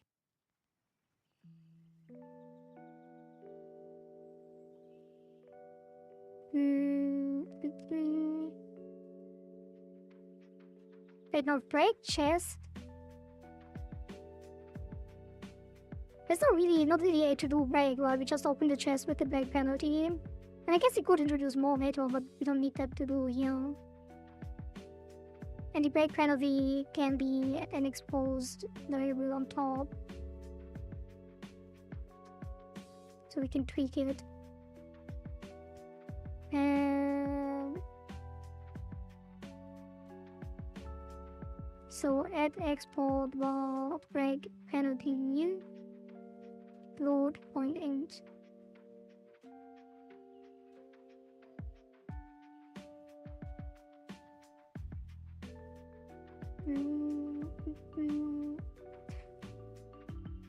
And then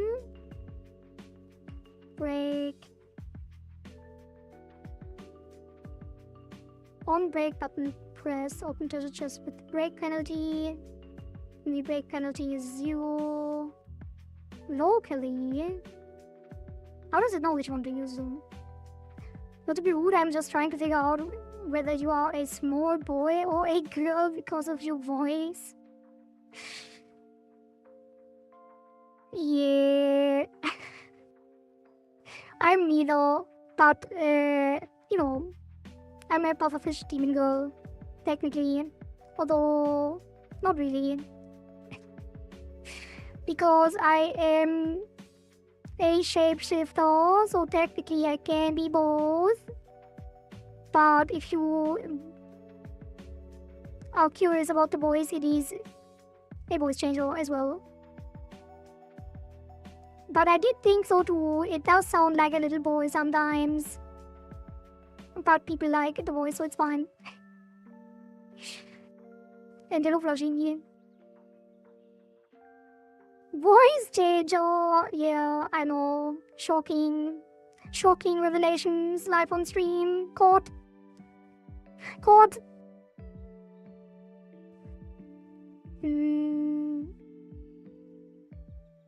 No worries, Capybara. You can ask me anything. There's actually a short on the channel if you want to watch that about the voice changer thing. Although I don't really explain anything. But I have mentioned it before. Need Kohari chord emote. I did think about that. It's kind of difficult because the chord emote is very, very simplified on the original because you need so much space left and right. It would have to be a 70V emote so we get more space because sub emotes can't be not square. Sub emotes have to be square, so it doesn't really work. But maybe. Could do a 70p emote for chord. But I want to focus on these sub emotes first, like get every slot filled first. Hello Tavi-kun, welcome. Okay, and now randomize reward, or let's say calc or update reward. Give reward. Let's just leave it at give reward. Why not? Let's make it a separate function. Give reward. And then it takes the drag penalty again. And then this will be... What is the reward again? What did we want here?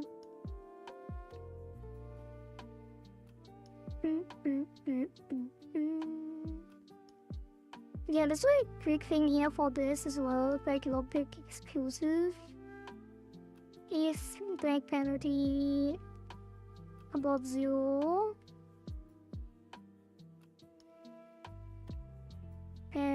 To do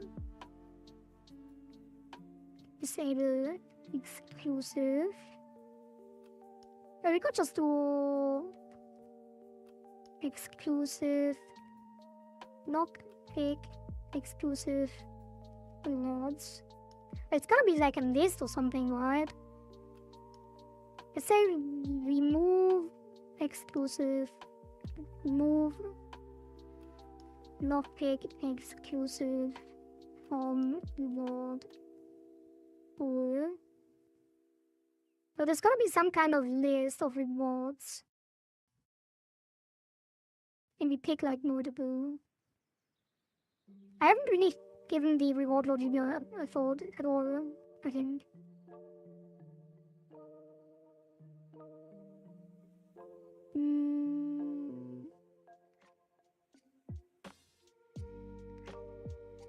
Random shells and seeds. Shells and seeds! So we don't even get points. Which is also interesting, I guess. You could skip chests.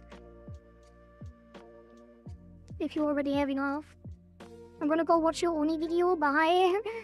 Alright, Capybara, thank you for stopping by. And Oni will continue on Friday and Saturday, so you have plenty of time to catch up.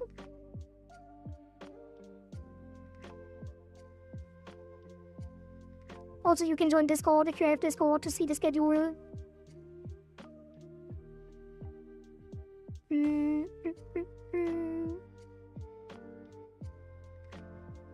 Alright, so let's add a reward pool. Right?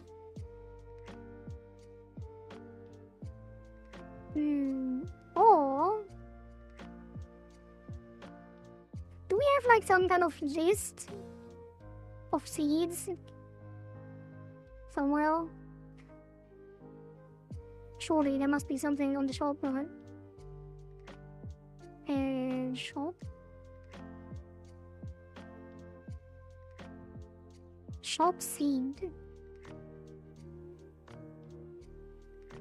Basic seed. No.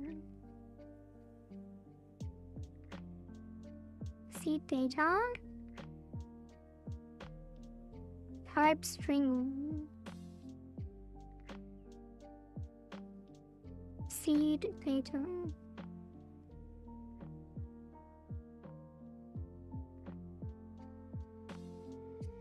Where do we set that?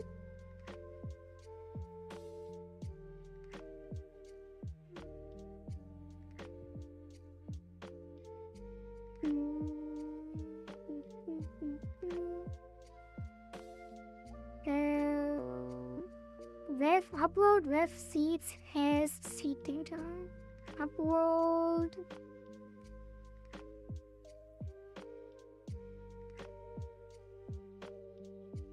Yeah, I think we just have to make it some kind of list, right? Because in constants, definitely not here. Enums? Do we have any enums somewhere? No.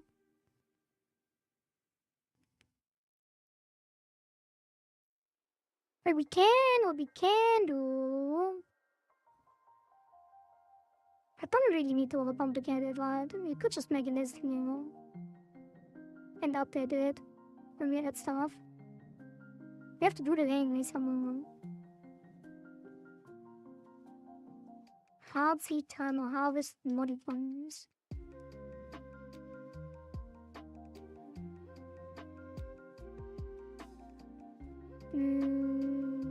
Yeah, let's just make it reward pooling though, that's fine. Let's make it constant, I think.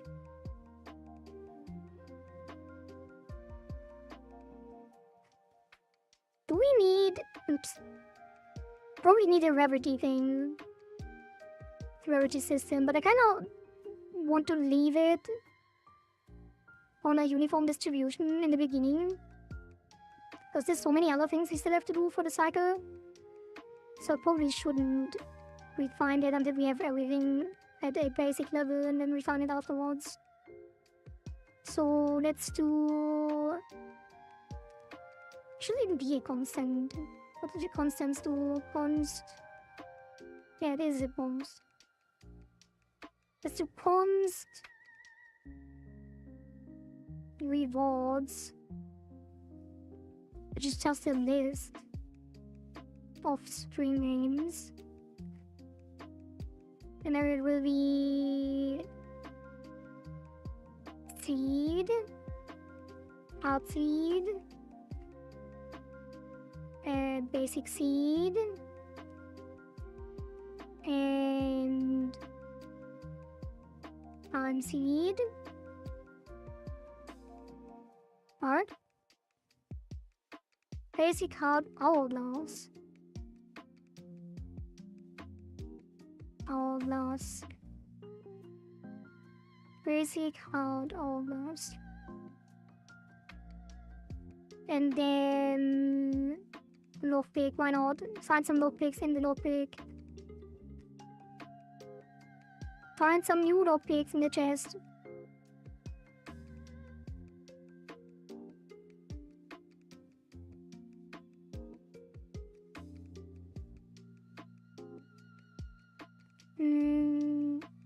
Reward pool. How's it complaining? Equals.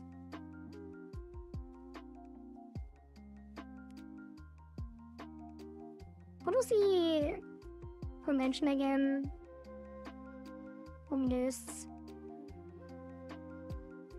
Probably could do it like that, right?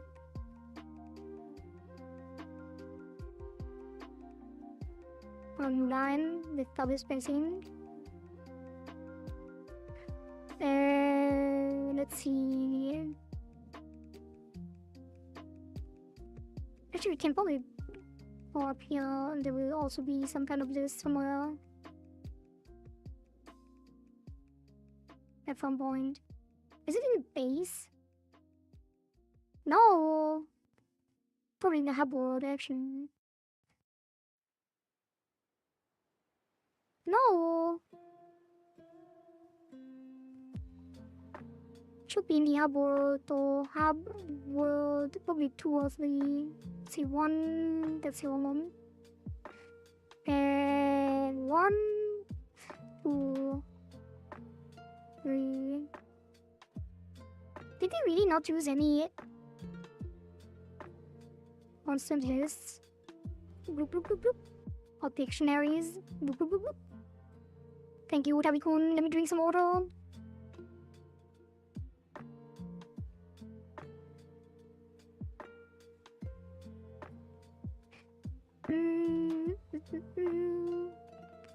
Let's look for const. There's any constants somewhere. Probably shouldn't.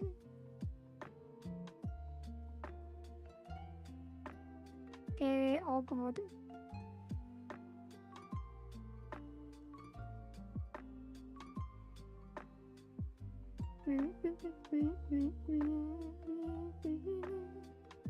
Yeah, Aaron. Array, const tab names array of strings. Didn't new line at all. What is the convention? I'm curious.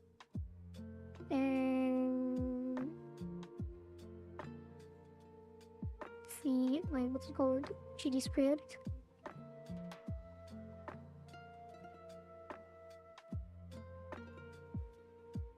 GD script, and then there should be some kind of, yeah, no, it's an old version.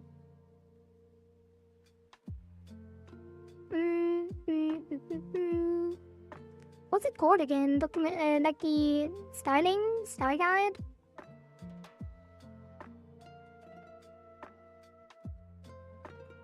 Yeah, GD script style guide. Arrays. There you go. Double spacing. No, single. Okay, single spacing for arrays and stuff. Oh, that's fine. Spending time on the most unimportant things ever. Just keep the conventions alive. So this is an array of string names, and then this will be a reward pool, and then this should actually probably be a dictionary. How did we do the rarity on the old open beta stuff? Links. Enemy elite.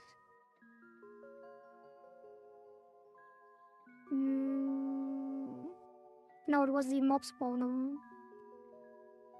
Spawn. No, what was it? Cycle. Gameplay. Open beta cycle 2. Script.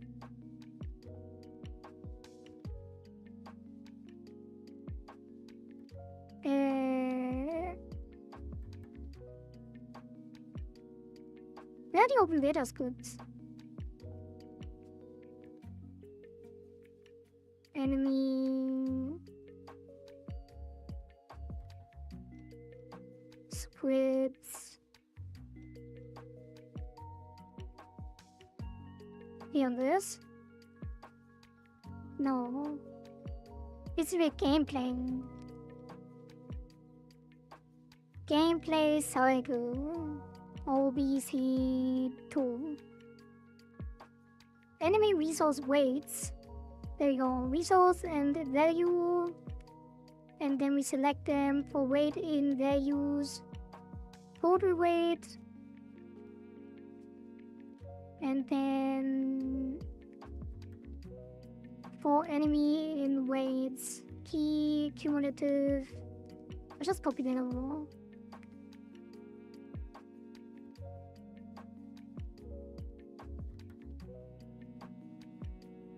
Total weight.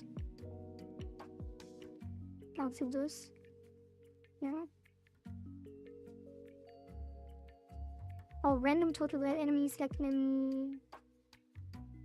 Yeah, let's take all of those.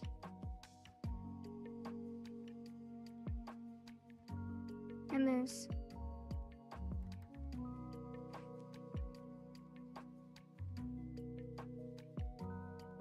Thank you, old code. So forward enemy weights value total weight plus weight, and then random ran f total weights, and then selected enemy resource cumulative 0 enemy resource with keys. So for the enemy, for key and keys at the cumulative weight of 1, and then if the random value is smaller than the total,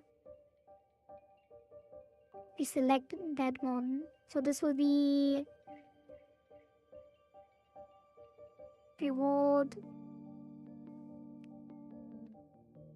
weights,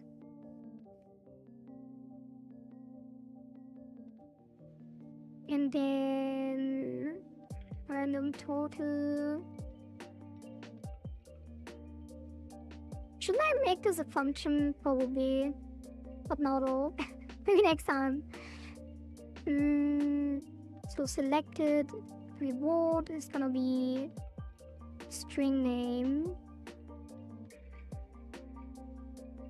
and then sum is called sum.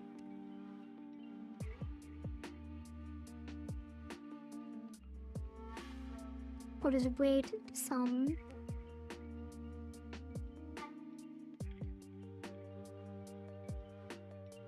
And this will be selected reward equals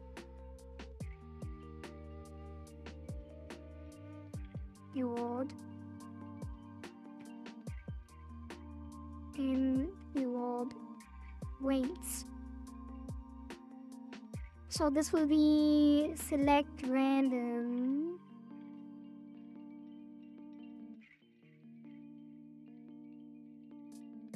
let's call it select random reward get random reward,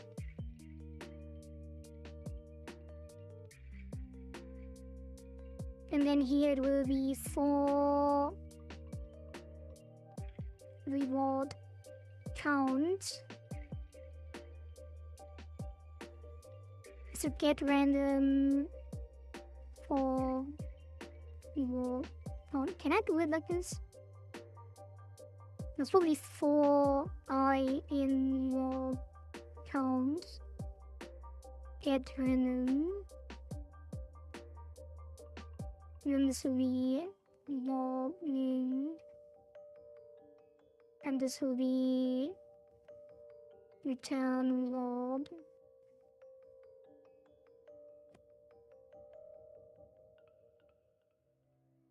And this will be string name.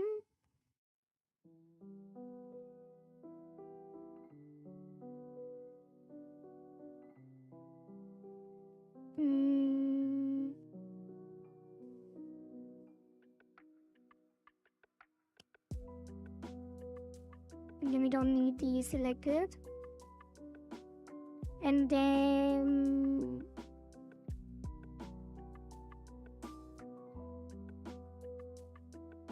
what if it's nothing?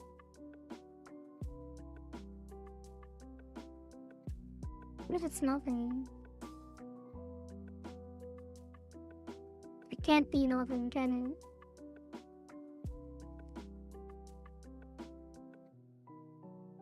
Probably not. Probably cannot be nothing. Otherwise, I guess it's undefined. Return empty. And then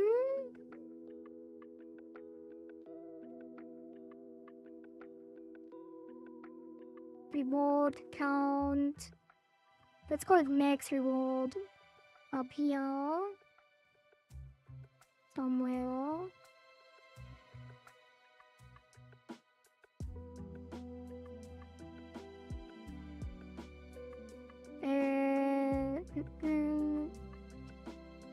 So this will be export max rewards and 5.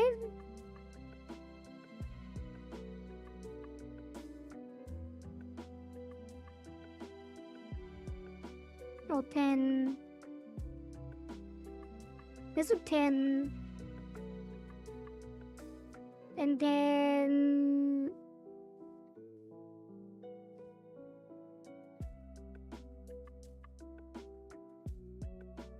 reward count equals max rewards times break penalty. Could randomize that too, but you know, keep it civil for now. And then thank you for that, pets. Did I say that? I think I forgot. It's already been 4 minutes. I'm focused. Max rewards times break penalty. It's probably 1 divided 1 month. So break penalty is 80%. And then for iron reward count, reward name get random reward, and then hub world. I cannot do hub world ref probably.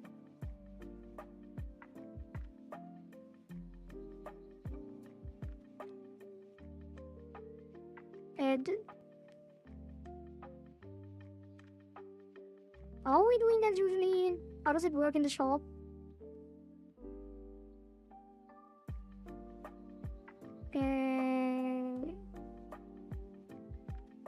Shop.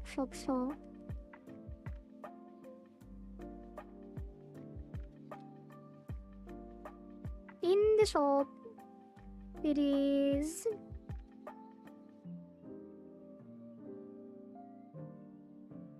wait, what? Shop seed? Is it this separate? Buy seed, upward ref shells. Upward ref seeds. So upward ref seeds. Add. Wait, what is that?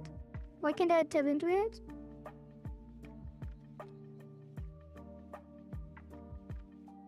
Seeds. What's probably only in the close the shop 4 or hub world 4. Hub world 4. Seeds. Dictionary of string name and int. So seeds of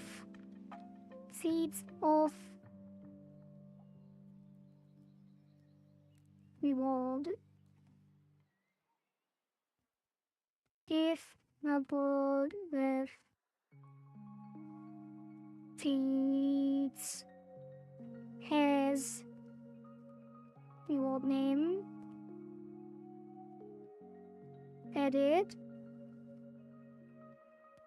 else debug log. How are we logging usually?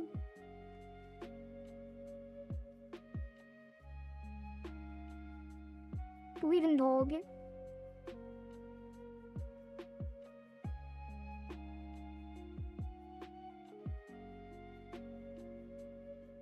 Just print.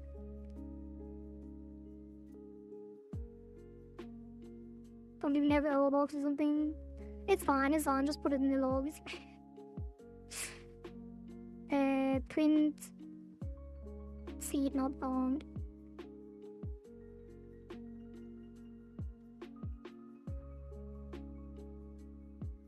We should use proper logging, but you know. Didn't we have logging? I thought we did.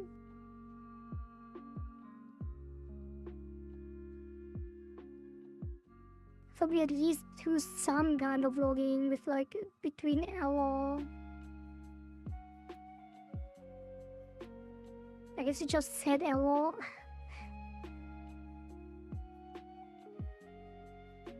That's crazy.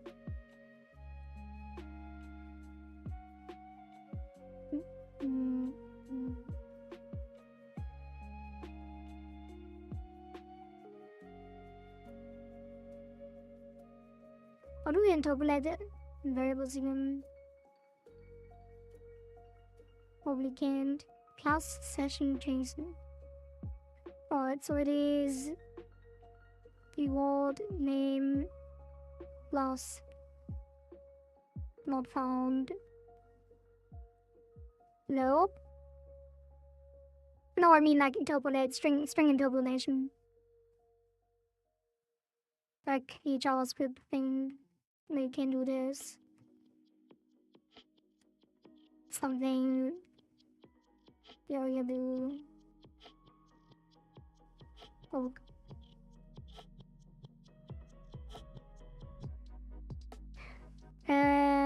But it doesn't exist in GDScript, so you have to do it with plus. And then hello Cocaine Bear, nice to see you. I see you have found the dev stream. It has been a while.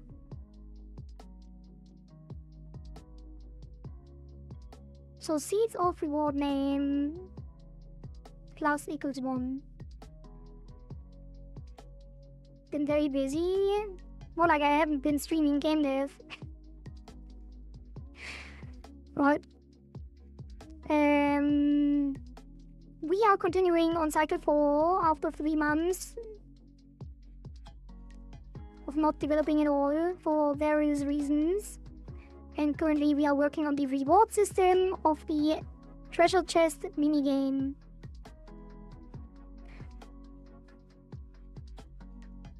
So just iterate over it 10 times, grab 10 seeds. And then, or whatever it might be.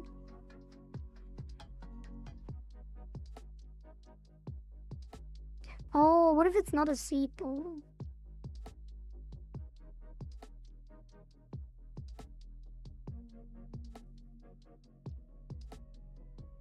So it's gonna be if abold ref tools. Does it not have tools? Abold. It does have tools. Has reward name.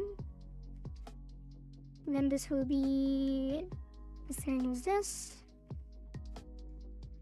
Tools. And then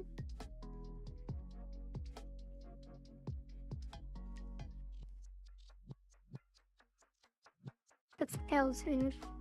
Elif. And then elif abold ref. Wait. Else if reward name equals shells, or more like starts with bloop, bloop, bloop, bloop. Is it all starts with bloop, bloop, bloop, bloop. Thank you. Let me take another sip.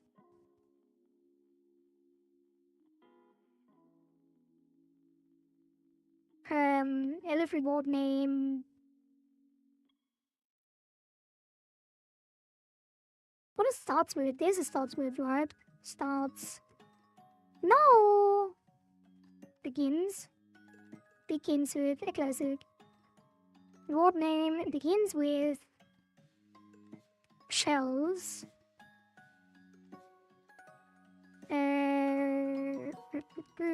Abold refs shells. Alright. seeds, tools, garden slots. Garden plots, seed data, tools, seed level. Shells are on iron level, right? Use 2 shells.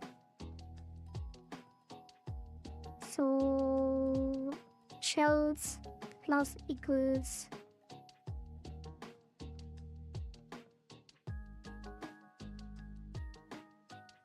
reward name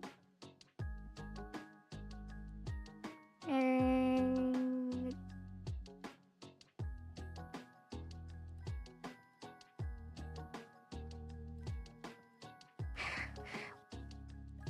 zero, 1, 2, 3, 4, 5. Reward name sub string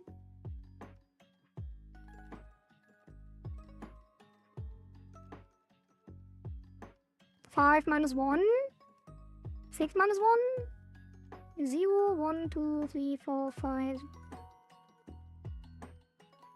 Wait, if you go from 0 to 1, 0 to minus 1 is everything. But that excludes the first, second, third, and 4, 5, 6. Alright. So 1, 2, 3, 4, 5, 6, 7. So remove the shells because the reward will be, let's say, shells 10, shells 20, shells 50, shells 100. Like that. I'm retaking my computer classes and failing miserably. Oh no! Did you not prepare properly? But I wish you good luck. Anyway, if you're not already done retaking them, and if you're already failed, I hope you make it through. Say what again? What did I say?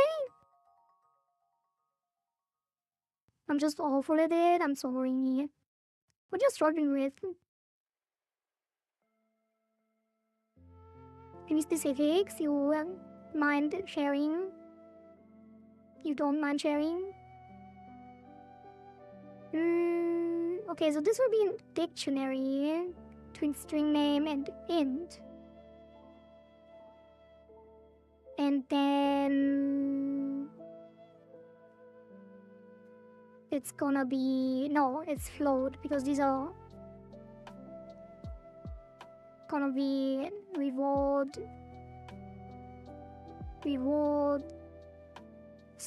weights. Alright. Reward weights.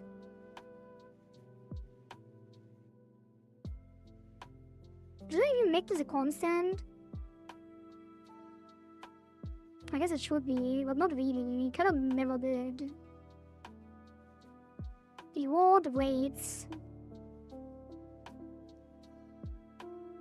Can't dictionaries even be constants? Did we ever use it like that? Let's see. Dictionary. Not really. It's just a variable.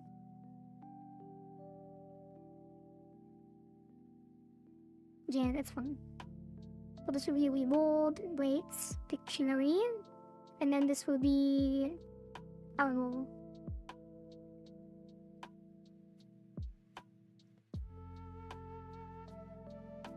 Do I even have to set these?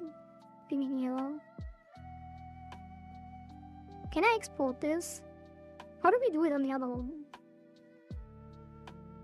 1, 2, 3, 4, 5, 6, 7. Coding specifically, just remembering what works with what, or if certain stuff should or should not go together. I see.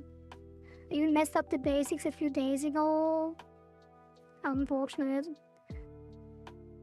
Yeah, it is kind of a lot of learning by heart stuff, right? Just memorizing, a lot of memorizing. If you don't have Google on your side or an LLM, it's kind of weird in exams. But I guess it is nice to train to memorize things as well. It's just about practice and experience. I find memorizing hard. Yeah.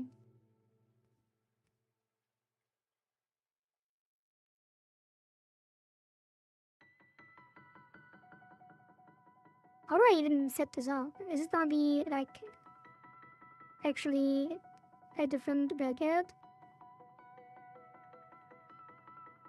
Wait, what? How do we? Oh, it's being initialized here.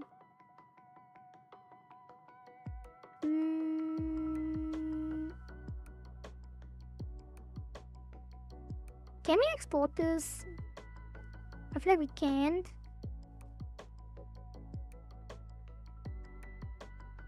But let's see. Chess minigame.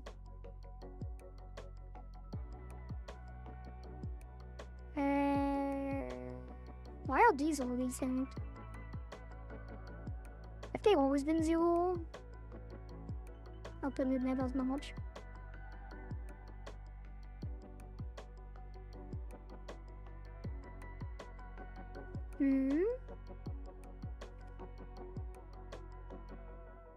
It doesn't show up. Oh, because we still have no pass.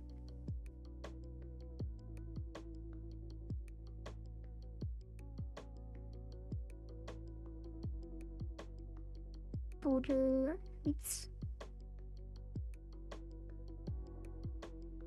And that is reward rates. And that is reward name.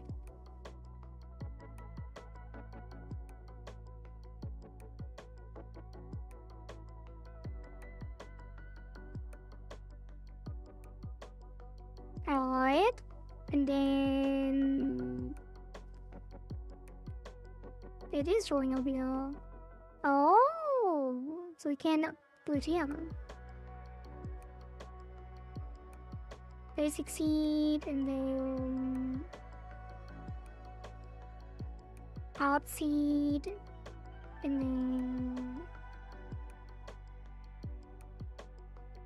then hourglass seed, and then shells. How much shells is it? Like, how many shells is a lot? What are the prices again? What does the seed cost?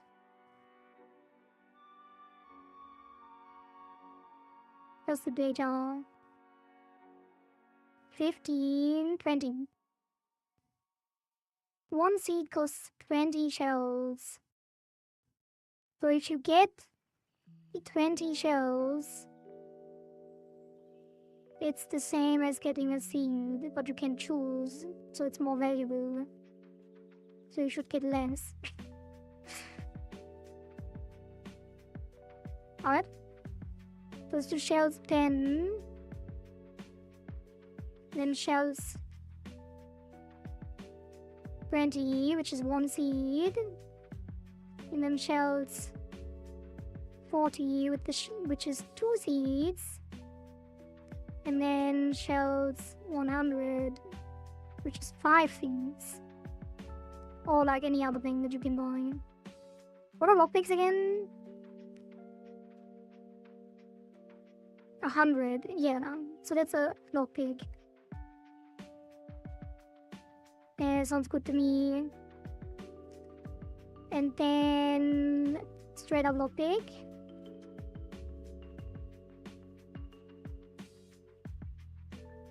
Lockpick tool. That's fine tool. So let's call it lockpick tool then.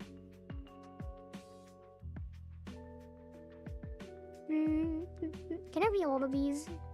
Doesn't look like it. I can tell you the most useless information of by heart, but not anything college related. You'll never guess I got a new assignment. Let's go. Very good luck on your new assignment. 10, 20, 40, 100. Now let's do 50. Can I actually not edit this? That is devastating. How? How can I not edit this? That's crazy. So now I have to edit below, and then the auto food. My OCD! Shells 10. 20. 50. 100. So it takes 10 times.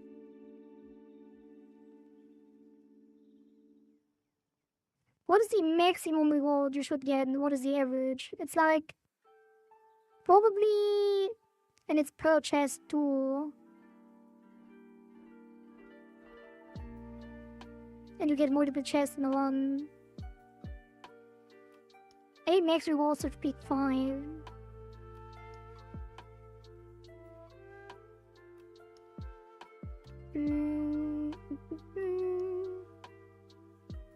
Yeah, it should be 5. So if you break it, you get 1.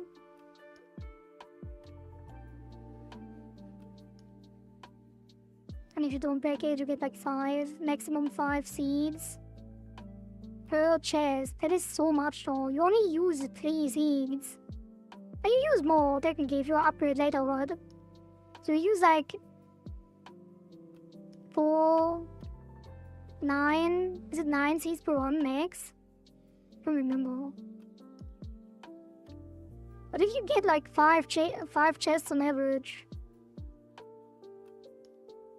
it was like 3 to 5 minutes, right? So 5 chests on average.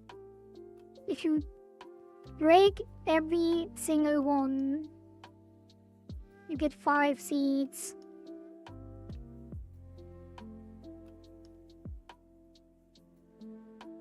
If you don't break it, if you actually use lockpicks, that is 500 you spend, because lockpicks cost 100. So you spend 500 shells if you break all 5 chests. And if you spend a lockpick, you should expect to get your investment back, right? So if you get 5 seeds, spending 1 lockpick, it's not worth it.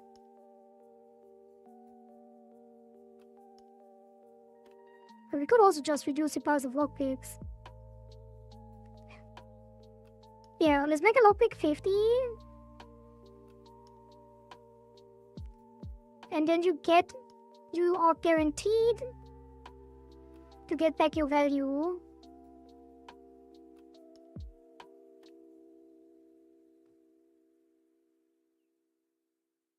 With 5 rewards. So spending a lockpick gives you back at least 50. And it usually is more. And breaking it gives you a little bit, 1 with a chance of giving you something really good.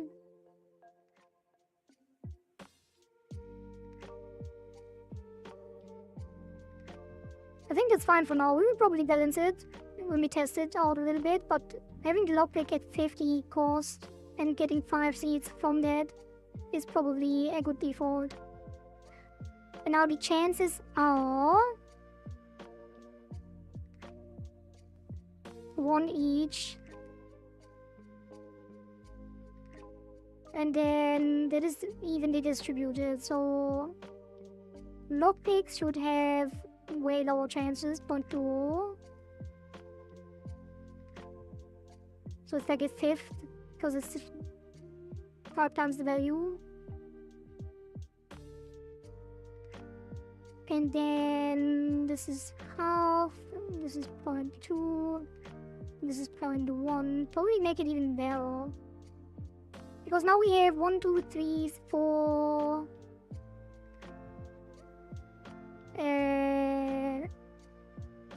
5. So it's a 4 in 10. No. Wait, what? Yeah, it's a 4 in 10. So you have a 40% chance to get something of equal value. Wait, what? Wait, what is that? So, oh god, math.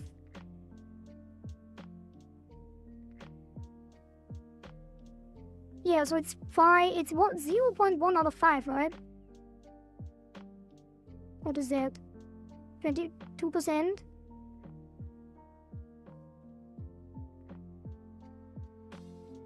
Right?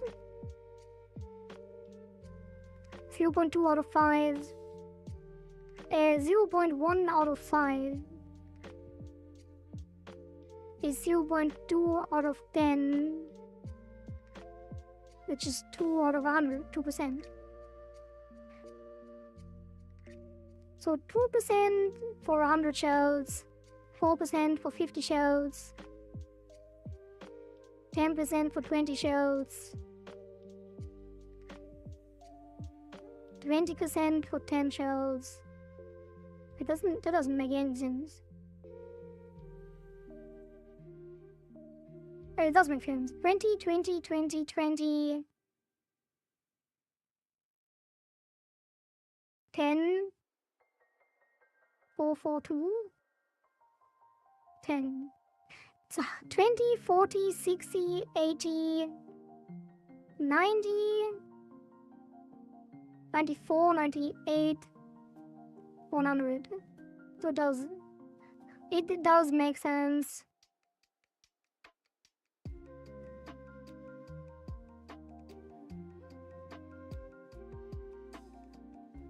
Should be fine. That looks good to me.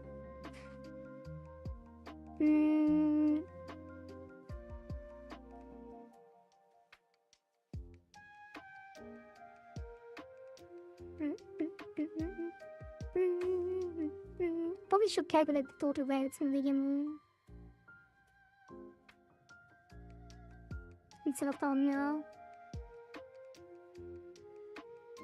Total reward weights. And then put it at start minigame.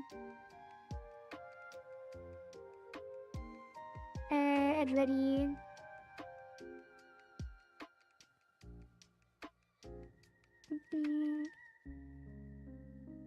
Maybe even at, what's the other one? Endo? No, that's fine. Total reward rates goes here. Rates. And then gets calculated here, so it's global. Or like, not super local. And then it doesn't change because it doesn't change during the run.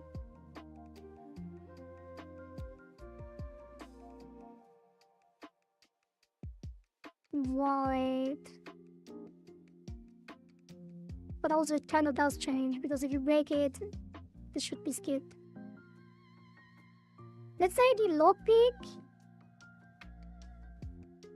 50, lockpick, like the checkpoint rewards lockpick, shells 50 and shells 100.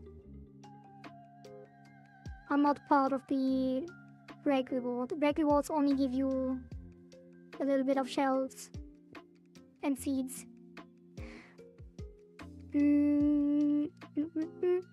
So let's put that here. If break penalty above 0.0,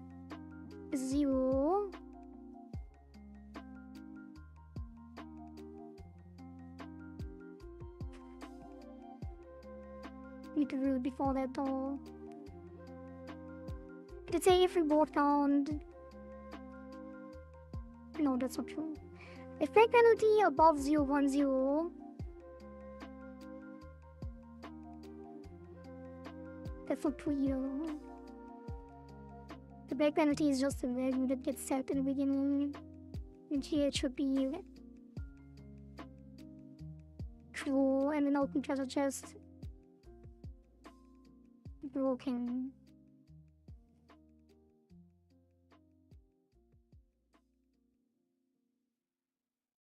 And then it is broken.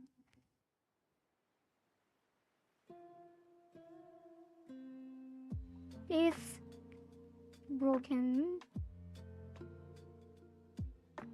Could not find type boolean. It's just bool. Oh. If broken.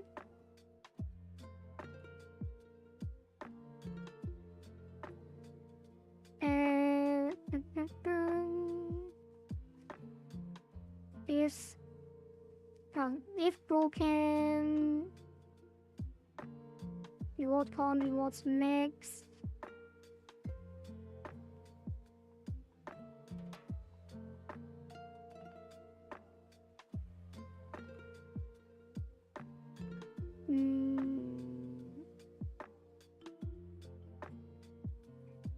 Reward count equals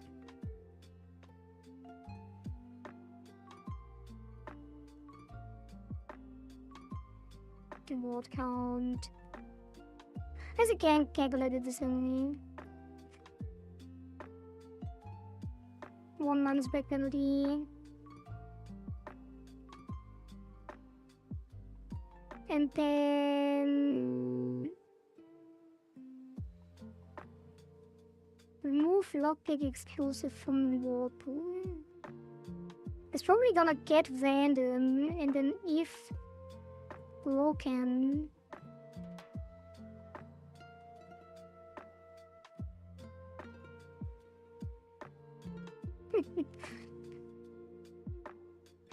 if broken,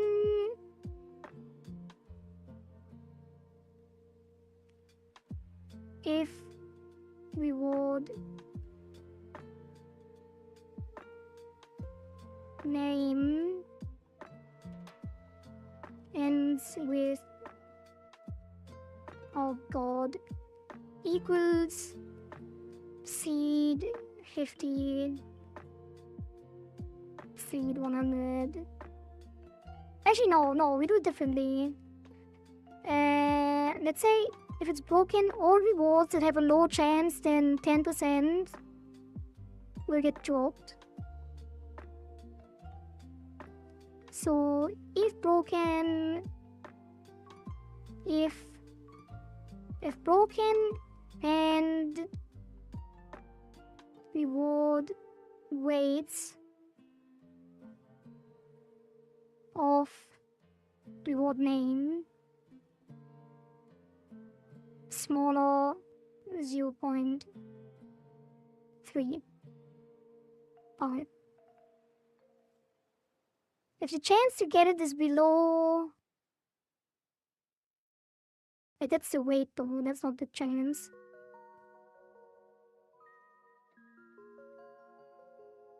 Let's say if the weight is below equals 2, which is a 4% chance.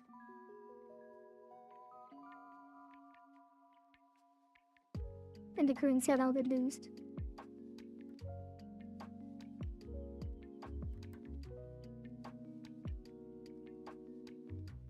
This should probably be a comment.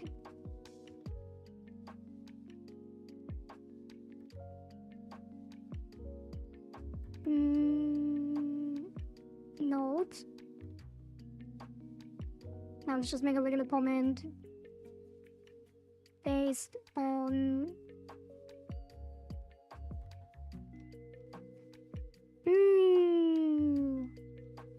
4%. 4% equal. That out.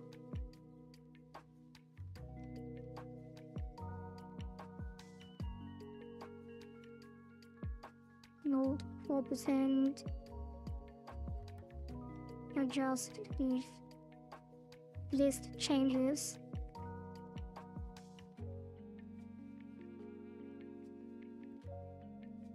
Reward rates change. Adjust when reward changes. Right? To this 94%. Okay. Probably should refactor this to have the weights in actual percent value. But then I would have to also make sure it always adds up to 100. It's fine, it's fine. If broken and rewards weights, then it gets flipped or re-rolled. It gets re-rolled. So while broken and weights of that name or below, reward name equals get when.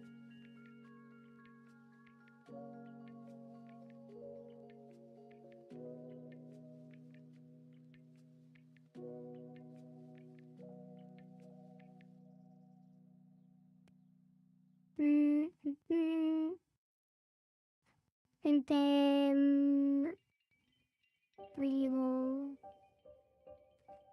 Okay.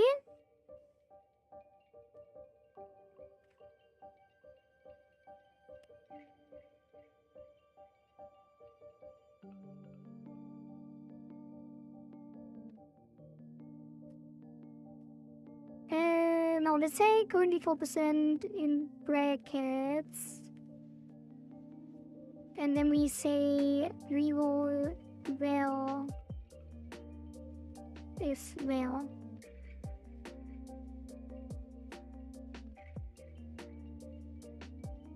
Okay, that should be the reward logic. I think. Also, did I commit in between? Probably not. Adjust lockpick price.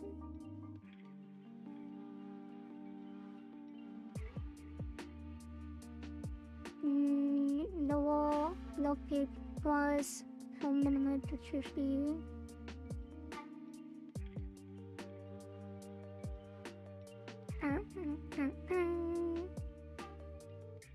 What is that? No. Still.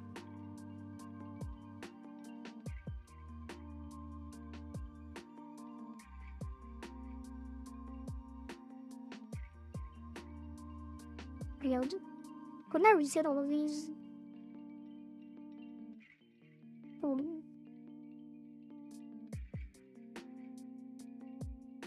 Not sure about these. No, these I can't. Okay, and then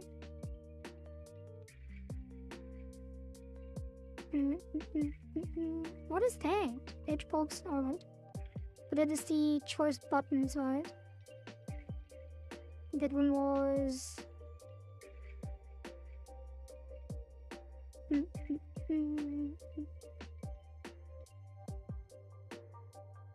hide player and buttons. Say hide player, hide gameplay elements, bring chest, lock with treasure event. Then this is the rewards. And the other thing as well.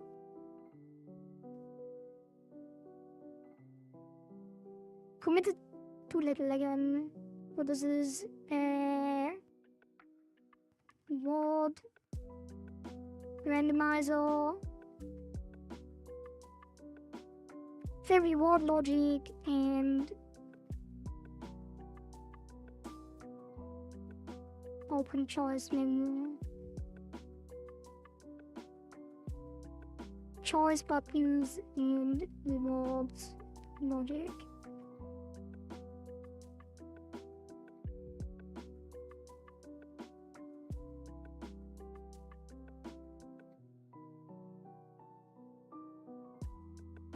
There's still errors.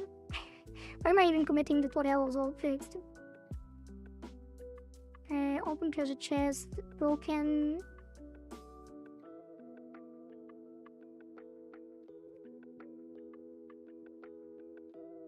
Pause.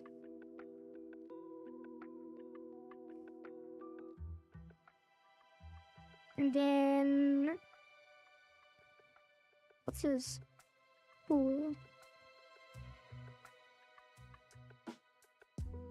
Alright.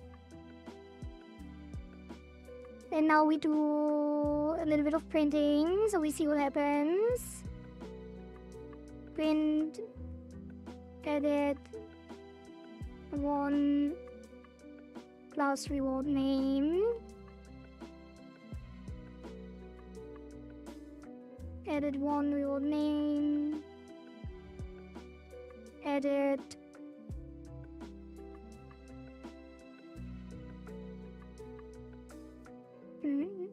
Plus.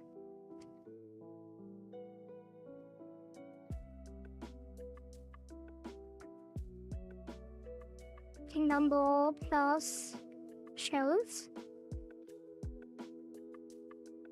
Right. And then else reward not found.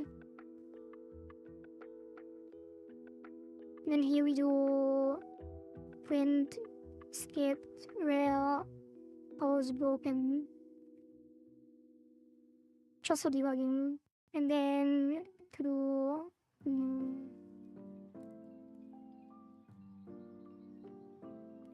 on audio logs.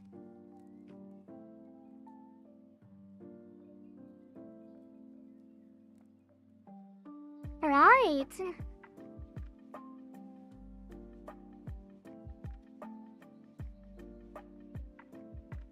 Let's see if it works.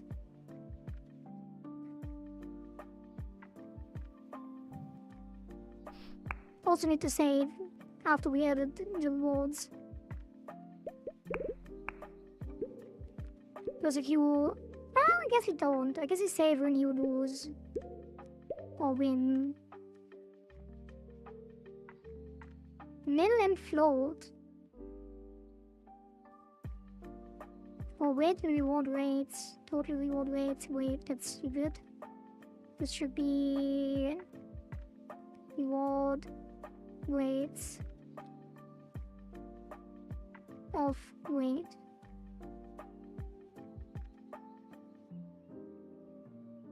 Right?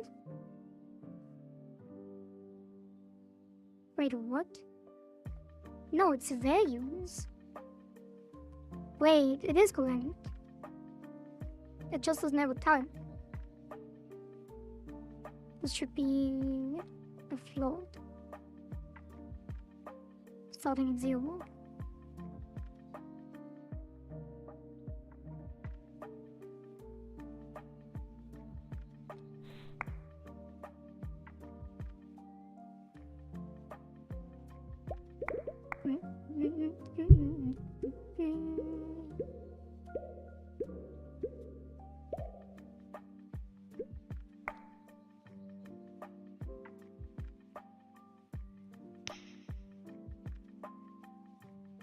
Int and string in operator plus.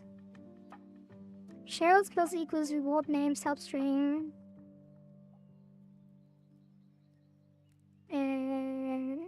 To int. Pause. It is no pause. Doing this. Okay.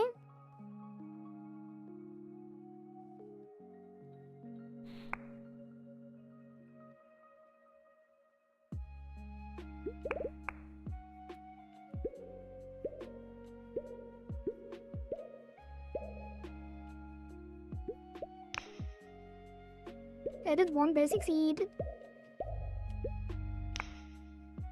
Edit 1 hourglass seed.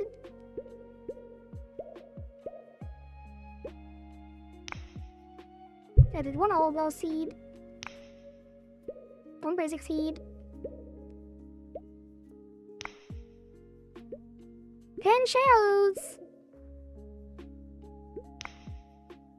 On hourglass seed. Let's lockpick it a bit more.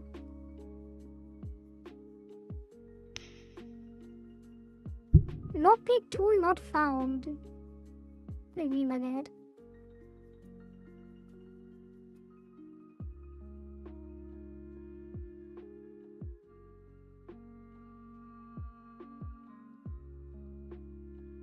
What do you mean by that? Lockpick tool. Lockpick tool. Huh? Does the outboard not have the tools?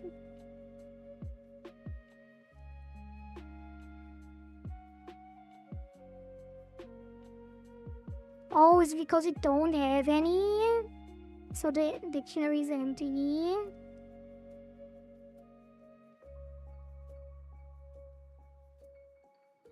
Data keys load.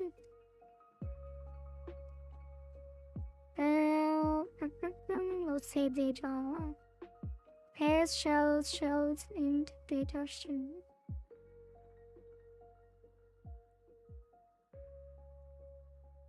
I survived the cold, but my phone died in the warmth of my house as I was about to type. Either way, hi, you little gremlin fish. Hello, Demon Knight. How are you doing? How is your burn injury? Have you treated it well?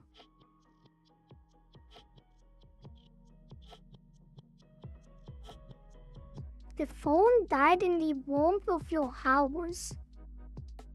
Oh, when you got back, the battery ran out. I see.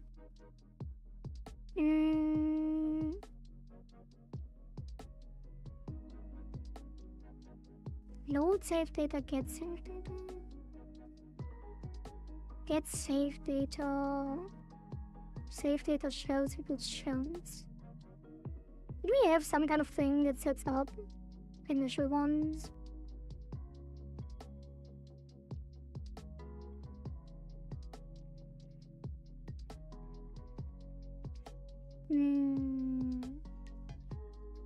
There's the initializer for the save data.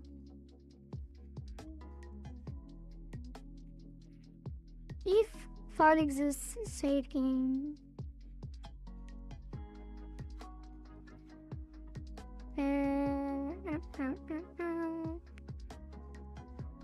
For key in keys, current cursor, blah blah blah, active cursor, player cursor, from active cursor. Save, open save game, store, line, shouldn't forget save data. Save data for cursor and cursor, save data cursor, type, cursor level, active cursor. That's the initialization of the save data. Load save, if player cursor clear, if file exists. If it doesn't exist, it initializes it.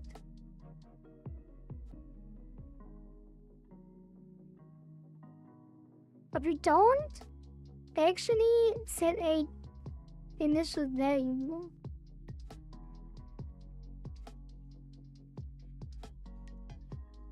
Which is weird. Do we do that here? Hub world 1. Oh no. Ooh. Here, load save. If data has shells equals unload. Shells equals shells. How do I initialize to 0 there? So once the data, when it's loaded, if it has the shells, it loads them. Otherwise they are 0, so when we save it, or when get save data is called, it will be 0. So it initializes here. Oops. So we need to do this with tools and seeds. So here. If tool key and tools keys, tool key equals tool key. If seed key and keys, seed key, seed key. For seed planted and planted keys, seed planted, harvest, harvest. If it tools keys. So this though. Wait.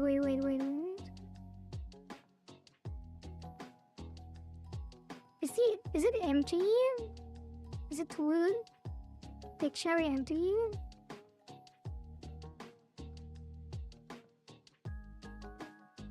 Hey, where's the seed dictionary? Oh, it's not exported. Huh?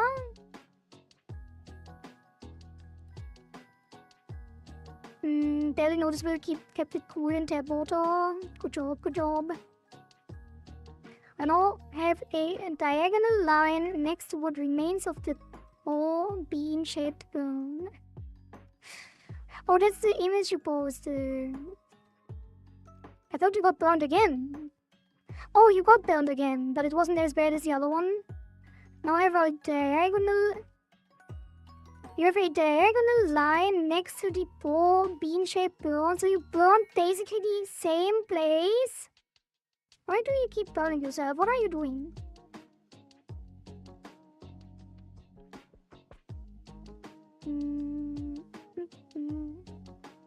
So when is tools initialized?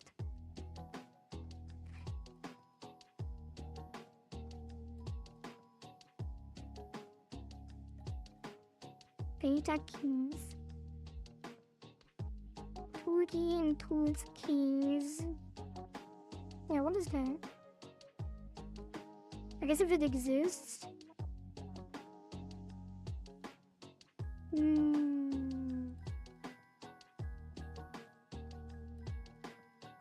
Shells equals shells. For tool key and tools keys.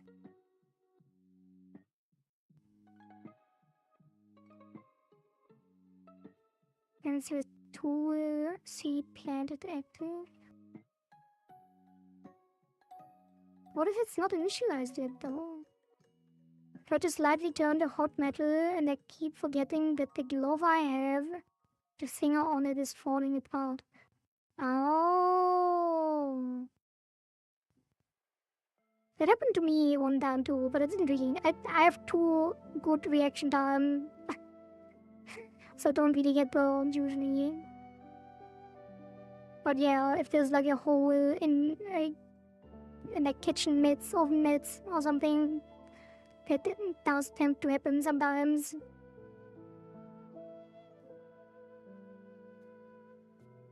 Turn hot metal. What kind of hot metal? Like in your job? Welders be burnt on, or you're a welder. I see.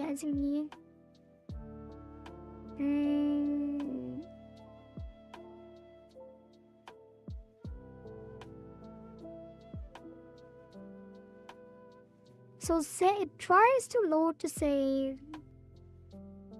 And then it goes through all the data keys. Which is passed in. Yeah, JSON data.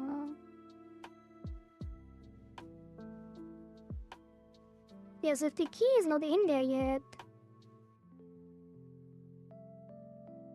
it would not find it. So we should initialize the dictionary.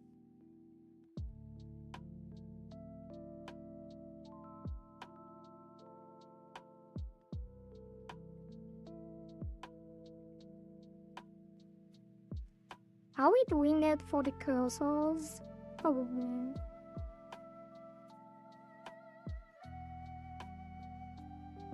I mean, no.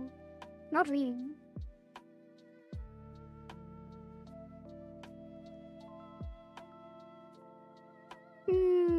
But we are doing it here on get save data. Also upgrade data time.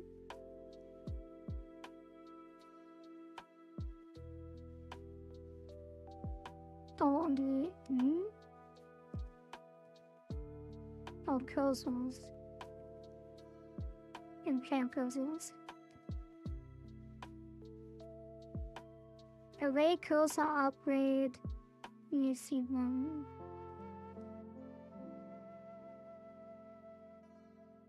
Or it gets like created initially if there's nothing else on the first save.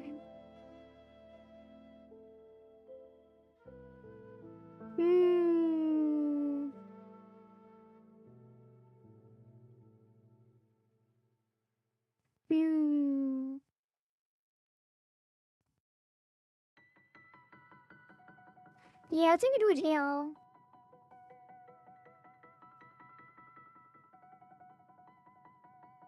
Like, if... It can't really, because there's, like, multiple...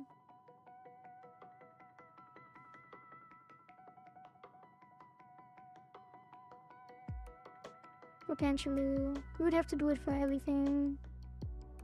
I guess we could do it... like right here. If it doesn't actually have it. Or if the reward name is lockpick, just set it.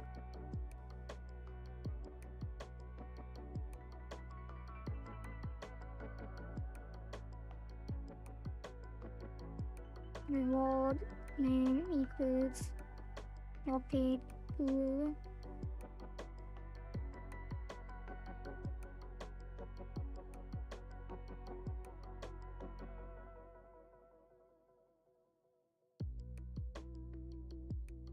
So don't check for hairs, just check each individually.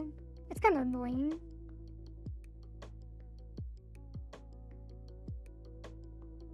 Let's do if reward name ends with pool. And here, if reward name ends with seed, then it just adds it.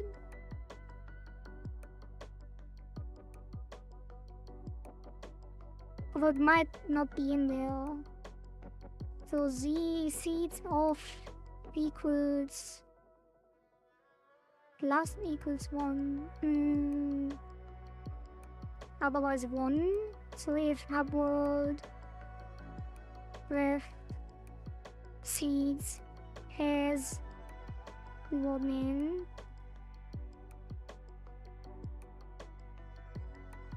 we do plus 1 else 1.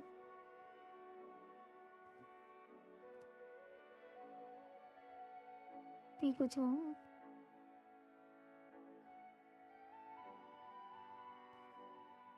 Or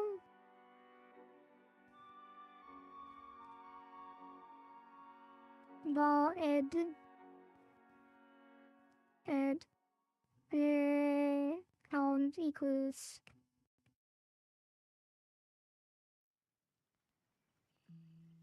one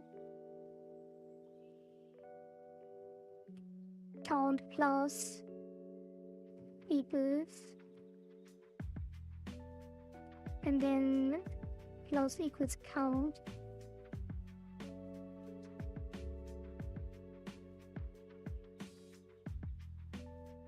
Add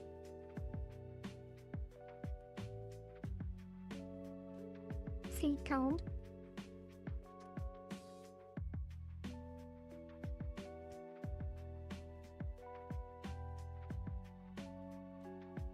Reward amount, there we go.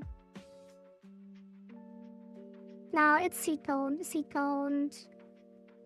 and then seed count.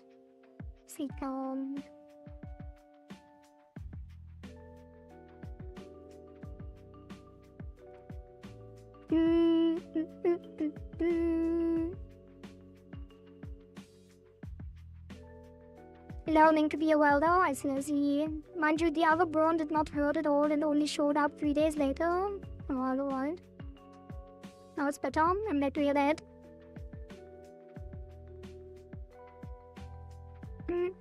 So reward name ends with seed. We set a seed count to 1. Let's say rewarded. No, it's fine. Seed count to 1, and then if there are already seeds, we just add the current count. And it's equal. So we add the current count. Oops.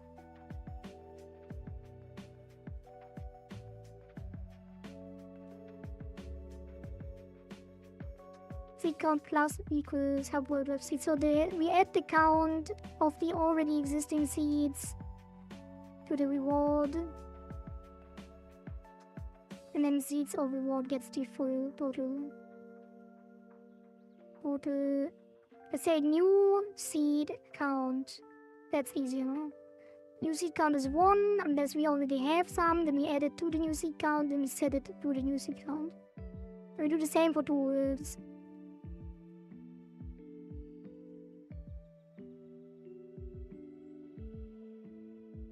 Reward name new tool count equals 1, and then if tools has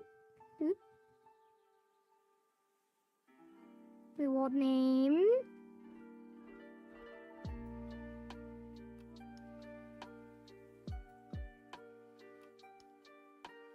we do new tool count equals tools new tool count, and then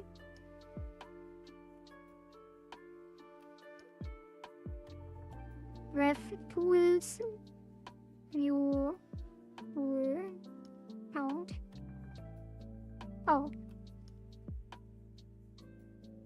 Plus equals. So new tool count plus equals old tool count, and then set it to the new tool count.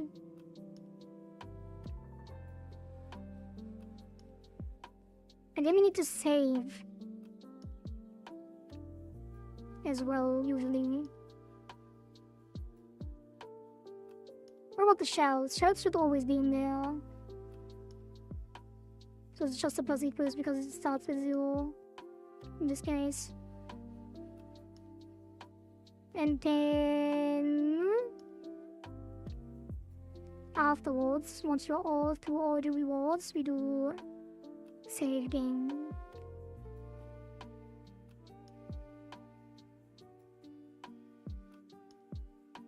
I think. Because every time we add like stuff to something, we save, I think.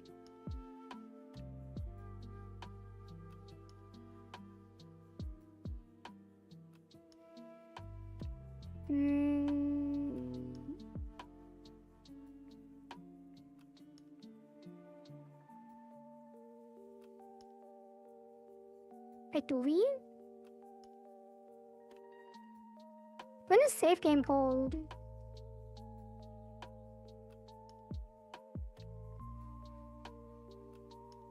On select button press. What is that? Shop item. Hub world. Gameplay. Game ended. And on apply harvest modifiers. So the stay gone even if you crash the game.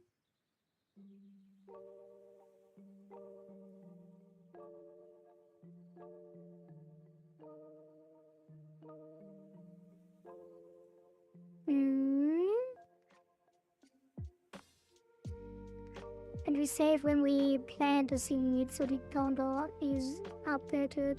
That one I don't quite understand. We apply the harvest modifier when the game starts.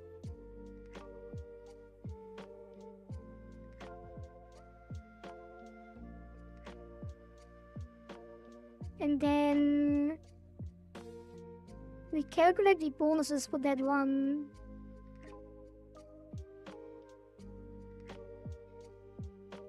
Clear the active harvest modifiers and save the game.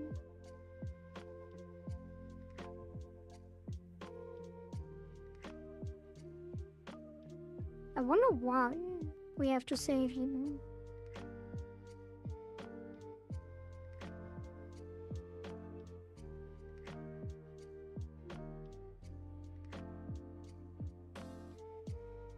Oh, I think it's because you would be able to stack them if you just close the game.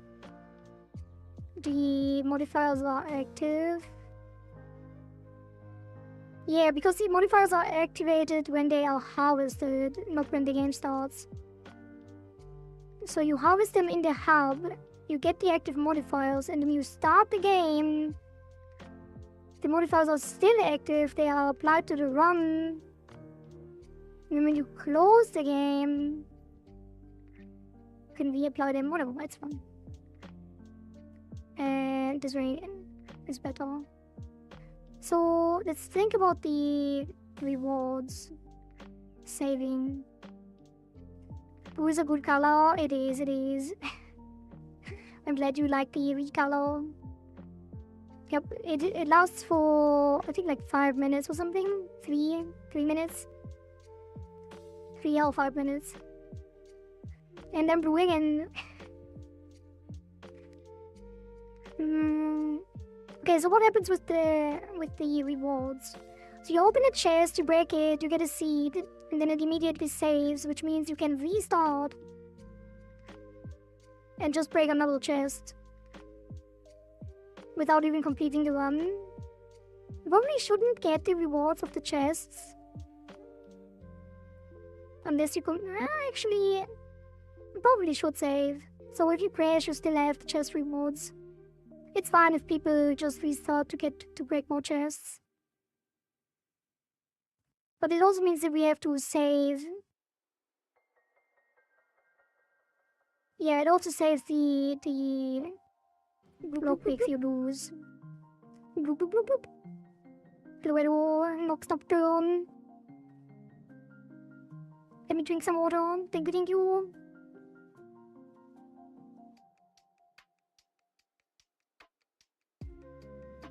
Is blue your second favorite color? I don't know. Actually, the main reason I did the blue was because the initial design of this model was actually blue. I changed it to red because the old model was red. And then I thought, why not make an alternate color, because I really liked the blue, how it looked initially. And we might make another color, purple, maybe, or green. Probably not. Actually, green. Yeah, green could work. Actually. Might make a green one as well. But I don't think I'll make more recolors. Blue is fine. I like blue. I wouldn't say blue or red are my favorite. I wouldn't even say red is my favorite color. Blue, not really. Maybe turquoise. Like cyan. Or something. I like blue more, especially this hue. Yeah, it's a really nice hue of blue. I do agree on that. Cyan and turquoise is my favorite. Ooh. It is a nice color. If green, why not purple? Why not yellow? Screw it, make it RGB. So unfortunately, it's not that easy. Well, it is kind of easy, but it also bloats the model file a lot, because you have to duplicate the nails.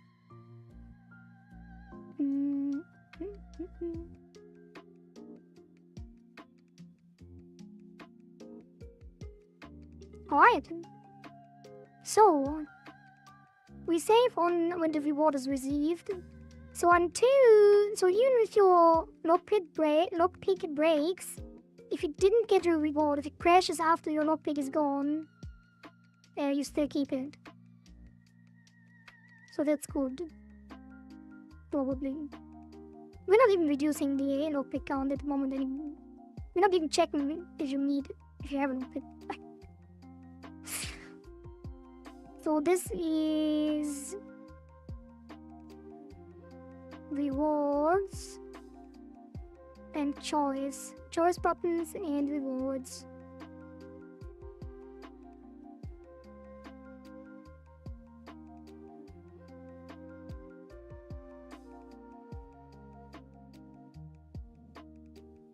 Okay, another commit, another thing off the list.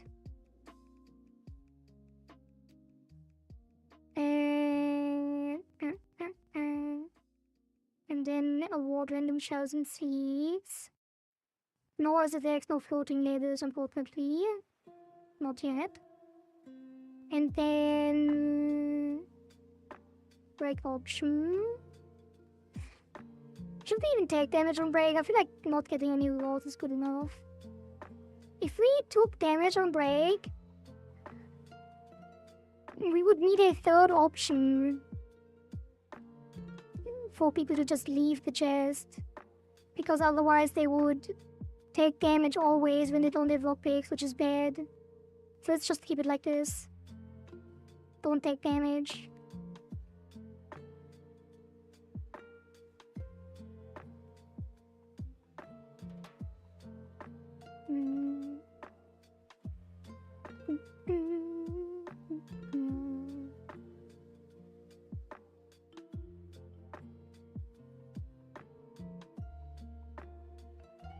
So now we need to remove the lockpicks. Why is that not on the list?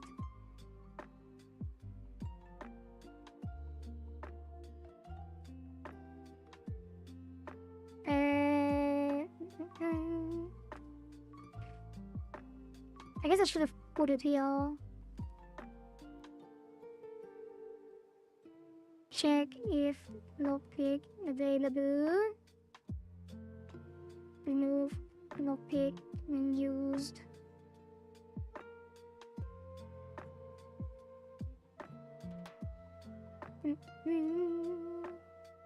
So once the treasure chest is open,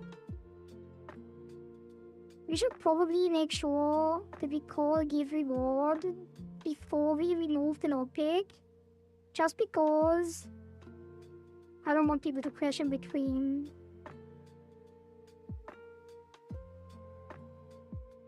Like, I don't want to remove the lockpick and then have calls in between that might crash the game.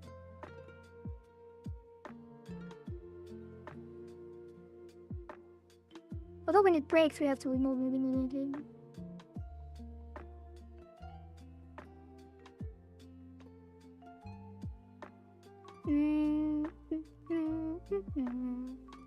So on there is a lockpick broken, lockpick break hook.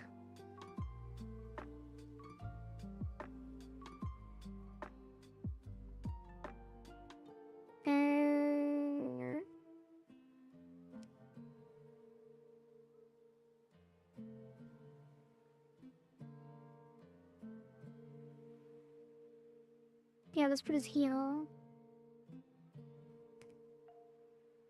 Oh, let's put it after the sound.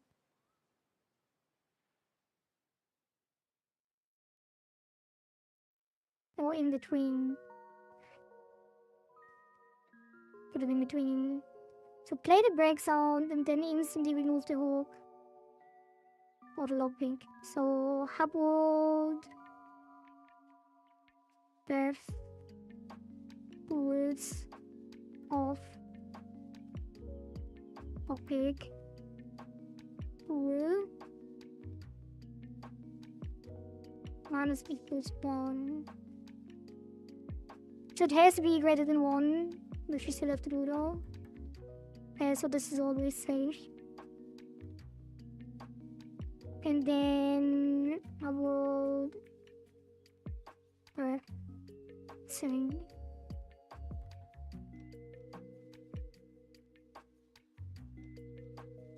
Break restart. I guess it would be an animation later. That does make sense.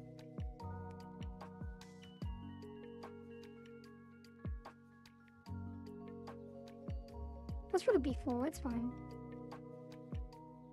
And then we do the same when we give the reward.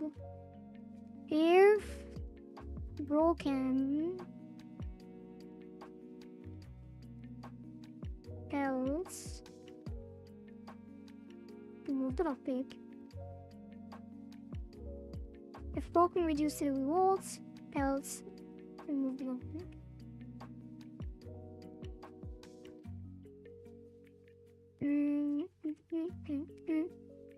For iron reward count, reward name, get random. Oh, that should be fine. And let me check if you have a lockpick before you can give the option. Which is the choice menu.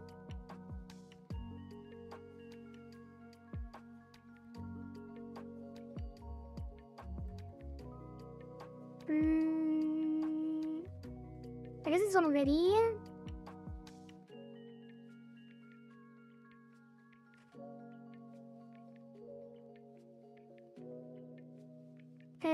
Hook height, sprite origin,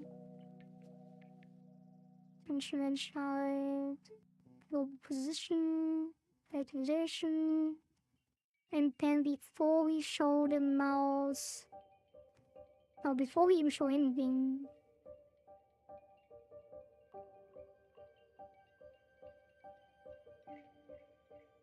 I guess nothing is showing you. Size divided by 2. Oh, before, yeah, let's do before it moves into position. So this will be the button, break button.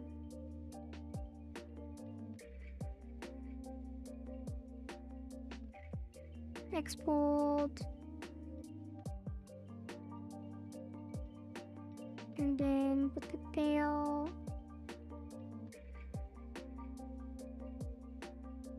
Break button. And then... Wait, not the break button, the lockpick button. Let's just add both, why not? Lockpick.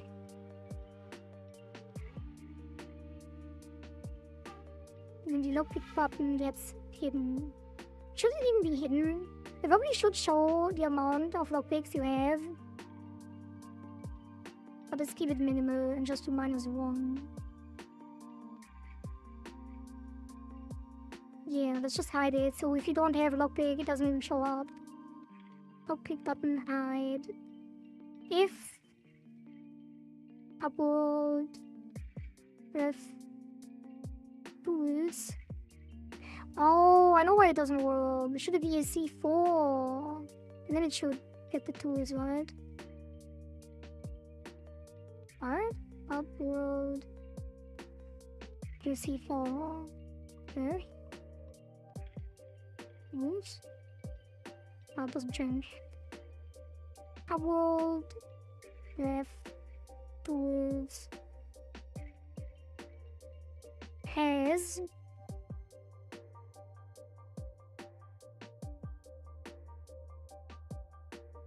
lockpick tool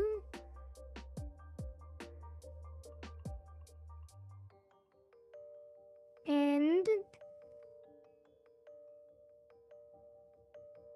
tools of lockpick tool larger 0.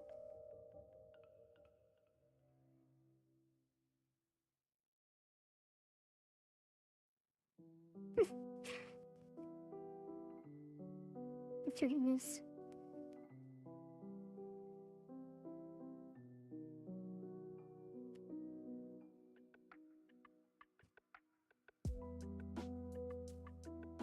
Is that how I did it usually? think we did it like a double space and then alarm back here. Probably not. Let's do if. Let's check for ifs and see where we do that. Oh, it's no line break, and then a line break with one space, and then another line break after. Eh. So if cool, one space, line break after. Yeah, that looks a lot better, I think. And then same spacing. Alright. That should be check and then more. Let's test it.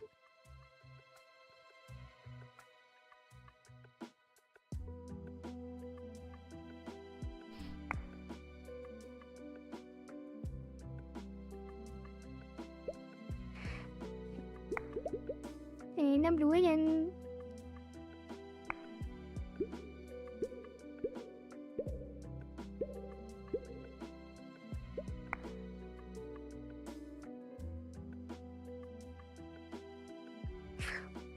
Almost broke it. And lockpick to internet access on base object dictionary.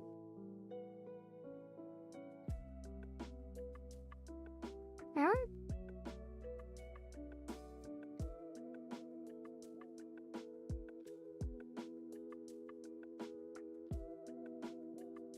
Oh, I don't check for has. Wait, what? I shouldn't be able to start if you don't have one. So it didn't work. Because you don't have lockpicks at the start. If left tool has lockpick. Or if not has. Or smaller items.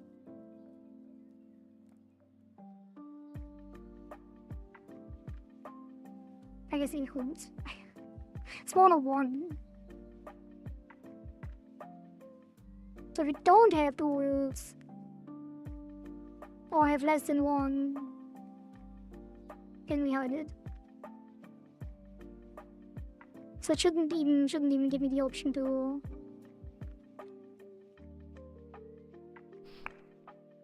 lockpick the first try. Can only break it, and we will break chests until we get a lockpick, and then we will use it.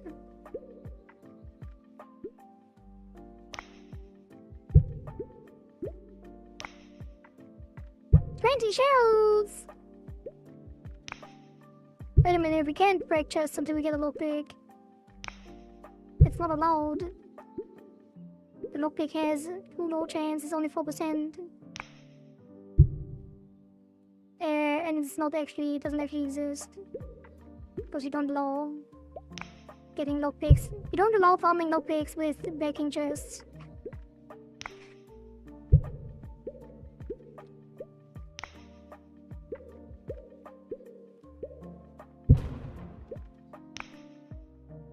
Okay, that's fine. And then we have 18 seeds. There's 0 lockpicks. Now we buy 1 lockpick. So 64, 18, 1.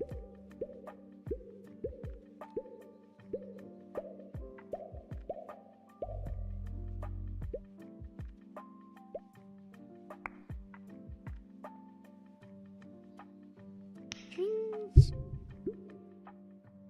10 shells. Wait, we got 1 heartseed, 1 hourglass. No, 1 heartseed, 2 hourglass, 50 and 10. So 60 shells. A heartseed and 2 hourglasses. And now we don't have lockpicks.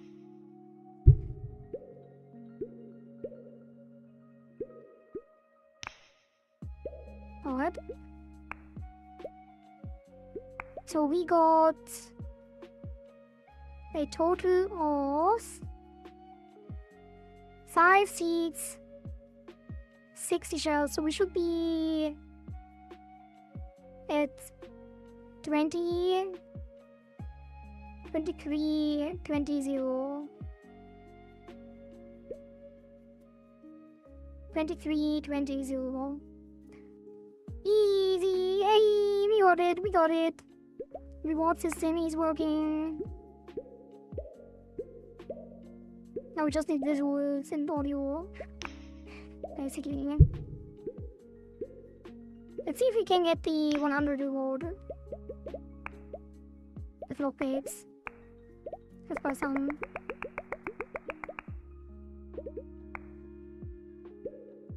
So it's a 4% chance per reward. So one chest has a 5 times.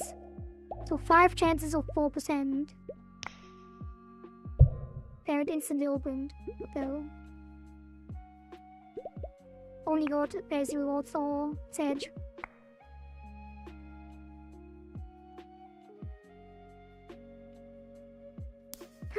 No, I broke it!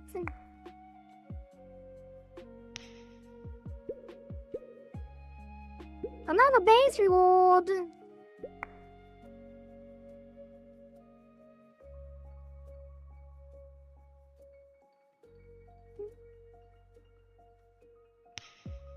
There we go. 20, 20 and 3 seeds.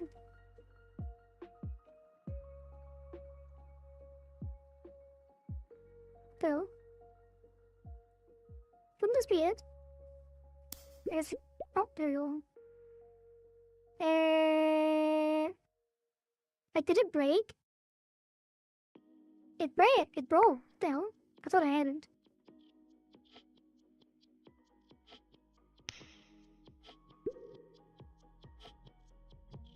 $40 shells and 2 seeds.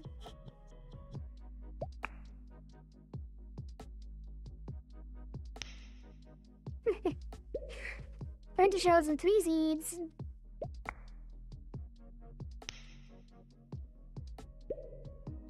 $50 shells and 2 seeds.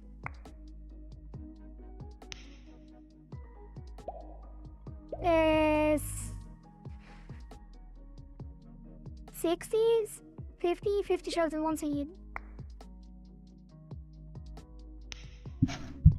Can you imagine a game that's being dead again? There it is! 100 shells. I'm gonna get a lockpick now. Give me a lockpick.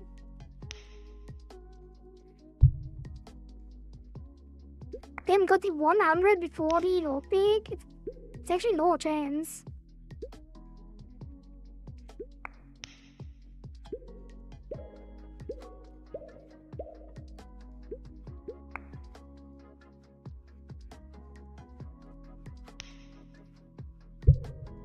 Three hourglasses.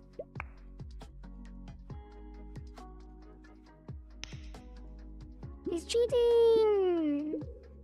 She's cheating!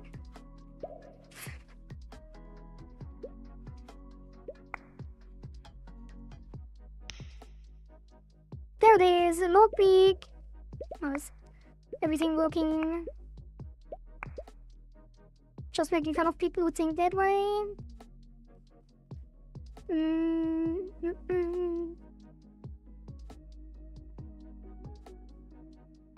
I mean, there's probably plenty of game developers that are really better at their own game.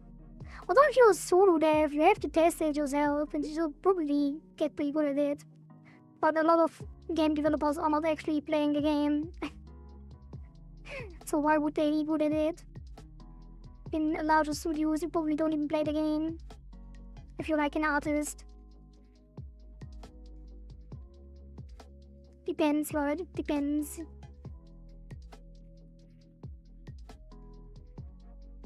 That's some more seeds.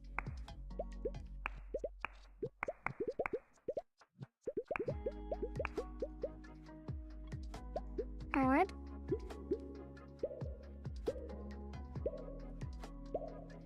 And it does increase the base. So what's the base damage now of the base cursor? 100. Wait, how can that be?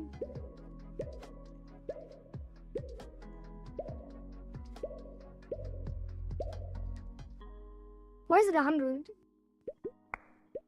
It is maxed. What is the base? Base score 10. Combo limit 20. No combo. So what's the base of the ice cursor then? 50!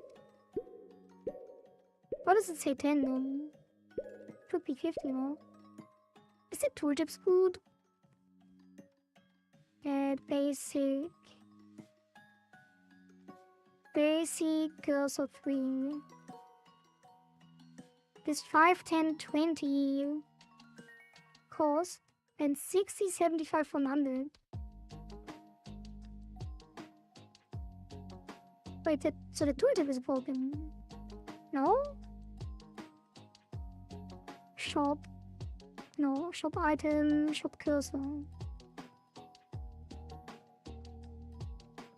Shop cursor, basic cursor.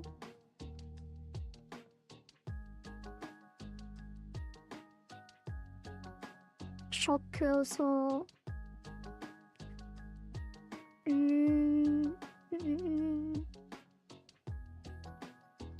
Cursor shop 4. Cursor shop 4 with the basic cursor. Cursor upgrade data 1. Do they all have a 1? Cursor upgrade data.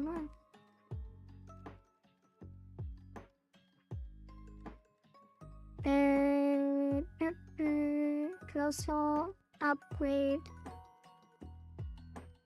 data. Where is it? This one. But it's the only one.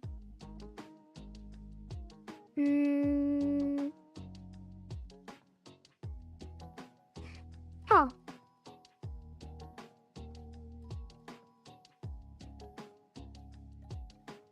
Where's the tooltip for that? Shop cursor, upgrade data, sprite price values. Tooltip. Update tooltip.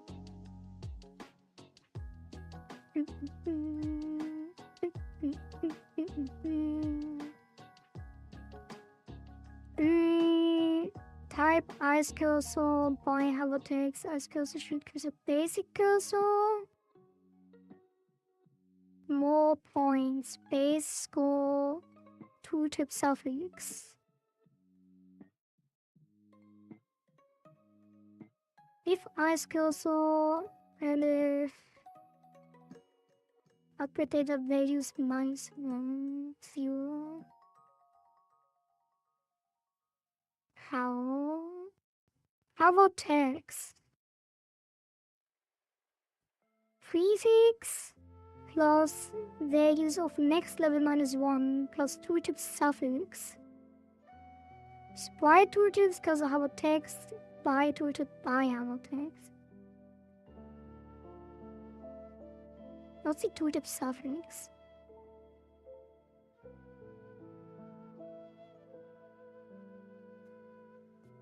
Not the correct thing to look at. Cursor text. Also upgrade data values of 0. Upgrade data values is the array in the upgrade data. What the hell? How can it be wrong then?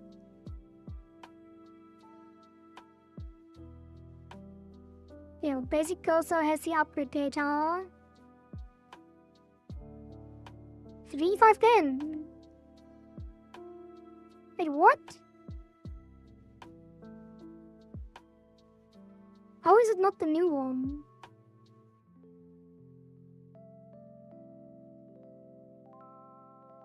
Did I actually not find him?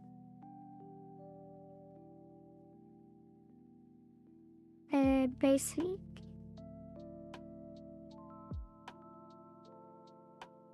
Why would it be?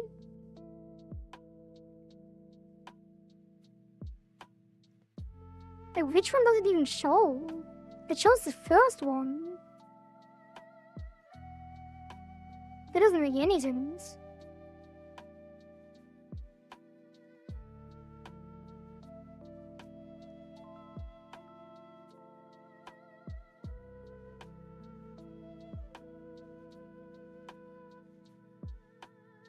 Oh, wait a minute. Cursor shop 3.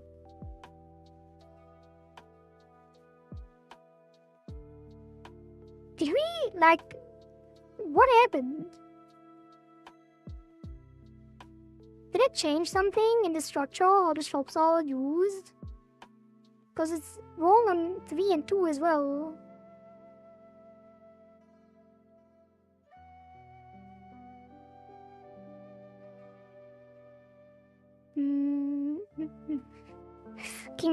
Keeping the blue alive.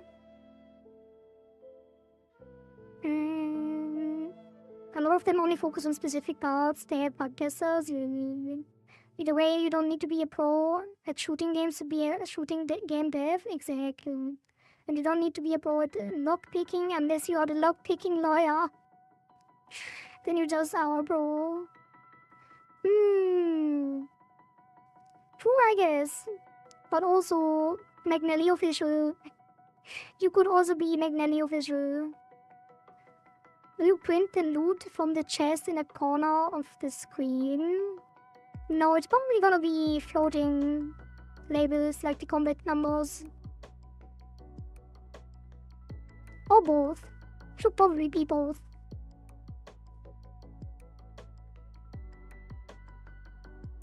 Maybe even a pop-up dialogue that shows it all. Like in those survival games to spike your dopamine.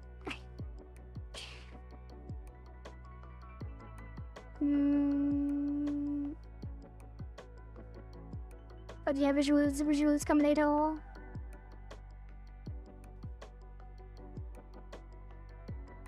So I feel like that should be...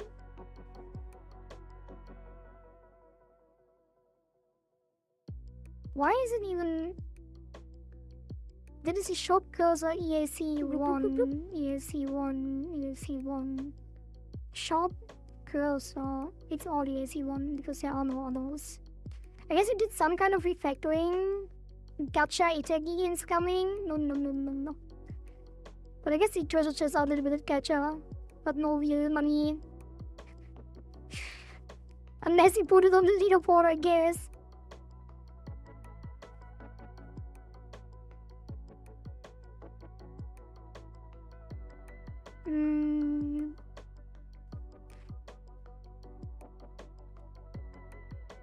Because I'm bound to the whims of chat and players.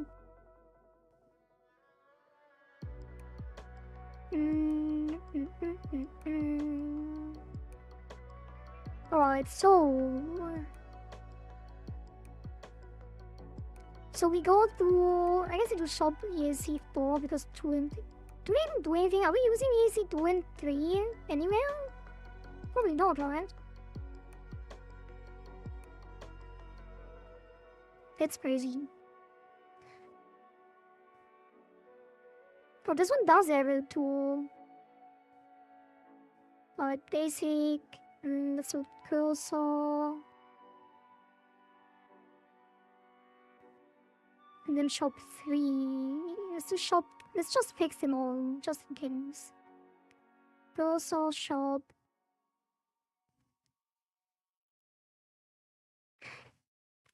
Cursor, shop 2.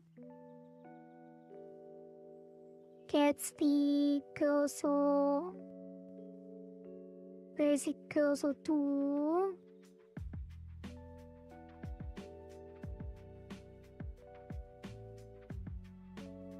Screen cursor 2. And shield cursor 2. And then shop 3. gets the basic cursor 3.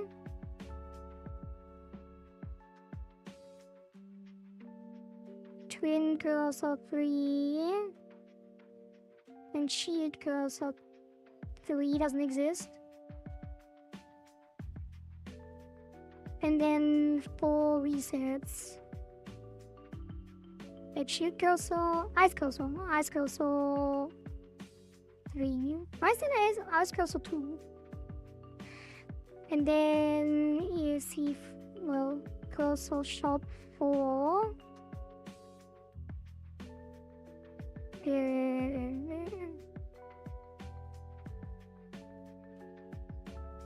Where is it? Yeah, cursor shop 4 just resets. Because there's no rebalance on the cursors yet.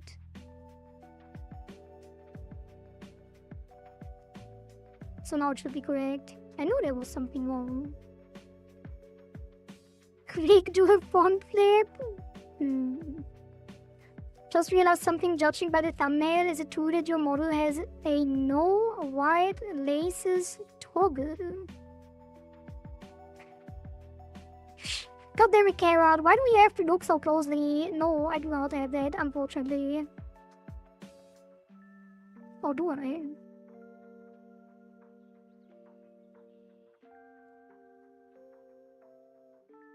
Who knows? I would check, but it takes too long to check because I haven't labeled things correctly. Flushy's talking about the shoes because my shoes have white laces, and in the thumbnail I don't have them. But I'm wearing different shoes in the thumbnail, so jokes on you.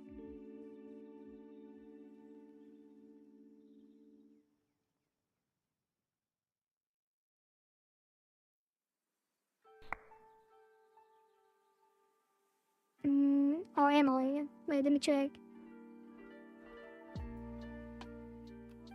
Where is my thumbnail? Yeah, I'm pretty sure I'm wearing red shoes in the thumbnail. Alright? Alright? Surely.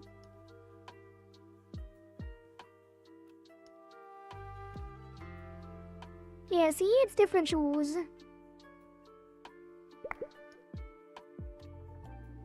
But no, I don't have a different shoe toggle.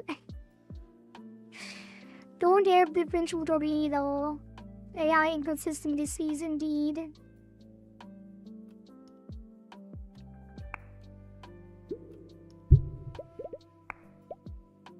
Okay. So now it is 50 on the other cursor. And now it should be correct on the total, which it is.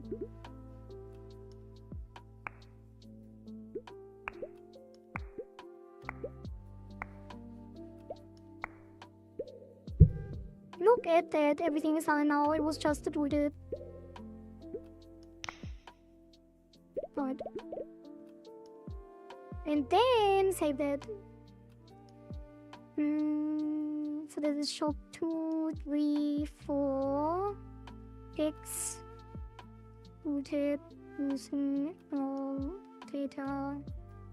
Also shop also tooltips using one data. And then what do you do here? That is the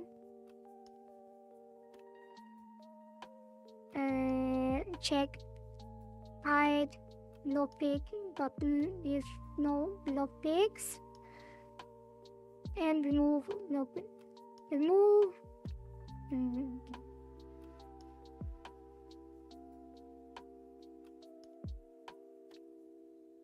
Yeah. Remove lockpick on break open and add option without lockpicks.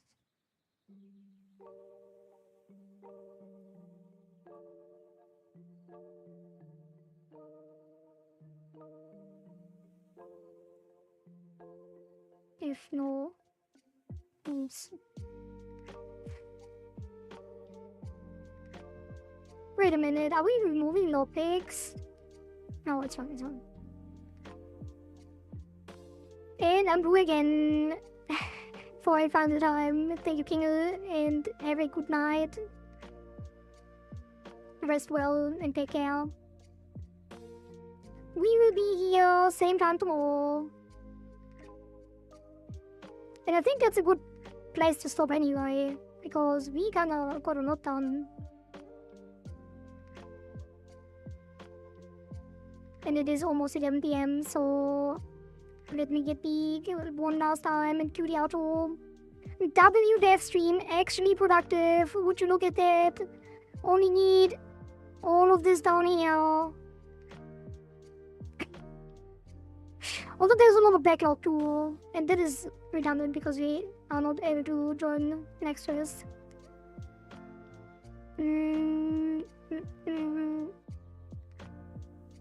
So that is the reward seeds and shells. Well, special seeds.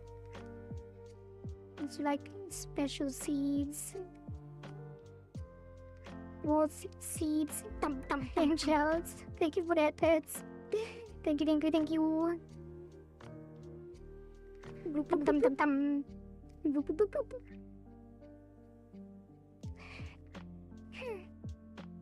Thank you, Alien, also for that, pets. Damn, I'm getting spoiled. Seeds and shells. And special seeds, question mark. And then lockpick chest rarity. Oh. We did think about putting like different types of lockpicks for different types of chests. But I think that's out of scope. That would be too much. There's way too much to do still. Positive reinforcements. Yeah, thank you. Appreciate it. Alright. I found 2 bugs as well that we need to fix. But did get a bunch done. Alright, so let me close this and go back to my room and go big, Kohari, and then be the outro.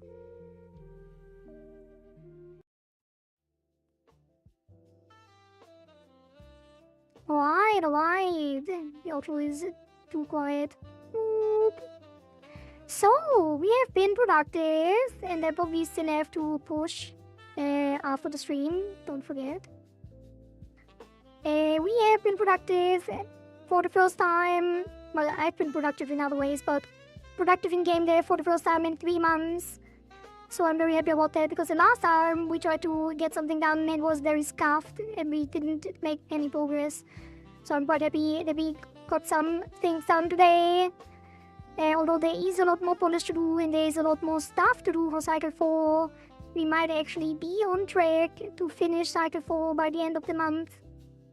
There are still, I don't know, like 5 dev streams. Might not be enough actually. I don't know if we finish by the end of the month. Probably not. But Cycle 4 is in progress still. Who needs ADHD meds? I actually got my meds. So I was medicated today, which is probably the reason. Either way, that has been the stream. And let's see if we can raid someone. Let's find someone to raid. And unfortunately, I did see earlier that Suika was live. I would have loved to raid her, but she's already offline again. So let's see. We do have another game dev that we have raided before, so that is probably a good choice. But let me see if there's someone new. Maybe some kind of VTuber game deving? I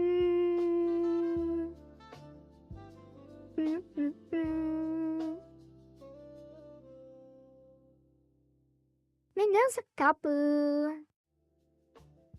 But I don't know. Any good doors? let me see. Can we find like go to dev? Maybe.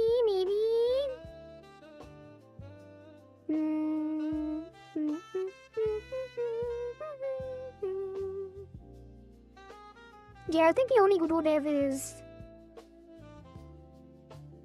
Oh, playtest launch day. What is that?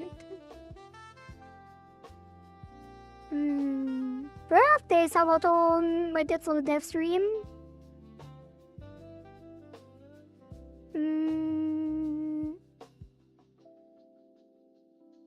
Yeah, I think we should go to our default digital idiot. He's cool and chill and has some cool stuff going on. So let's say hi to them. Let us say raid digital idiot. Do I write it correctly? Invalid. How did not write it correctly? Developing their birthday update? Wait, what? Really? It's also episode 299 on him. Alright, see you over there. I will hang out for a little bit. And thank you all for watching. Thank you all for being here. Thank you for keeping me company. And I will see you tomorrow for more game dev at the same time. 4 p.m. CET. You can find all of the timestamps and countdowns and the schedule on Discord. !Discord if you want to join, if you're not there in there yet. And also, I might post the schedule in the future on, like, pin it on Twitter or something. I don't know. Either way. See you. Bye.